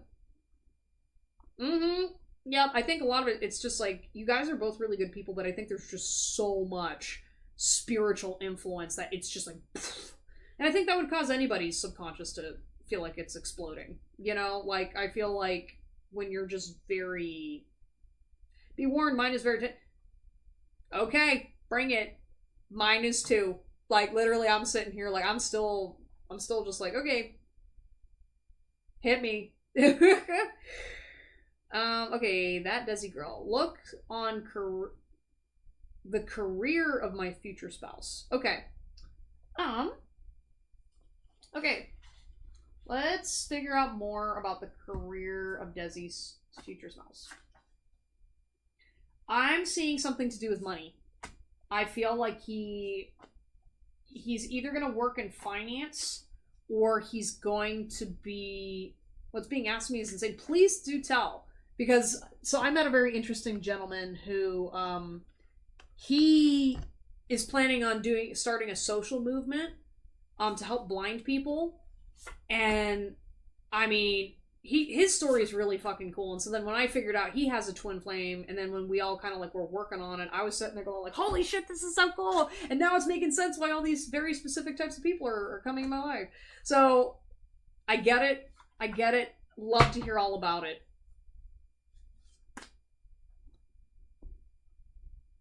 Yeah, I'm seeing something financial. Maybe sales. I was busy in cleaning and dusting chores, and it's morning, and so I have to do... Oh, okay, cool. Well, your reading's gonna be here. You make me so anxious, holy shit. Yeah, I don't know. I feel like, again, if it's not finance, some kind of, like... He's smart. He knows enough about technology, but I'm definitely seeing more finance with maybe a little bit of accounting. Because I keep sitting there like, I'm seeing numbers, I'm seeing spreadsheets, and he like works with accounting people, but he's more of like one of the, like, not the higher ups, but like one of the guys that does more of like the interpretation, the more like, hey, let's talk to the clients, let's talk to the bosses, let's do whatever. He kind of has his own leadership energy, but I feel like he's pretty fine where he's at. He's not necessarily inclined to like stand out too much. I feel like he's kind of just more of like, hey, maybe it's more of like financial advisorship of some kind. Financial issues are happening right now. Yeah, so I feel like that's something that he addresses a lot in his career, where he's like helping people going through that. My family doesn't like you, but I don't care. Yeah, so I don't know if maybe there's kind of something that goes down between both of your families, or maybe I feel like he's like, I got this kind of energy that maybe his family didn't like the job that he went into, even though he's successful at it. Like, cause I don't know too many parents that would get pissed at somebody for doing finances, but maybe it could be, for example, he rejected working for his father's company, so he's working at this other place instead, which may be a competitor, or maybe he just doesn't care. I also do see kind of like a conflict or battle that he goes on where his family tries to make him do something that he's not. Like, for example, they're like, well, you're not a doctor, so you're not that successful. Meanwhile, he's like making bank. You know what I mean? I'm seeing like a lot of like, he's got some issues with his unrealistic expectations from his family, when it's like, dude, okay, he works in finance, he's set for life, but you're mad at him because he didn't become a doctor? Oh no, right? Hot shower sex, hell yes. I don't know what that has to do with career, but okay. You can still be loved despite your mistakes. Yeah, I feel like he does deal with some of that. If you want this promotion, you gotta put the work in. Yeah, he definitely works really, really hard. And I feel like, I think whenever you meet this person, he'll have either just gotten promoted or he was promoted into this position. Like, I don't think it's not like he just randomly got hired for this company. I feel like he's been working for these people for some time, and he, you know, he's very intelligent, and so he's been committed to this job for a couple years now. You were respected by others, so yes, he is well respected by others. So he is kind of visible to a certain degree. I feel like even though in his job he primarily works for this company, but he's well respected, and has like a network of other people in his circle too. What would Tom Hiddleston do? Okay, that's my special card. Yeah, so I feel like he has a level of sophistication about him. He's classy, and, you know, he speaks the truth a lot, which I think is, you know, respectable. I've got an illness nobody else sees. Maybe he struggles with anxiety. I feel like maybe people kind of interpret him as always having it together, but he himself has his own insecurities going on. Yeah, I see a lot of looping insecure thoughts. And then hashtag blessed. So yeah, so he's definitely financially well off, for sure. So you guys are going to be well taken care of. Okay, anyways, that was your reading, that Desi girl. Thank you so much for stopping by. All right, Ari, let me go ahead and get your reading about, like, what is this heartache that you may encounter coming up. Let me go back and see your messages, Ari. If the guides knew these people weren't going to have time for me, I wish they would have prevented me from being friends with these people and have me become friends with other people that have time. They were literally busy throughout the whole summer. I'm frustrated. Heck, one of my friends literally told me that we could start hanging out more in July, and she ended up having to work almost every day of the whole month. Aw. That sucks. I'm sorry, Ari.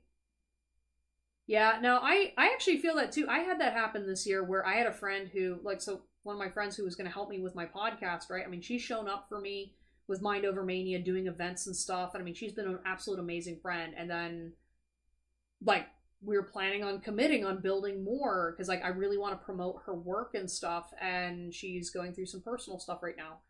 And that fucking sucked because I sat there and was just like, well, you know, it's hard for me to do more of this YouTube channel and build and grow when right now I don't have the financial income stream from doing this.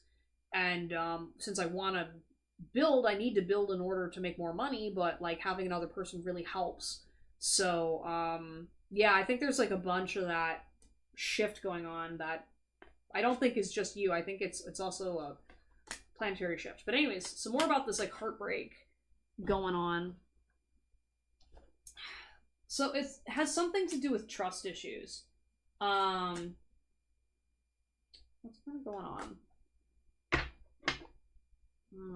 Currently, I'm facing so much anxiety issues. Oh, I'm sorry, Desi. Deep breaths, okay? Just make sure that you're taking care of your body, your mind, you know. Do some meditation, drink water, get outside, you know, whatever you gotta do, okay? I get it. Anxiety is rough. Man, another thing too, so if you like believe in psychology and therapy and stuff, do internal family systems for anxiety. It's been really helping me with my panic attacks. That, and then also listen to brown noise, or there's also like lavender noise too. But like there's like certain, like, so for myself personally, white noise does not, it kind of irritates me a little bit, but I noticed that brown noise really helps me out. Especially because, like, I mean, I'm different because I have psychic channeling abilities, and so my noise, the noise in my head gets very, very tricky. And music, because I'm more musically inclined, can affect and alter my mood. So things like binaural beats too, the beats where they go back and forth between your ear, that I find always very soothing. And then brown noise / lavender noise, or there's also cinnamon noise too. I don't know why we're throwing food in here, but they definitely help. I've ordered green aventurine bracelet. Will that be beneficial? Yeah, absolutely. Aventurine's a great confidence crystal. Humanity is about to go through a collective dark night. Oh yeah. It's gonna be tricky. Yep. Okay, Ari, let's go ahead and let's find out more about this heartbreak. Communicate clearly and deliberately. Yeah, I think so. Your spirit guide team is just kind of saying, like, make sure that your communication is clear and deliberate, because I think that will help avoid conflict. And also specifically with what you're manifesting. So, for example, if you're sitting there saying, like, hey, it's a hard boundary for me if I don't hear from you in a dating relationship after 3 days. You know, where you're basically saying, like, hey, if you leave me on read for 3 days, I do not like that. And so, like, your spirit guide team is saying, like, when you articulate and are very, very specific to people, and then you follow through with it, that is what's going to help you kind of avoid and circumnavigate some of this. Because I feel like either sometimes, like with these trust issues, I feel like you're kind of trying to give people chances without clearly dictating and saying, okay, I do not like this behavior. If you do X behavior, I will give you one warning. But then if you continue to do this, then we're going to have to start reevaluating things, right? And so, yeah, okay, so I'm being told, so the beach example, all right, so this is something I learned in therapy recently, right? where when it comes to relationships, right? When we make our relationships very black and white and trying to be like, okay, you're either all this or you're all that, right? That sort of thinking really limits our capacity to expand, be able to determine if a relation is good for us or not. And it forces us to stay like kind of blocked, right? And so essentially a lot of that is due to like childhood trauma, and or maybe not just childhood trauma, but essentially like the way my therapist described it is our mind is like a beach, right? And so we want to be hanging out at the beach, but if we don't have the right tools to enjoy the beach, we may either be out drowning in the ocean or maybe we're in the parking lot, right? And so where we're having fun is on the beach. So what we got to do is we got to build a beach between the parking lot when we first got there and then the ocean. Because we can play in the ocean, but if we get too far out into the ocean, then we're drowning. And so that's what happens when we get triggers, and what happens whenever with our relationships we have an imbalance of being able to mitigate and manage when other things go wrong or when people do behaviors we don't like. So, for example, there's the marble jar where, for example, say we've got, we'll say your soulmate person that you met, right? You really like this person. So you have a jar for them, right? And every time they do stuff that you like, you put more marbles in the jar. And depending on what his pattern and behavior is, you will either add more marbles or you'll remove marbles. And so it doesn't make sense to remove all the marbles at once over one small thing, right? Because, when you're building a relationship in terms of what's good for you, people make mistakes, right? But if you're noticing consistently that you're pulling marbles out of the jar, then it's like, okay, so that level of relationship will be further away from me. And so by using that analogy, it will help you feel more in control. And so then that way too, it's not quite so jarring when someone just takes the marble jar away and tosses it, right? It's like being able to use that interpretation will allow people to slowly build your trust. And it's a great visual reminder to say, hey, even if I feel really great towards this person, their physical behavior must prove to me that they are safe, right? And so learning that trust relationship, I think, would be really useful. Okay, anyways, getting back into the cards with the heartache analogy, right?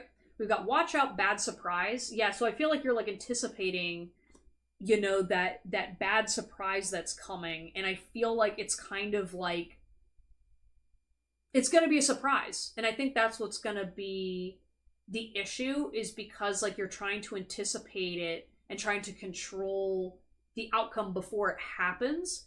And I think that's where that outcome is what's hard to anticipate, because it's supposed to be a surprise, because it's supposed to be your reaction to what's going on, right? Because bad surprises can happen all the time, right? But it shouldn't totally ruin everything. And I'm not seeing this heartbreak as something that's going to really make you ever stop loving people. I feel like it's, what I'm interpreting this as is it's more so an awareness type of heartbreak, right?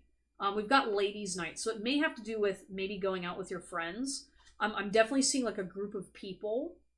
Maybe it's like a party situation, where you either learn something about like an ex, or there's kind of like some. I feel like this heartbreak is past energy or a past wound, and that's what's going to trigger that heartbreak over again. Again, you met this person relatively recently, but there's like an old story that's going to come up. I wasn't raised knowing how to handle this. Yeah, so I feel like, it's going to be easier for you to navigate this once you become aware of why it's heartbreaking to you, right? Because I don't feel like this particular scenario is going to hurt you. I think it's like maybe it's either something that's hurt you time and time again in the past, and so then the same scenario comes up again, or it's information about something in the past, and then you're just kind of like there's like some kind of like a jealousy involved with it too. So maybe you learn about like an ex, or maybe there's like someone recently that you met that like knows something about somebody, and then you're like, oh my gosh, I can't believe this person did that to me. We're just friends, platonic love for sure. Yeah, so maybe there could also be a little bit of a friend zoning or a friendship that comes into conflict as well. Yeah. Yeah, so the key details I'm taking away is like it's going to be a group of people. There's going to be like a friend dynamic, and then you're going to gain information about somebody's past or something that you just don't want to hear. And that's where that heartbreak energy is coming from. Yeah, Five of Pentacles in reverse. We've got the King of Swords. It's kind of weird because I feel like, for example, I saw the King of Swords, but for some reason I said it's the Knight of Swords. And I don't know, maybe if there's somebody in your... There may be somebody in your life that you're misinterpreting as like a knight when they're actually a king. And I think there's like, maybe you underestimate somebody. This person's very smart and very intellectual, and I feel like they're going to kind of come out of the woodworks and be like, that's not what I said at all. Like, I'm literally seeing somebody being like, I don't know. Yeah, and then Eight of Swords in reverse, you know, your spirit guide team's reminding you, like, don't stay trapped in your head, because this is self-sabotaging energy, you know, and that's gonna keep you stuck in this loop. It's hard for me to not control the outcome. I'm wanting things to be going a certain way. Yeah. No, it's hard. I get it, you know? Well, because it's about safety, right? And so it's like learning to teach yourself, like, how to feel safe in these kind of dynamics, right? You know, because like heartbreak is an inevitable thing no matter what stage in life it happens, and we can't control how often it comes up, so being able to manage it is where the sweet spot is, you know? And you're gonna be able to get through it, but yeah, we've got attachment in reverse. Yeah, I feel like something's gonna cause you to just really become detached from a certain situation or person, and a certain like friendship style. Like, it's almost like you're gonna learn something about a friendship that you're gonna be like, I can't be friends with those types of girls anymore, or I can't be friends with those types of guys anymore. They're just not appealing. They're not what I'm about. No thank you. We're done. You know? And I think when you finally have that I'm done moment, that's when you're really gonna start stepping into your power. Which I'm excited for, because I told you it's been coming. It's been coming. You know, I really think that this situation that you're gonna go through is really gonna break you open, and you're gonna step into it. We got the second chakra, Archangel Ariel, and the sacral chakra. Yeah, no, this relationship may be in revolving relationships as well. Yeah, there's just kind of like a blockage in the sacral chakra. Maybe something to do with creativity, and also just... Fifth chakra, Archangel Gabriel. Yeah, and like, so looking at this card, I usually think of like the villain from The Witcher, and something tells me like someone who's a friend is going to turn into a villain to you in some kind of way. Like I said, like this Knight of Swords, or this King of Swords, again, like I keep saying Knight, but I'm like, no, he's a King of Swords. He's gonna come out here trying to act like he's all that, and because he's very, very stubborn intellectually. And I'm sitting here going like, Aries not having it. Like, no, you don't get to treat people that way. Just because you're very smart does not give you the right to be entitled to someone's mind, energy, body, spirit, whatever. I hope it's not me getting friend-zoned by this new person in the future. I definitely don't want that. I feel like I gotta give him time. Yeah, give him time, you know? Maybe it's about a past person friend-zoning me, and then I start thinking about it, or that, yeah, because what I'm seeing is there's gonna be like an old energy that's gonna get re-triggered, and then you're gonna feel it all over again, and then you're gonna realize, thinking about this person, you're gonna be like, he ain't shit. And then you're gonna go, boom. Maybe friend-zoned by another person I dealt with or something. Yeah. I don't necessarily know that it's friend-zoning, though. I'm literally seeing it's almost like, maybe, I think you're gonna friend-zone somebody. Like it, like I said, I'm distinctly seeing it's probably a masculine energy, or maybe a woman that's very masculine. That could be a possibility too. But I'm literally seeing a guy that is like, no, I know what's up. I'm the smart one. And he's very, like, he's kind of, I don't want to say cruel, but he's so, like, up in his ego that he doesn't care about your feelings. And this guy is just going to come in, and then you're just going to suddenly go, wow, I can't believe I was attracted to this person. No. Mm-mm.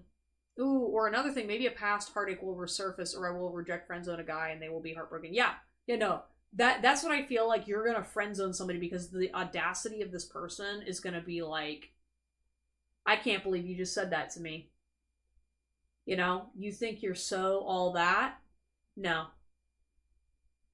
Yeah. And that's what's gonna be heartbreaking about it, because you're gonna realize, you're like, wow, I can't believe I entertained people that thought that way. Or like, I can't believe I've known this person like that, and they felt they could disrespect me that way. They thought, not that, I don't think this person thinks you're dumb. I just think it's kind of like, this person's so set in their ways.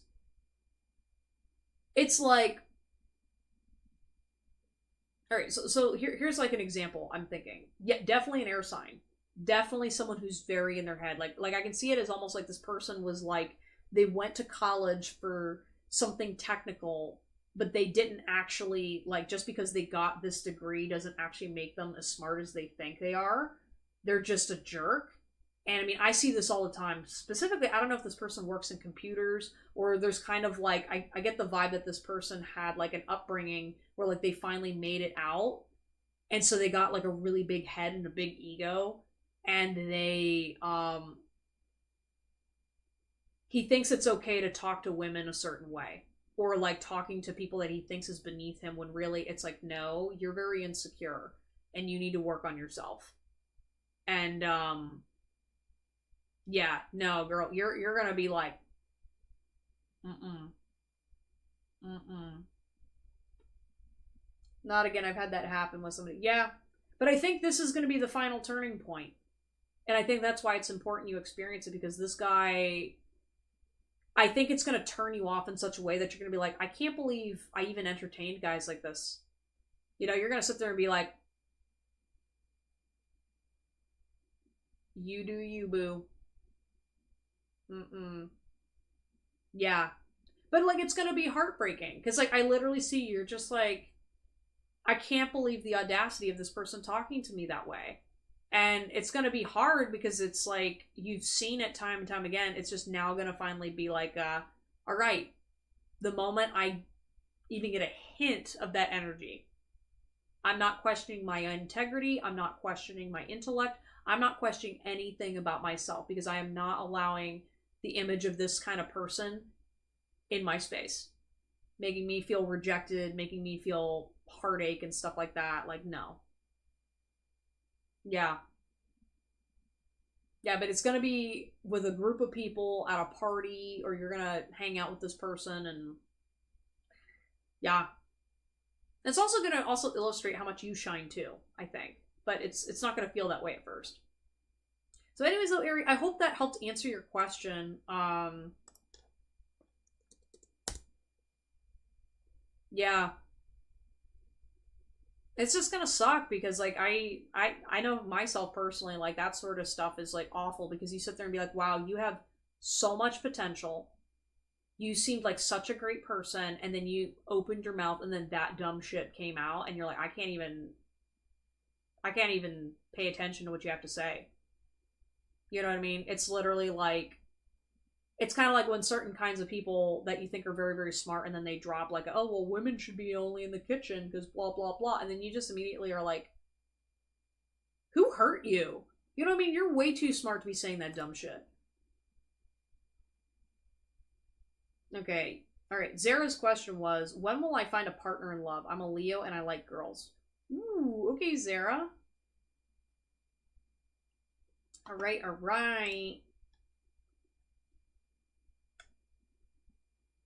So I will do, general disclaimer, when I do my readings, I tend to not like doing timelines, because they realize, oh, thank you so much. Hello. Appreciate you. I tend to not do timelines, just from the standpoint that things manifest and are fluid and whatnot, so I can only just give you a general idea of what's coming up soon. But what's coming up next in love? Yeah, Zara, you're having a hard time accepting that you need to have patience. I also feel like you're not in the right circle of friend groups to manifest your partner or your next partner. And I feel like you got to be focusing more on your manifestation process. So I'm seeing, for example, like being perfectly honest, I feel like the partner that would be most ideal for you right now is not living in the same town as you. I don't know if you live in a small town or you live in an area where you're kind of like, we're all dating the same 5 people. But I'm definitely seeing you're either going to have to go online or you're going to have to like change something up in your routine to locate this person. Because what you're looking for yourself in particular is going to be hard. Um,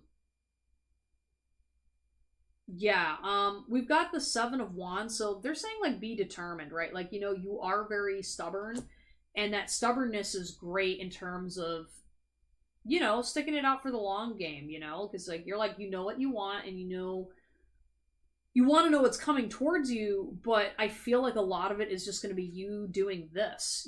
I see you kind of defending yourself. I see like all these wands kind of remind me of other people, and I see you just kind of being like, hey, if you're not serious, get out. GTFO. Like I see you kind of needing to defend yourself a little bit, but you're going to be protected from people that are just playing games. I don't know if you've dealt with this in the past with dating girls where you were kind of like, yeah, I live in the capital of my city. Okay, cool. Well, I mean, at least you got options, I do feel though that there's like, are the women kind of like repressed a little bit in your city? Is there maybe some kind of like an energy of like maybe it's hard for queer women to meet people? Because I am seeing that is a little bit of a hindrance for you right now, where it's kind of like there's only a certain kind of group of women that are out that are confident, and then there's like another group of queer women that they're just quiet about it, and they're like trying to secretly manifest people, but they're not like going out there and making it known that they're queer. Um so yeah, I'm seeing like a little bit of like secret code sort of vibe. We've got the Six of Swords in reverse, which is all about like moving on to clear waters, and I feel like you're having a hard time moving on. And that's what's kind of hindering this manifestation of progress. And I feel like it's not even just like I don't want to blame you necessarily either, because I feel like you're doing a lot of like the normal things anyone would do to attract a partner. Because of, like I said, there's just some social conditions right now that are not ideal for dating within that demographic.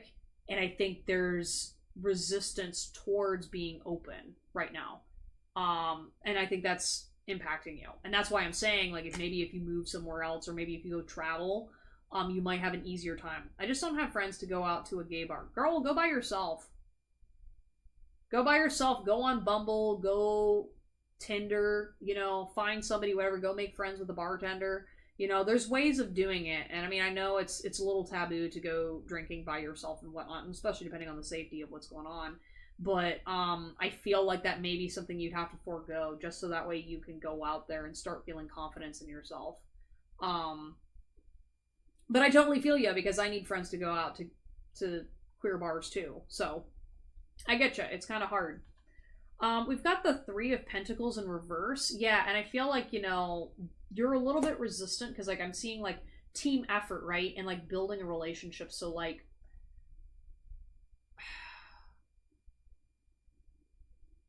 yeah, because like every time I try to feel like what's coming towards you, it's just blockage after blockage. It's like blocked energy about like resistant towards working on something.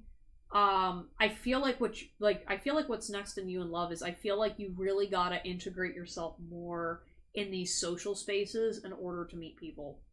Like I'm literally seeing like you're gonna have to like build a community before you can actually start having access to women that you are seriously considering dating. Even just for hookups, like I really don't see you having that much luck, because of the standpoint that something feels like off in the air. We've got the Three of Wands too, so maybe 33 is significant to you. Maybe that's an age of somebody. But I am seeing like, staying determined and paying attention to like what's coming on the horizon, I think will keep you open towards finding this new connection. As I said, I'm seeing like focus on building your queer community first and your friendships first, and then I think the loving connection is going to happen. Because right now I'm seeing like without a friend group to keep you solid and grounded, this person's not going to know how to find you. And I think also you're going to appeal way more safe once you're kind of seen out in public with a solid friend group. You know, yeah, that's all I'm kind of seeing and interpreting. Alright, anyways, though, Zara, that was your reading. Anyways, I'm done giving readings for the night. I'm gonna sit here and eat some cheese puffs in case y'all wanna hang out and chat.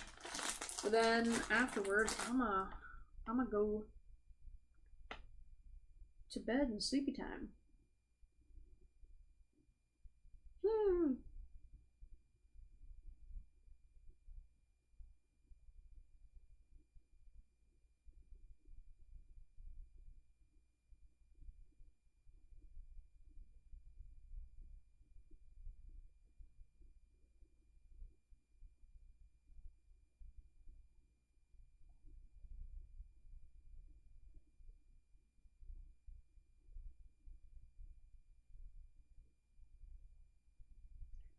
Sorry. Have a nice day. Yeah, thank you so much. Hello, you are awesome. I appreciate you. You're getting moderator status. Yeah. Got me some cheese puffs. I was gonna say, I kind of like the idea of having, like, for the people that remain, having, like, post-live stream victory snack. Because, like, after, like, the chicken tenders. Or the night with the fried chicken. I'm like, I like hearing about what y'all eat, you know? Like, some of y'all come in and you're like, oh, I'm like eating breakfast, or I'm like eating lunch, and I'm like, you're all on the other side of the world. The puffs of victory, absolutely. Oh my gosh, guys, like, so like after that party that happened this weekend, I've got like a giant, or not a giant, but there's like a cake sitting in my fridge, and it's like, we're just like slowly eating it down. But yeah, I've just been eating cake. I've been eating, what is that stuff? It's got like beans and corn and onions and all this other stuff in it. We had so much food, so it was like it was a going away party for my roommate. But, it was also a birthday party for her and another person, so we had, like, multiple cakes. Lots of booze, open bar. Cake is like, dude, yes, I love cake. What else did we have? But yeah, it was a potluck, so we literally had, we had burgers, we had chips of different kinds, these cheese puffs. We had, fruit salad, this, like, quinoa stuff, green bean casserole. There's just so much. Oh yeah, we had a melon with tahini on it.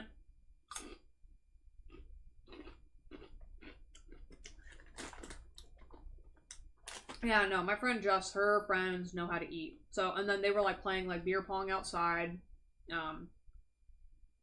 I did drunk tarot, which was fun. Basically, everyone was trying to get me drunk. The rule was, basically, if I made the audience laugh, they had to drink. And if the audience made me laugh, then I'd have to drink. And man, oh man, this one girl, she was just... she was just sassing me on so many levels. I mean, like, I think it's that was a bad rule, because I was just sitting there like, all right, I might as well just sit there and just sip this cocktail the whole time, because I basically had like a double mix with other stuff. And man, the result of a snacks arms race, dude. I love potlucks, man. I love how everyone expresses themselves via food, and then especially like to the people that love to cook and whatnot. it was a dangerous rule. Yeah, and so specifically people were intentionally trying to get me drunk. And then, like, you know, knowing me, all my readings were, like, very, like, heartfelt and stuff like that, and they were accurate. So, I don't know. I realize it's kind of hard to maintain comedy, when you're channeling, especially while drinking. I think just what makes it funny is me being intoxicated and me just saying weird shit. But, like, I was kind of having a harder time with stand-up. I think it was because, like, I'm sitting in a home setting with a bunch of people watching me versus, like, y'all are watching me on my screen. But having, like, a live audience is like, whoa. They're all, like, staring at you. And you're sitting there like, did this resonate? Y'all didn't think this was funny? Shit. Oh, comedy is hard. Oh, you used to do stand-up, Samuel?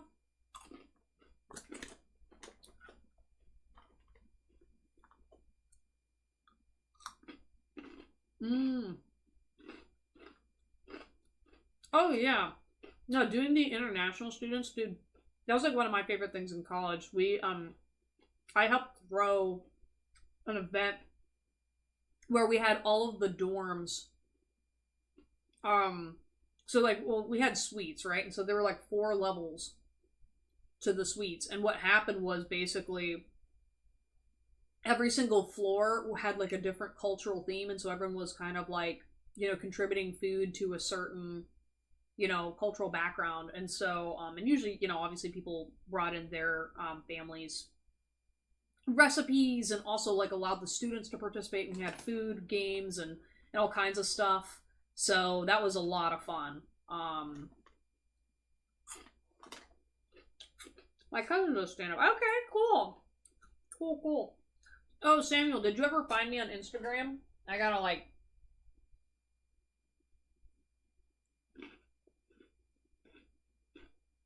Oh, come on. My Cheetos finger? Really? You're gonna make me use my fingerprint now?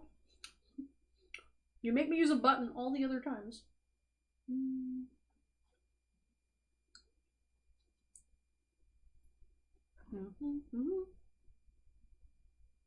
Ooh, that girl's pretty. Okay.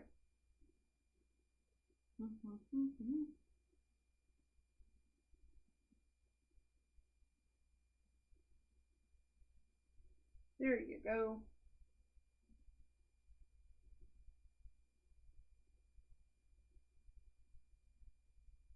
Okay, I found you.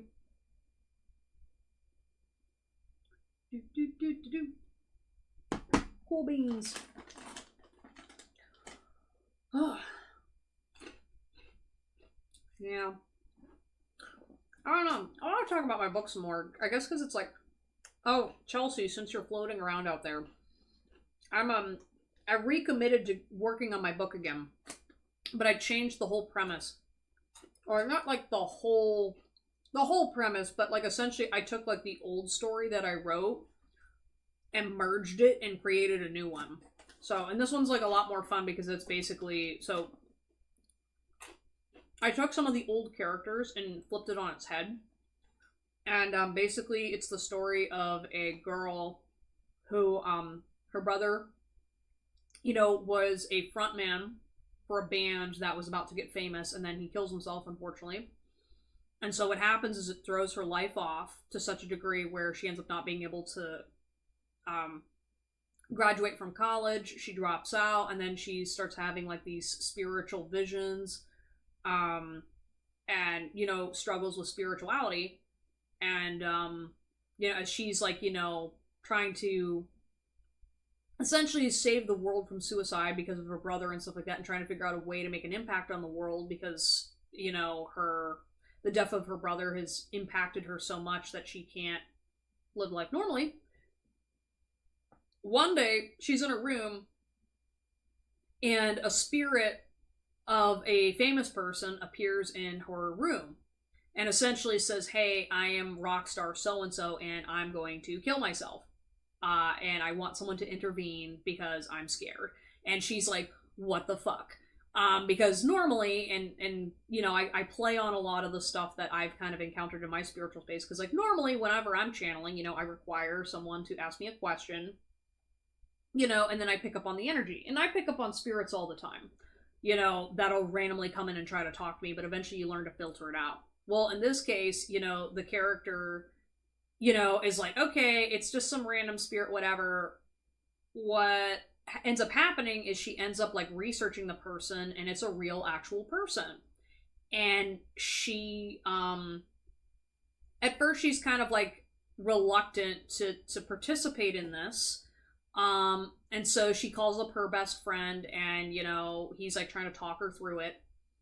And so it's kind of the journey of this girl who ends up trying to save this rock star and follow her intuition and figure out what the fuck is going on, because she's kind of like, well, I stepped away from all that suicide stuff because it was too much for me.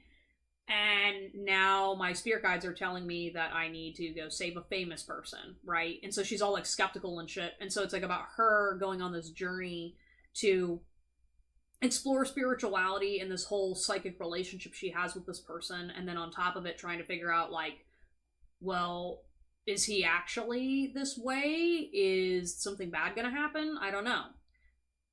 And then the story also shows the other perspective, this perspective of the rock star, who essentially gets blackmailed by another celebrity who for some reason fucking hates his guts and does something really horrible to him to get him to have blackmail information on him, and will basically ruin his career. And so he's trying to figure out what is going on, why are these people. Meanwhile, he is basically kind of a fucking asshole. He has a history of treating people like shit, and he's struggling with, you know, addictions and stuff. So people don't take him seriously anymore. And so it's kind of like the dichotomy between these two very polar characters, where you've got like, you know, the narcissist and the empath. And then you know, it talks about gender wars. It talks about the mental health crisis. It talks about you know, the conflicts that happen between when we're questioning ourselves, the value of relationships. I don't know. I just basically was like, fuck it. I'm just gonna tell people about shit I've either experienced personally, or like scenarios I've witnessed, or like, for example, like with doing tarot and whatnot. And you know how everyone like when you have experiences of really being able to sense something about another person, and you don't have fucking proof, and you're sitting there like spinning your wheels and going, what the fuck, what is going on? Like I'm sensing and I'm seeing this, but this isn't actually happening. And so I wanted to like play with that, because I like go between the two characters a lot. And basically it's kind of like, you know, the little empath learns to find their voice, follow their own path, and be able to basically learn to stand up to narcissists and not being a pushover. And then the narcissist learns that being a narcissist hurts other people and doesn't always get your way, you know. So yeah, just playing on a bunch of like tropes I see a lot. And then because I'd done all this research, I had said at the beginning of the live stream, but the character from the old book ends up becoming a villain in the new book, because of because the way I wrote the character, he really wasn't that likable. And I realized that he kind of represents one of my own like he kind of represents the devil on my shoulder that's held me back from my own personal success and not using my voice and whatnot. And I don't know. It's just been fun. So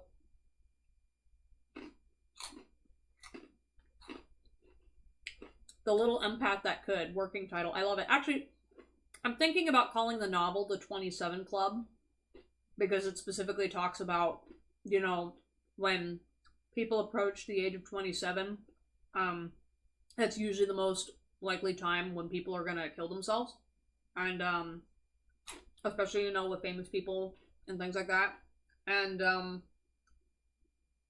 yeah, it's just like talking about grief, and it's kind of like interesting because like I have these two characters that there's Natalie, who's the protagonist from the female side, and then her best friend Matt, who is trying, like, they both are struggling with the death of her brother, because Matt is the drummer to the guy who kills himself. He's the drummer, and so he wants to become a frontman, but part of his issue is he's been in love with Natalie, you know, for many years and whatnot, and he's essentially not coping with the death in a healthy way. And yeah, no, it's gonna be fun. It's gonna be so fun. Oh, I appreciate Samuel. Yeah, no, this book has been in the works for years. Like when I first started working on it, it was way back in 2018. Yeah, 2018, or no, it was 2019. Yeah, 2019. My bad. Was when I first started working on it, and originally it was just going to be a quick project, and I ended up really going ham with the assignment. Like, I've interviewed people, various levels of musicians. I've taken vocal lessons. I got involved with a rock band, involved as in became like a fangirl, and went on this journey, and ended up finding out I had a passion for music. And so, and I also wrote music for this book. So, what's going to be fun about this is once the book aspect is completed, I'm planning on taking the music that I wrote for the novel and actually like performing it and making it. So that's like a whole nother piece to it. Yeah, I was gonna say 2018 or 2019. It was for sure before the quarantines. Yeah, because that was the other thing too. So when the pandemic happened, that fucked up my book, because I was like, the way musicians have to move now since the pandemic, I mean, it changed everything so fundamentally. I was like, well, now I have to have a before and after novel for what's going on. And so originally I was like, well, I'm just going to write it in the past, because I wanted to like reference like famous people's deaths and a bunch of other stuff like that. And I think now with this new version, I can like write about post-pandemic. And also, having personally watched how musicians have had to adapt to post-quarantine life. It's hard out there, man. It's definitely hard out there.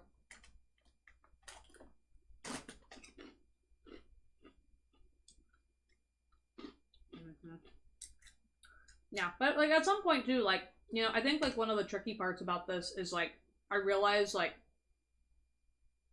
I did a lot of research about writing from the men's perspective. So like with the first round of the book, right? I was very, very set on writing a male protagonist that was not intentionally a sex object, because so one of the troubles I had with writing this novel was, how many books out there can you find where a male rock star is not considered a romantic love interest, or is considered a I don't know, basically he's just not a sex object, right? Like there's not a lot of fictional novels where they actually go into how did he become a rock star, what are the challenges that come with being famous, all those other things. Like, they touch on it, but a lot of times, especially in fiction that's written for women, and particularly in the consumption, they're basically, you're Mr. Hot Guy, and you've got some broody past and blah blah blah, and there's all these like romantic or relationship dynamics and all that stuff, but they really don't actually go into what it's like. You know what I mean? Like, they don't talk about the men's insecurities. They don't talk about, like, I'm sorry, like, as someone who's, you know, dated musicians, hung around frontmen now, and like a bunch of other stuff, like, when you actually get into the behind the scenes with a lot of these musicians, I mean, a lot of them are very, very sensitive. And I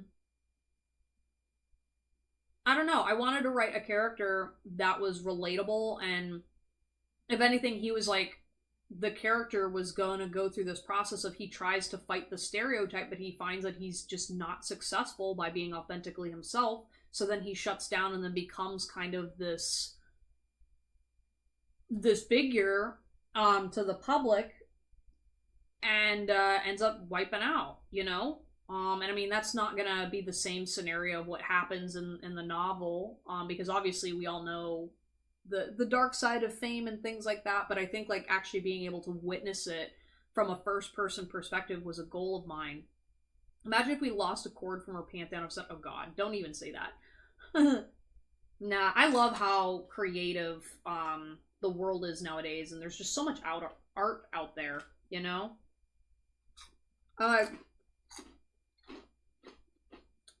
When you talk about the music industry is so rigged, right? And it's really frustrating because like we've got all these like really creative people out there, but like eventually a lot of these songs get recycled, right? A lot of this stuff never actually becomes like original anymore, you know? And so how at some point are we supposed to create an industry that allows for new artisanship and creativity when everything ends up being created at some point?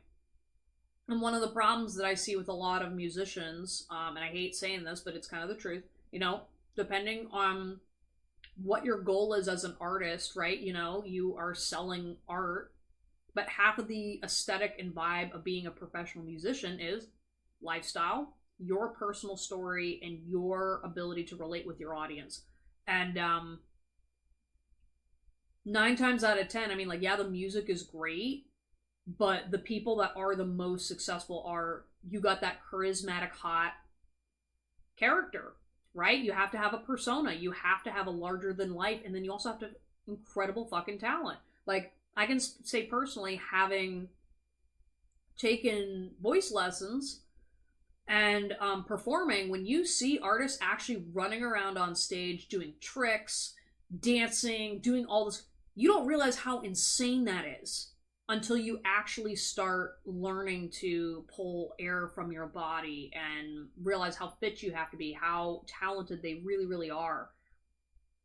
Great example of a persona. Yeah, oh my gosh, Marilyn Manson, I mean, he's a piece of work in general, you know, but like something I always really underestimated with musicians is like, I guess like, this is gonna sound kind of horrible, but like for me, I kind of like, I didn't fully understand the intelligence behind a lot of what they do. Like obviously a lot of artists are smart and whatnot, and so I'm not discrediting that, but when I began to realize like when you actually really start consuming art, really paying attention to a lot of these major people do, there's so much depth to it, right? And I feel like that really gets like overridden when people actually be like, they make it, right? It's kind of like you have like a really talented creative person, but then when they become uber famous, all of it gets died down under like the sex appeal, under the flashing lights and all that other stuff. And I feel really bad because like, you know, there's so many really interesting, great people out there that I realize they have to play the game in order to be seen and noticed, you know? Like there's a lot of artists out there that are really nice people, but like when you have to be cutthroat and fight so hard in order to get your 5 minutes on a stage, it turns people into a different kind of creature, you know?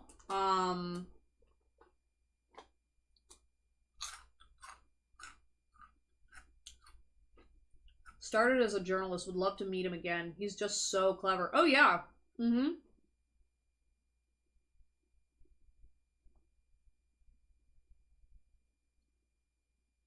Yeah. No. Yeah, and like that's the thing too, is like again, like having also dated musicians too now, now that's under my belt, like I also wanted to explore that in the novel, and that was something, the first novel is more focused on the personal relationships than maybe this one. This one kind of has a tie to it, but it's not quite as in depth. But like, for example, I really wanted to show the dynamics between the rock star and his personal family, because that is a demographic of people that gets overlooked so much when we talk about famous people. We don't talk about the shit that the family has to deal with when a rock star is basically first starting out, when basically it's a lot of upfront time, money, and investment and support that, like, you're like the people that are more than likely to succeed, they've got a whole army behind them. They've got family, they've got resources, they've got time and energy, they have it built into their system, they already have the connections. That's what usually does it, unfortunately. And that's why it's like really hard for these bands of people that basically grow up with nothing, whatever. It's just talent alone. That's why I really respect people that, you know, start from the bottom, because it's hard to get places.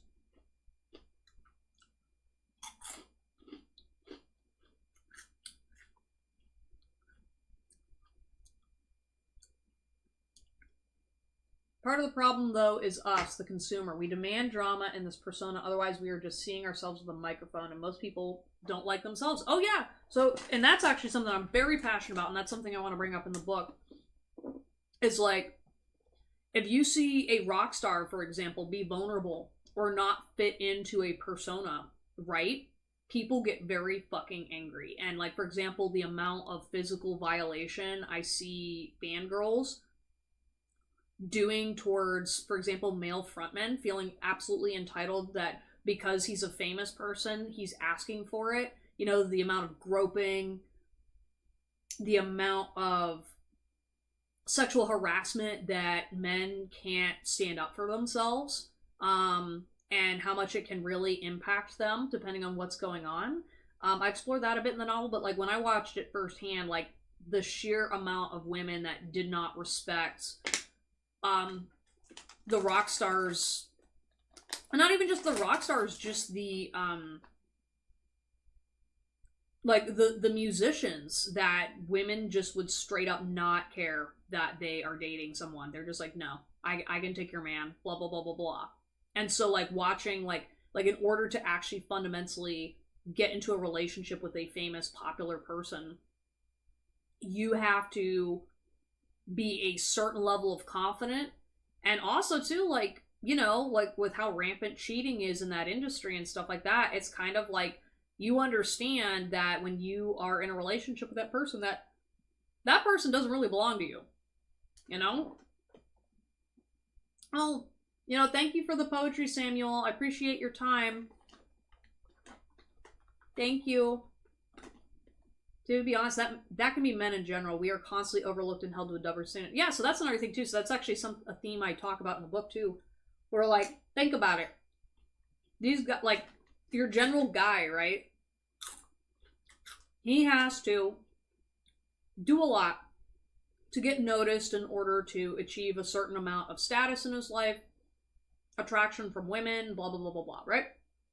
So imagine like a musician who gets shit on by the entire world, right? Because everyone hates art and blah, blah, blah, blah, blah, doesn't make money. So when you're a male musician, you have to work twice as hard to get the attention, to be able to sustain yourself, not succumb to drugs and alcohol and all the other toxic behaviors that, you know, the limited amount of coping mechanisms that men are social accept to him. Say he's been working for years, and all of a sudden you take that dude who's been starving for respect and attention and whatever, suddenly gets elevated to stardom. And now suddenly you are being drowned with attention, right? And on top of it, people still don't give a fuck about you because you are producing something and you are just an image for people. When you don't match up to that image, who gives a shit, right? And then especially on top of it, musicians are sensitive. Men with lots of feeling, lots of sensitivity. There's a double-edged sword with that too, because like, obviously, I mean, like for me, I love myself a sensitive guy. But because of societal expectations and a lot of things that go on, a lot of those guys, it's beating the shit out of them where they can only be half of themselves, or you just get pushed to a point where you become a narcissist. Because you have to block out all the bullshit that people are throwing at you, right? And so it's kind of weird because I feel like a lot of like male musicians, experience what is closer to be like a woman almost at times. Um, because of like depending on like his attractiveness, his skill set, and ability to be charismatic and whatnot, you know, in general, men don't have the same level of access to attention that like a musician does, and so it's definitely like addictive, right? Because you stand out, you know, and like suddenly you're able to, it's more socially acceptable to be feminine, it's more socially acceptable to do all these other different things, and so then suddenly the ego can develop because of a lot of these other factors. And so it's like we've got a double-edged sword where we want men to be sensitive, but then you can't be sensitive in that way. And then on top of it, you know, with again, like kind of like the stereotypes men have to be, you have to be sensitive and vulnerable with your music, but you can't be too sensitive because then you're a pussy or whatever. Like there's so many varying levels to what a male musician has to do in order to appeal to so many people. And then when people get mad when they don't act in that masculine role, when they've been kind of, you know, they don't fully fit into society anyway, all the shit falls apart. You know, sorry, that was like a bit of a roaming tangent, but you know what I'm saying? It's like the double standards are insane for male musicians. And then it's like, okay, so a male musician can do it, but then a girl can't, or vice versa. It's so stupid, you know? So, anyways, those are things I'm passionate about talking about because it's like,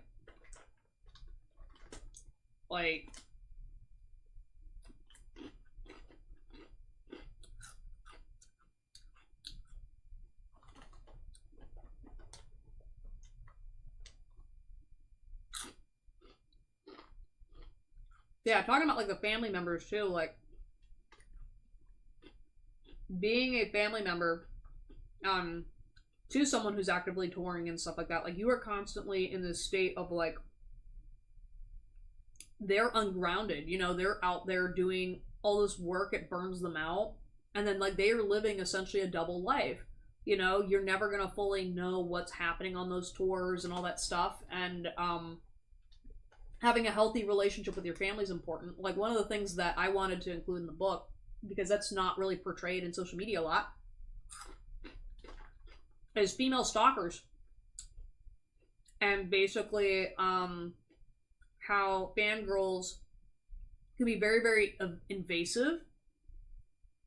And they're just allowed to get away with shit. Like, so, one of my favorite bands,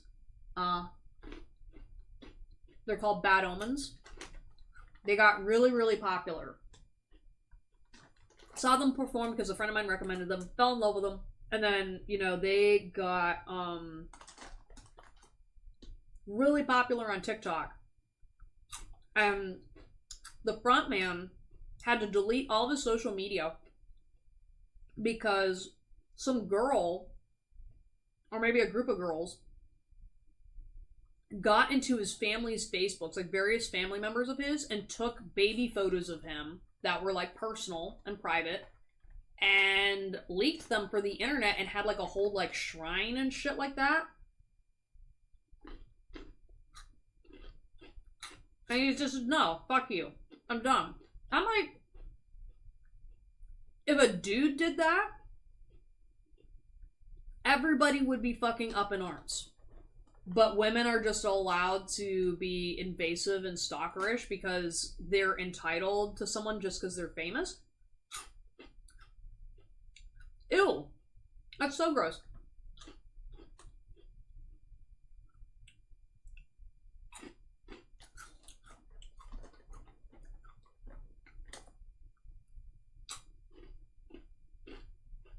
What philosophy do you tend towards? I don't know. I like Taoism. I think Taoism is the closest to alignment of what I figured out. I'm very much about like, you know, the two and the one and all that other stuff, but I'm not like formally studied in it. I do believe in God. However, I mean, you'll see on my channel, I do channel deities for people if they ask for it, because I feel like deities, angels, all that other stuff, they are all multifaceted approaches to God. And so whatever, medium that you require in order to receive messages due to your belief system, that's what I channel through. So, I just know the lens of which my truth lines, and I go within that lens. If that makes any sense. But I'm always learning. And I also, like, I don't believe God is like a person, if that makes any sense. I make sure I'm very clear about that, because I am not very I'm not privy to hierarchical thinking. I don't believe that God is like a person that's lording over everyone, saying right and wrong and blah blah blah blah blah. I think that's just like a manifestation of humans trying to self-regulate, and I believe God is like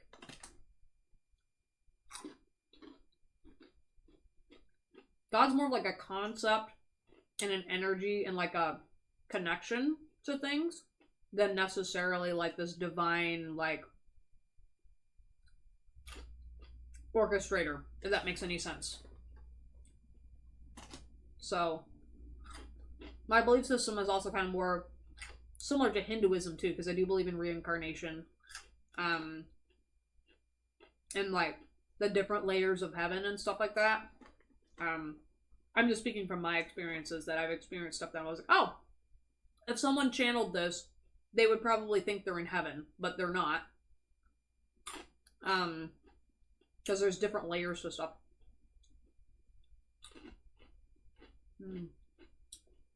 Look at the classic, paying for the first date. Men are expected to pay for everything, hold the door open. But the girl also wants to be a strong, independent woman who don't need no man. That's not equality, that's double standards.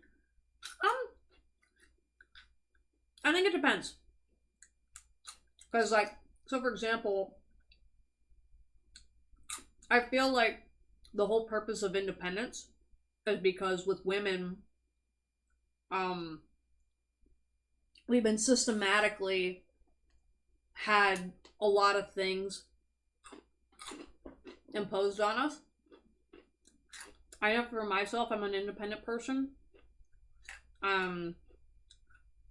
And I do feel like that independence really is skewed in Western society. Because, so, I mean, you're in the UK.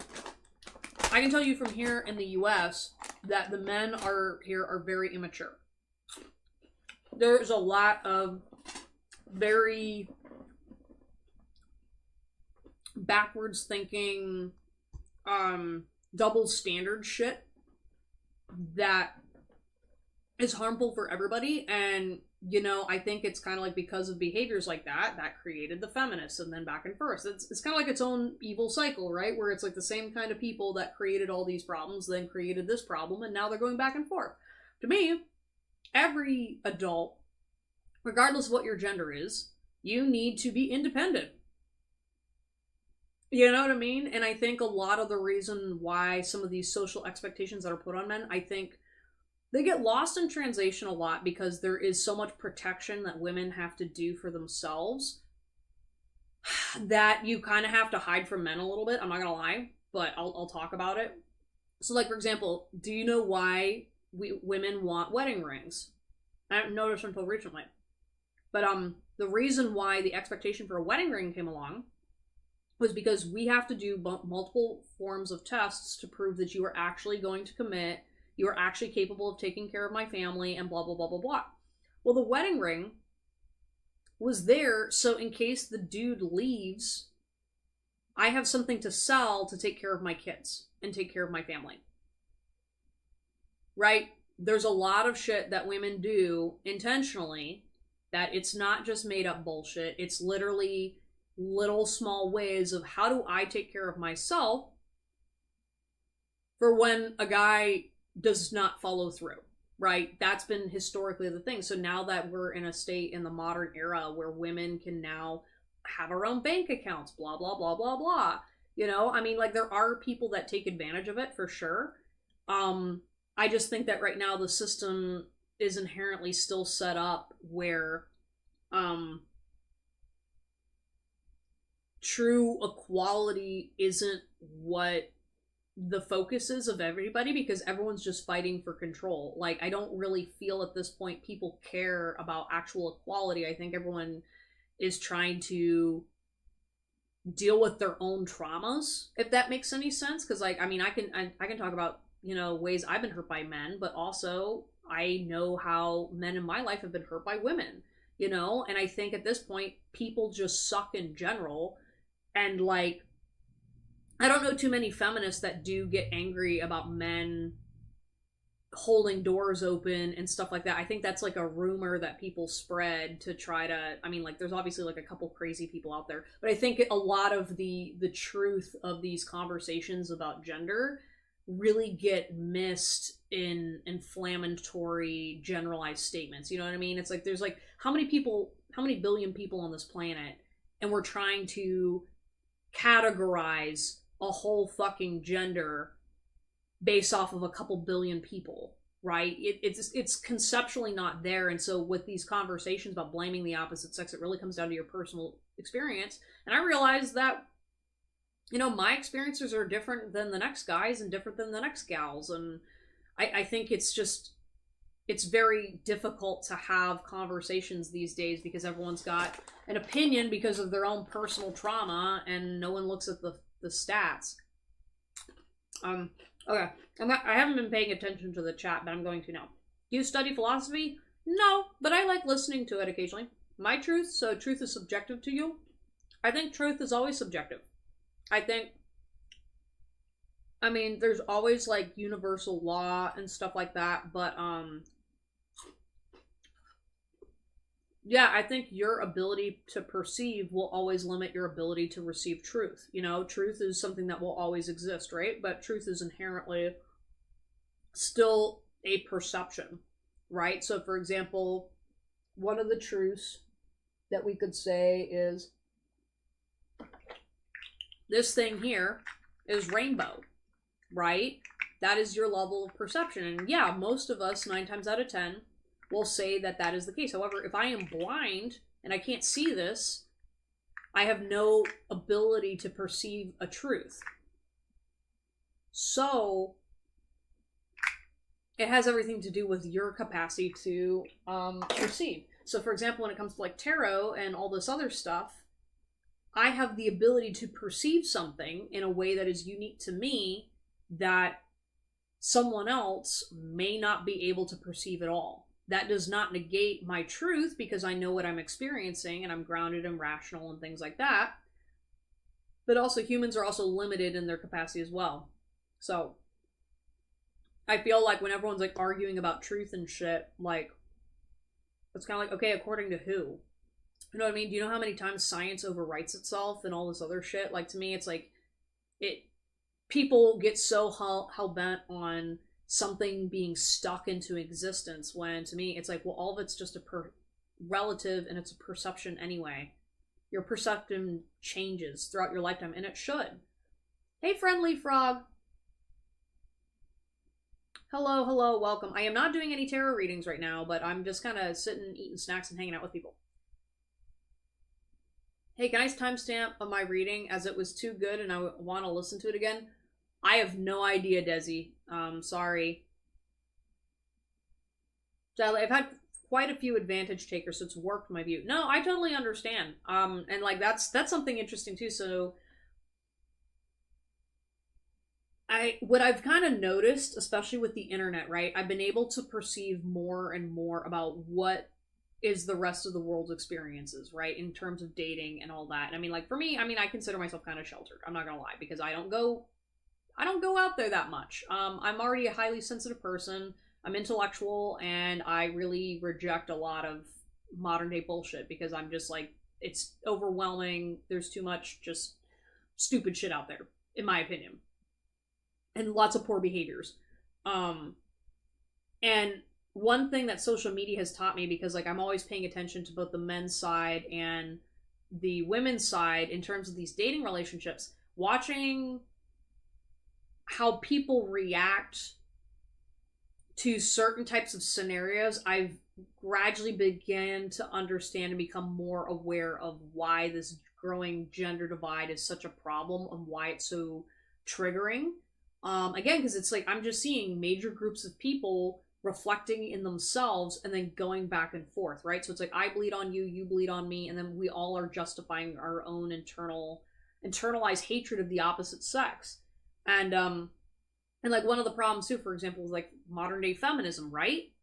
There's a lot of really great concepts in feminism, right? So think of the standpoint of like, all right, yeah, everybody should be equal. You know, women who have been systematically, you know, treated like shit just because they're women and because men can't control themselves and blah blah blah blah blah. So, all right, let's do our best to make sure that those sorts of behaviors don't happen again, right?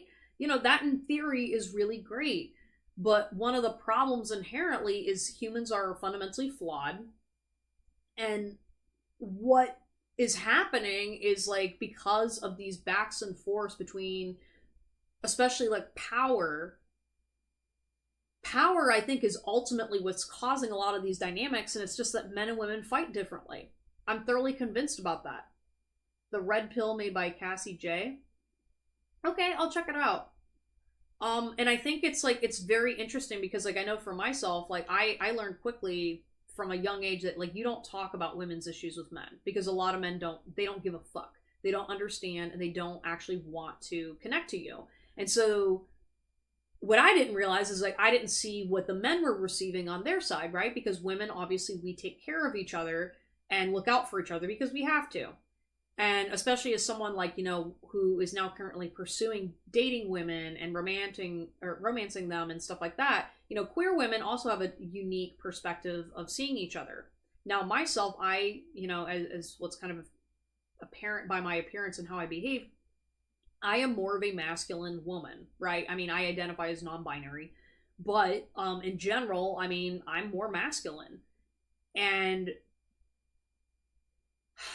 for me, what like as me learning to express myself and being able to be more in tune with my authentic truth, a lot of it means stepping more into a masculine type energy, which looked differently than what I initially interpreted myself as, because I realized I was stereotyping masculinity based off of what I was perceiving, you know, and grew up around my whole life.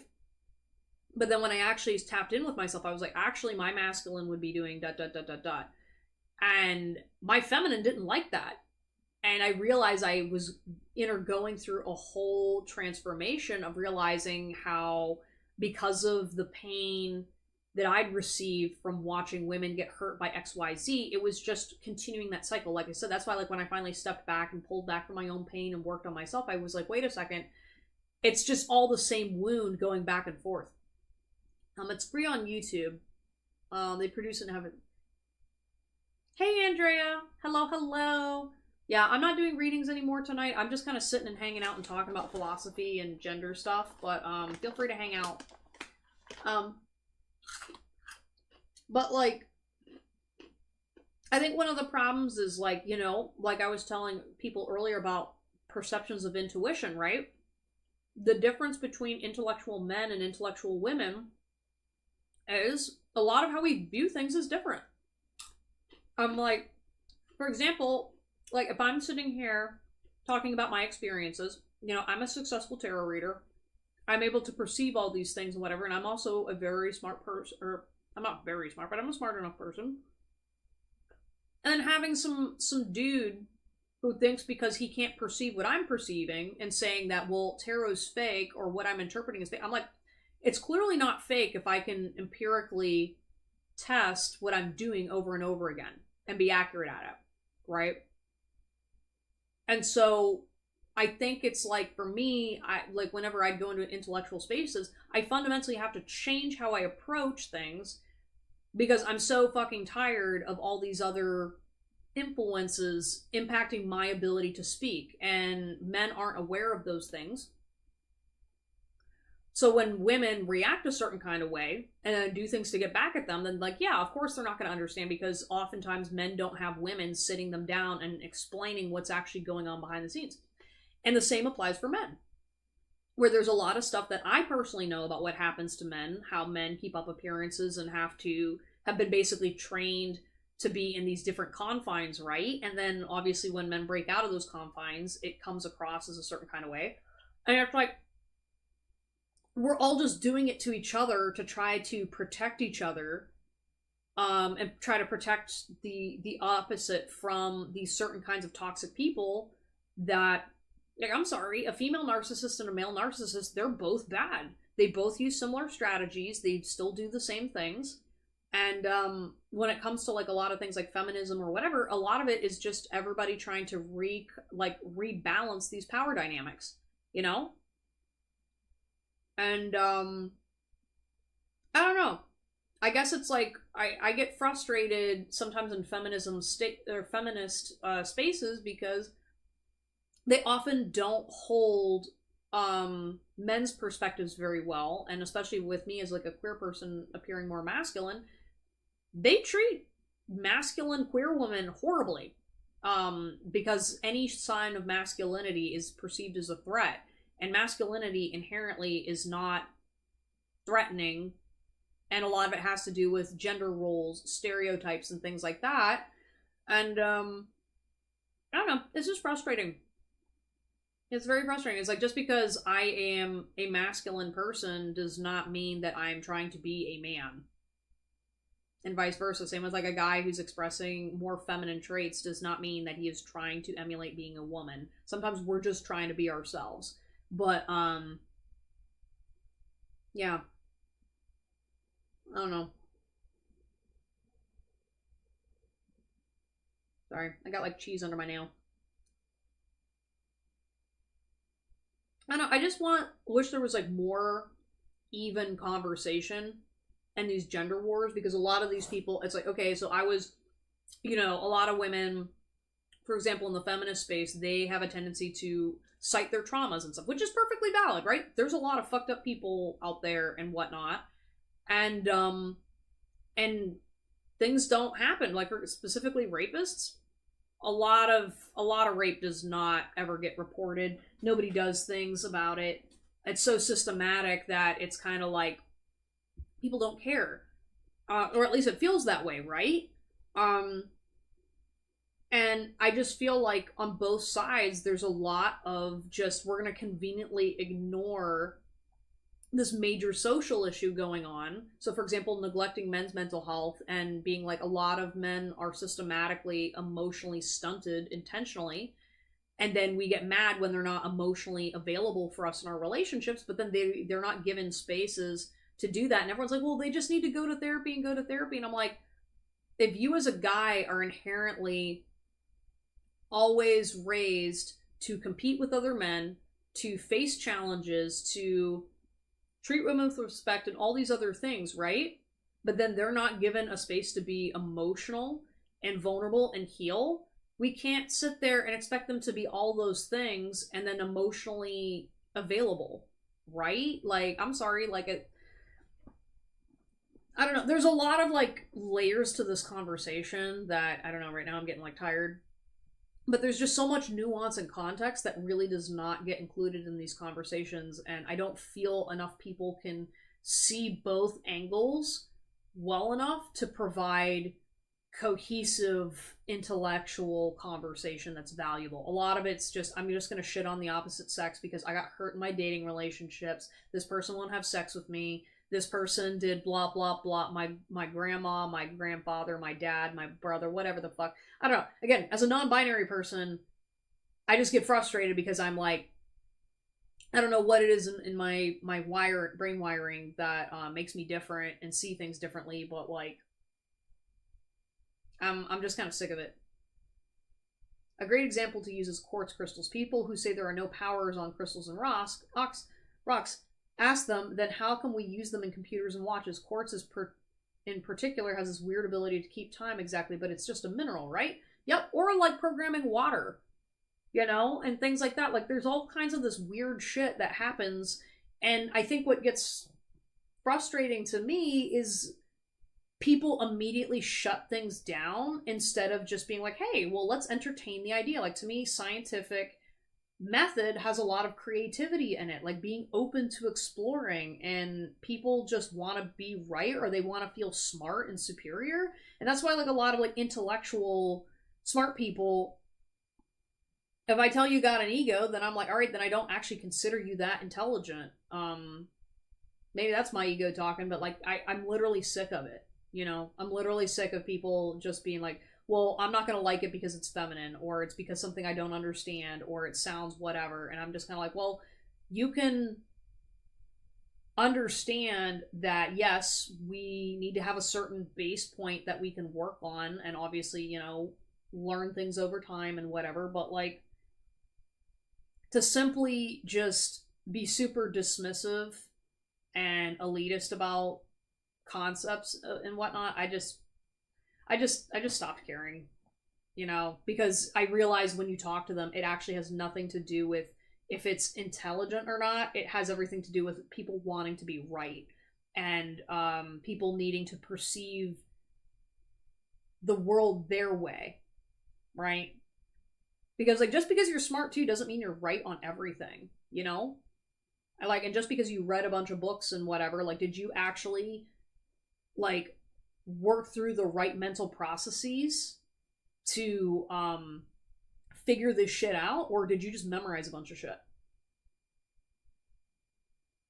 That's why like I fucking hate the education system in a lot of places, because it's like just sitting and memorizing stuff doesn't teach people anything. It doesn't make you smart. It just means you have a great memory.